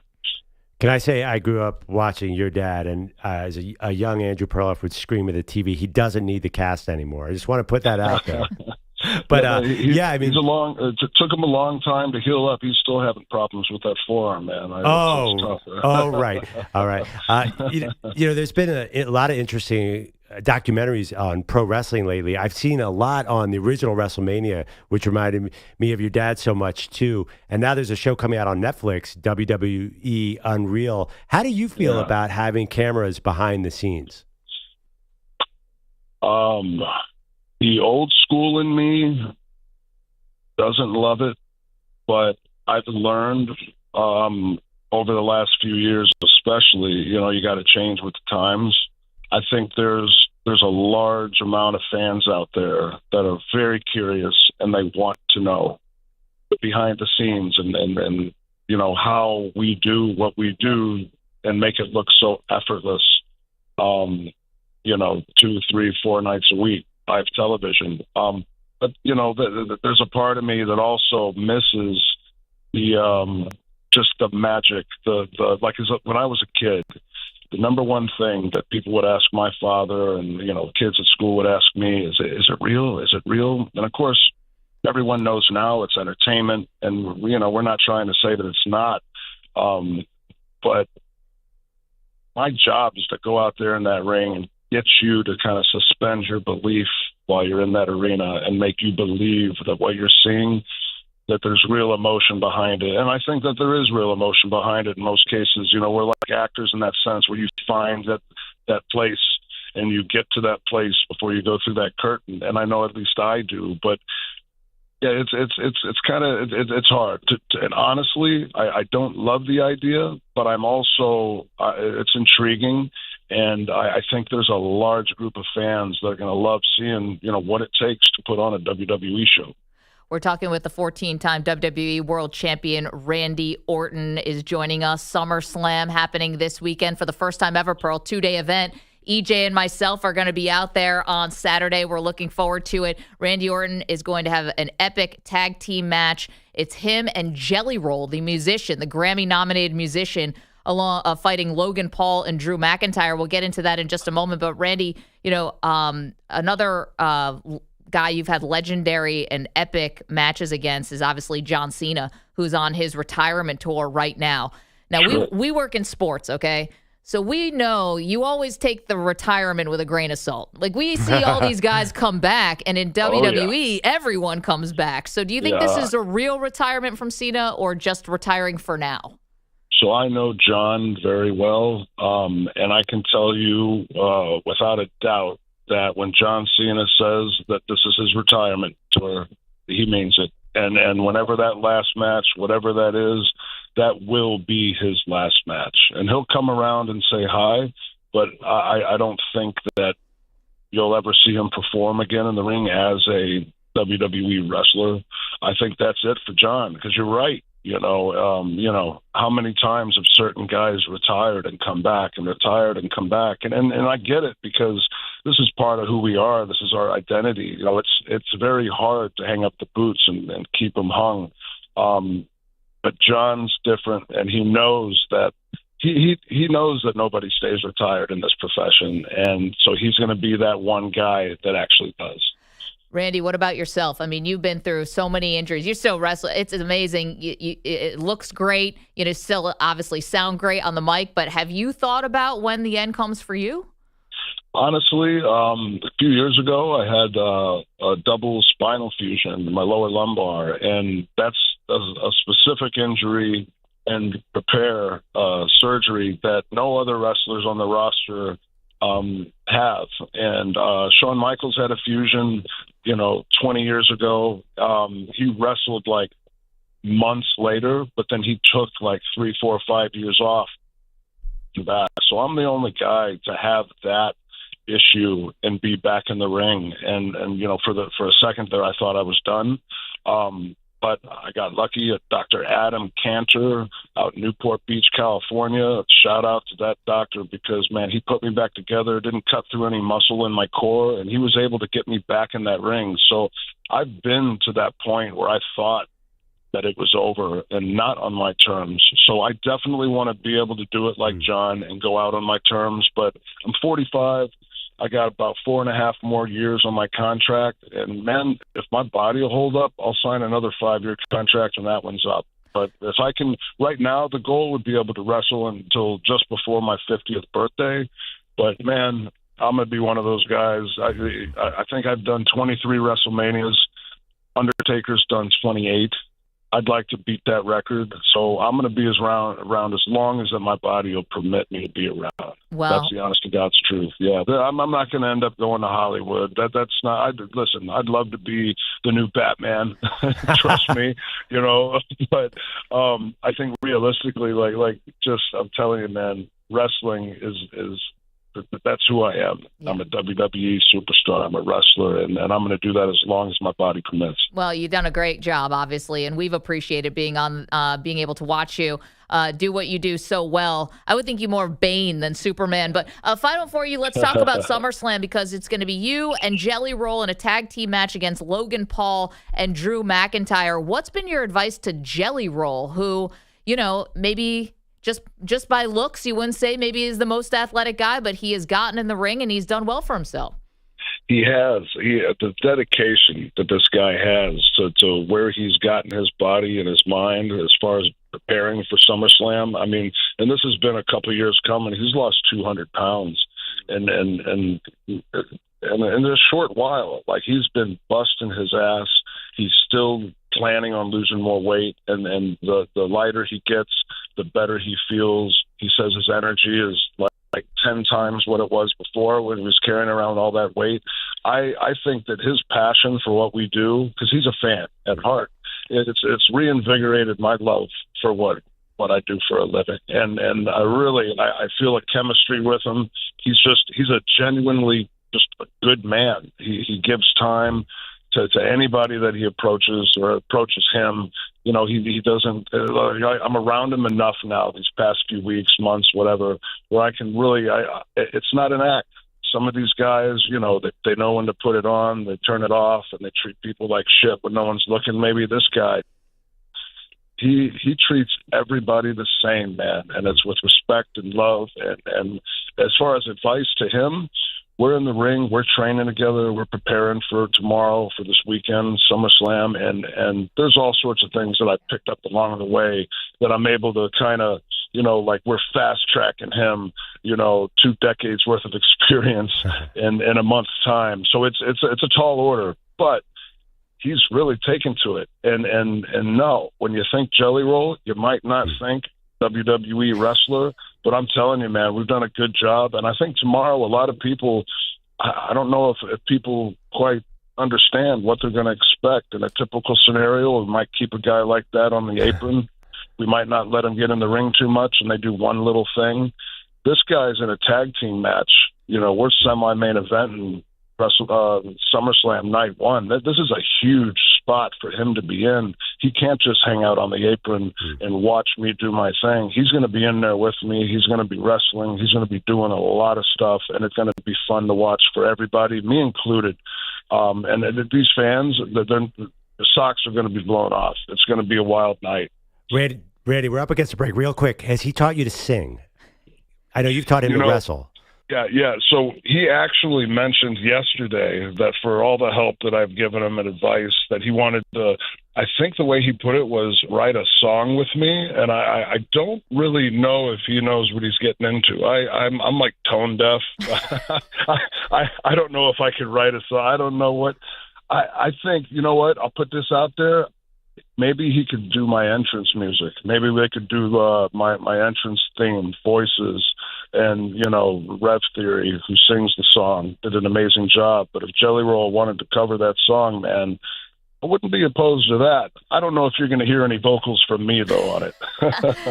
Oh, man, Randy, that's what AI is for, and post-production and all of that. You've been in showbiz a long time. Randy Orton, he's going to be in a tag team match, SummerSlam, the first time ever. It's a 2-night event.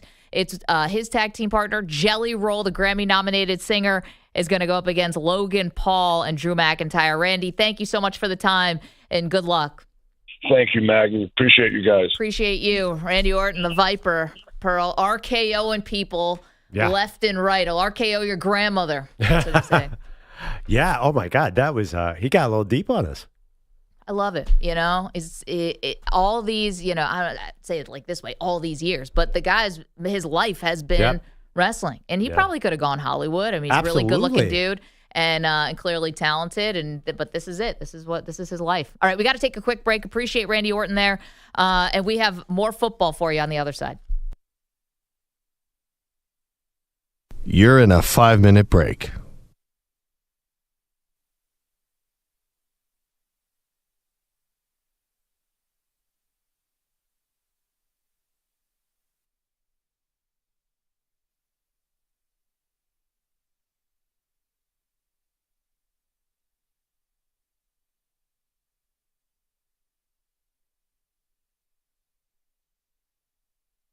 Four minutes, 30 seconds remaining.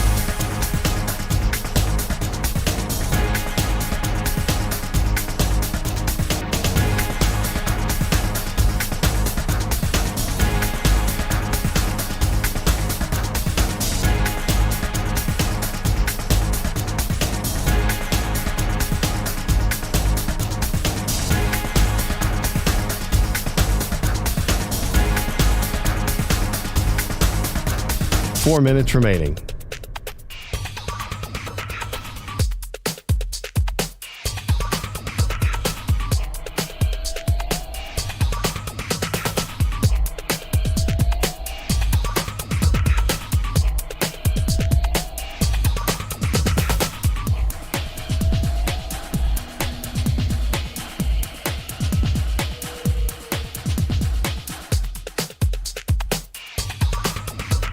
Three minutes, 30 seconds remaining.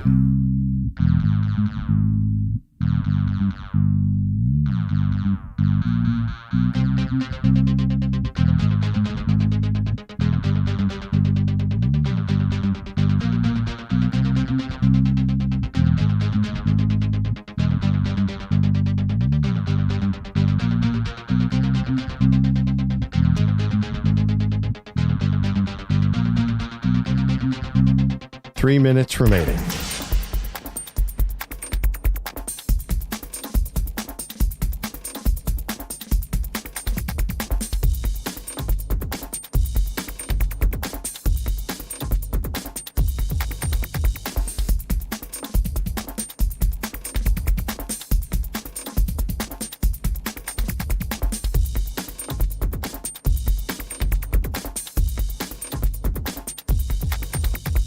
Two minutes, 30 seconds remaining.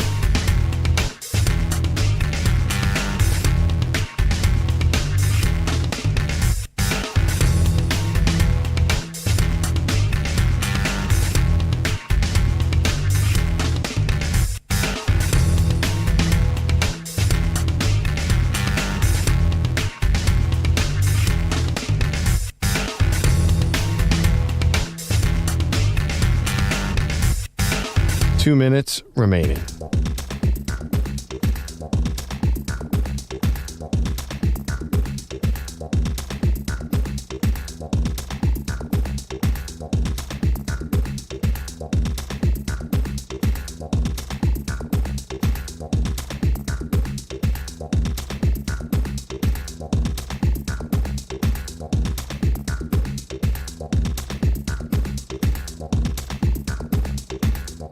1 minute, 30 seconds remaining.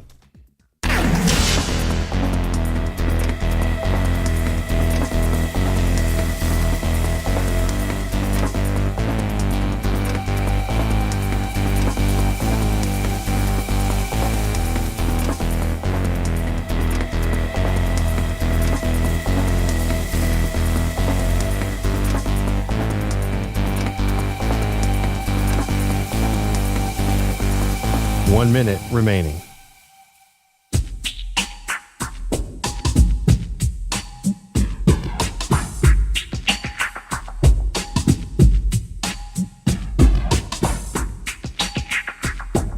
$45 seconds remaining.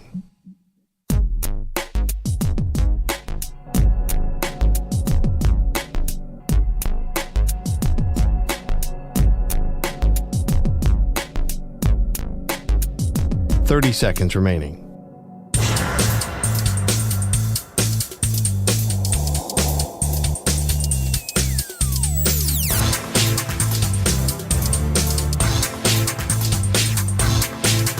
$15 seconds.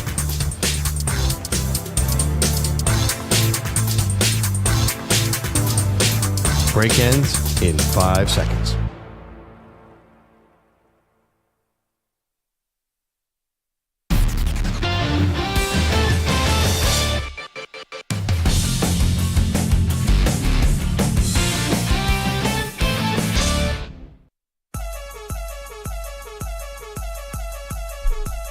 Welcome back to the Maggie Perloff Show. If you missed our interview with Randy Orton, hello, the 14-time WWE World Champion.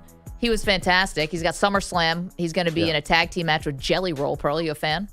Oh, yeah. I saw Jelly Roll play at the Super Bowl. Incredible range. Can I say one thing about Randy Orton? Kind of a soft proposal story. Kind of lame. Soft? What do you mean? I mean, like, he's Randy Orton. He doesn't need to have fireworks coming off the back of a boat. Yeah, he does. You should go to the Prime Meridian. That's where all the dramatic guys. Yeah, we found out that a man. We asked Randy Orton. A man. People Magazine's reporting that a man asked a woman to marry him 43 times over 7 years, and she finally just said yes. And we were saying, who's to blame here? Is the man for not getting the hint? Is the woman for stringing him along? Blah, blah, blah. We find out that they did get engaged finally after 43 asks at the Prime Meridian, exactly where EJ asked his now fiance Andrea to marry him. So, maybe a few other people have had that idea. This crap is crap. We asked Randy Orton who's to blame when he came on the show. He launches into his own proposal story. Unbelievable. Bananas. Bora Bora. Yeah. He's got the ring. Fireworks going off. He had to lie to say the restaurant was closed. Got the hut on near the water as well. In a hut. I hate being poor. Yeah, and that's the thing. When you're not poor, you got to show off. If I was a lady getting proposed to and you're a professional athlete, I better get all of the makings. Yeah, you do not have to wait 43 times if you get that much money. Yeah, I need a place rented out. I need lights. I need balloons. I need fireworks. So you need, you need a little bit more than like Ocean City, Maryland or something like that. Yeah. Yeah, give me the romantic. equator, not the Prime Meridian. High That's for maintenance. coppers. So high maintenance over there. Good. Oh, I brought you to the equator. Why are we here? If you're a pro athlete, Why though, are you we don't in want to do Quito? it after winning a big game. Is that in play for anyone here? Oh, I think the Boise State. Boise Yeah, you can't do that either. No, but you're right. The bar is high. But I think you take someone to Bora Bora. I don't think after that you need the whole big thing. He said he had a camera crew. Good for him. Camera crew in Bora Bora. Just getting to Bora Bora, I think, is great. The camera thing. Even you, EJ, you had a camera person, didn't you? No, I didn't have a camera person. Or Maggie, you I had a did. photographer. Yeah. Well, I didn't. My husband had someone hiding in the bushes. That's cool. Yeah. It was great. I'm glad he did. Very romantic, but also it's great because we have those photos now. How'd you propose, somewhere. Bogey? Did you do it at a Dave Matthews Band concert or something? After one, actually. Yeah. For real? Before the technically, encore? yes, but not because that was not the plan. You're so predictable. What? So it really was after a Dave Matthews Band. Well, it was the day after a show. Okay. Yeah. Oh.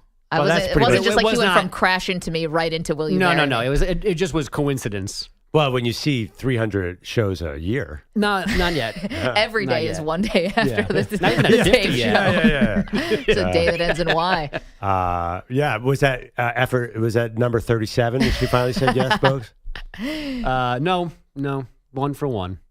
That's all I got. There Took you me go. 35 times to make her my girlfriend, but 1 on the wife. Perseverance either way. First date took a while. I think, Perloff, what'd you say? Why these people are such gigantic losers? Or EJ, who called them losers? All of us, All of except us you. did, but Perloff was the first one. Well, I called him a loser. He said he's a loser. Then I said they're both losers because when I learned that they took my idea, I was pissed. But you were 1 for 1, EJ. So I you know, were ahead of I the got game. that. And to be fair, if mine was so creative, like he had to think of 43 other ones before he even thought of this one. I was 1 for 1. Batting 1,000, EJ. Toughest part about this couple is that they look alike. Oy. Oh, gosh. Thank you, EJ Stewart, Manny Rodriguez, Andrew Bogusch, Andrew Kaplan. Thank you to Randy Orton, the Viper, who joined us. Enjoy the weekend. We'll see you Monday.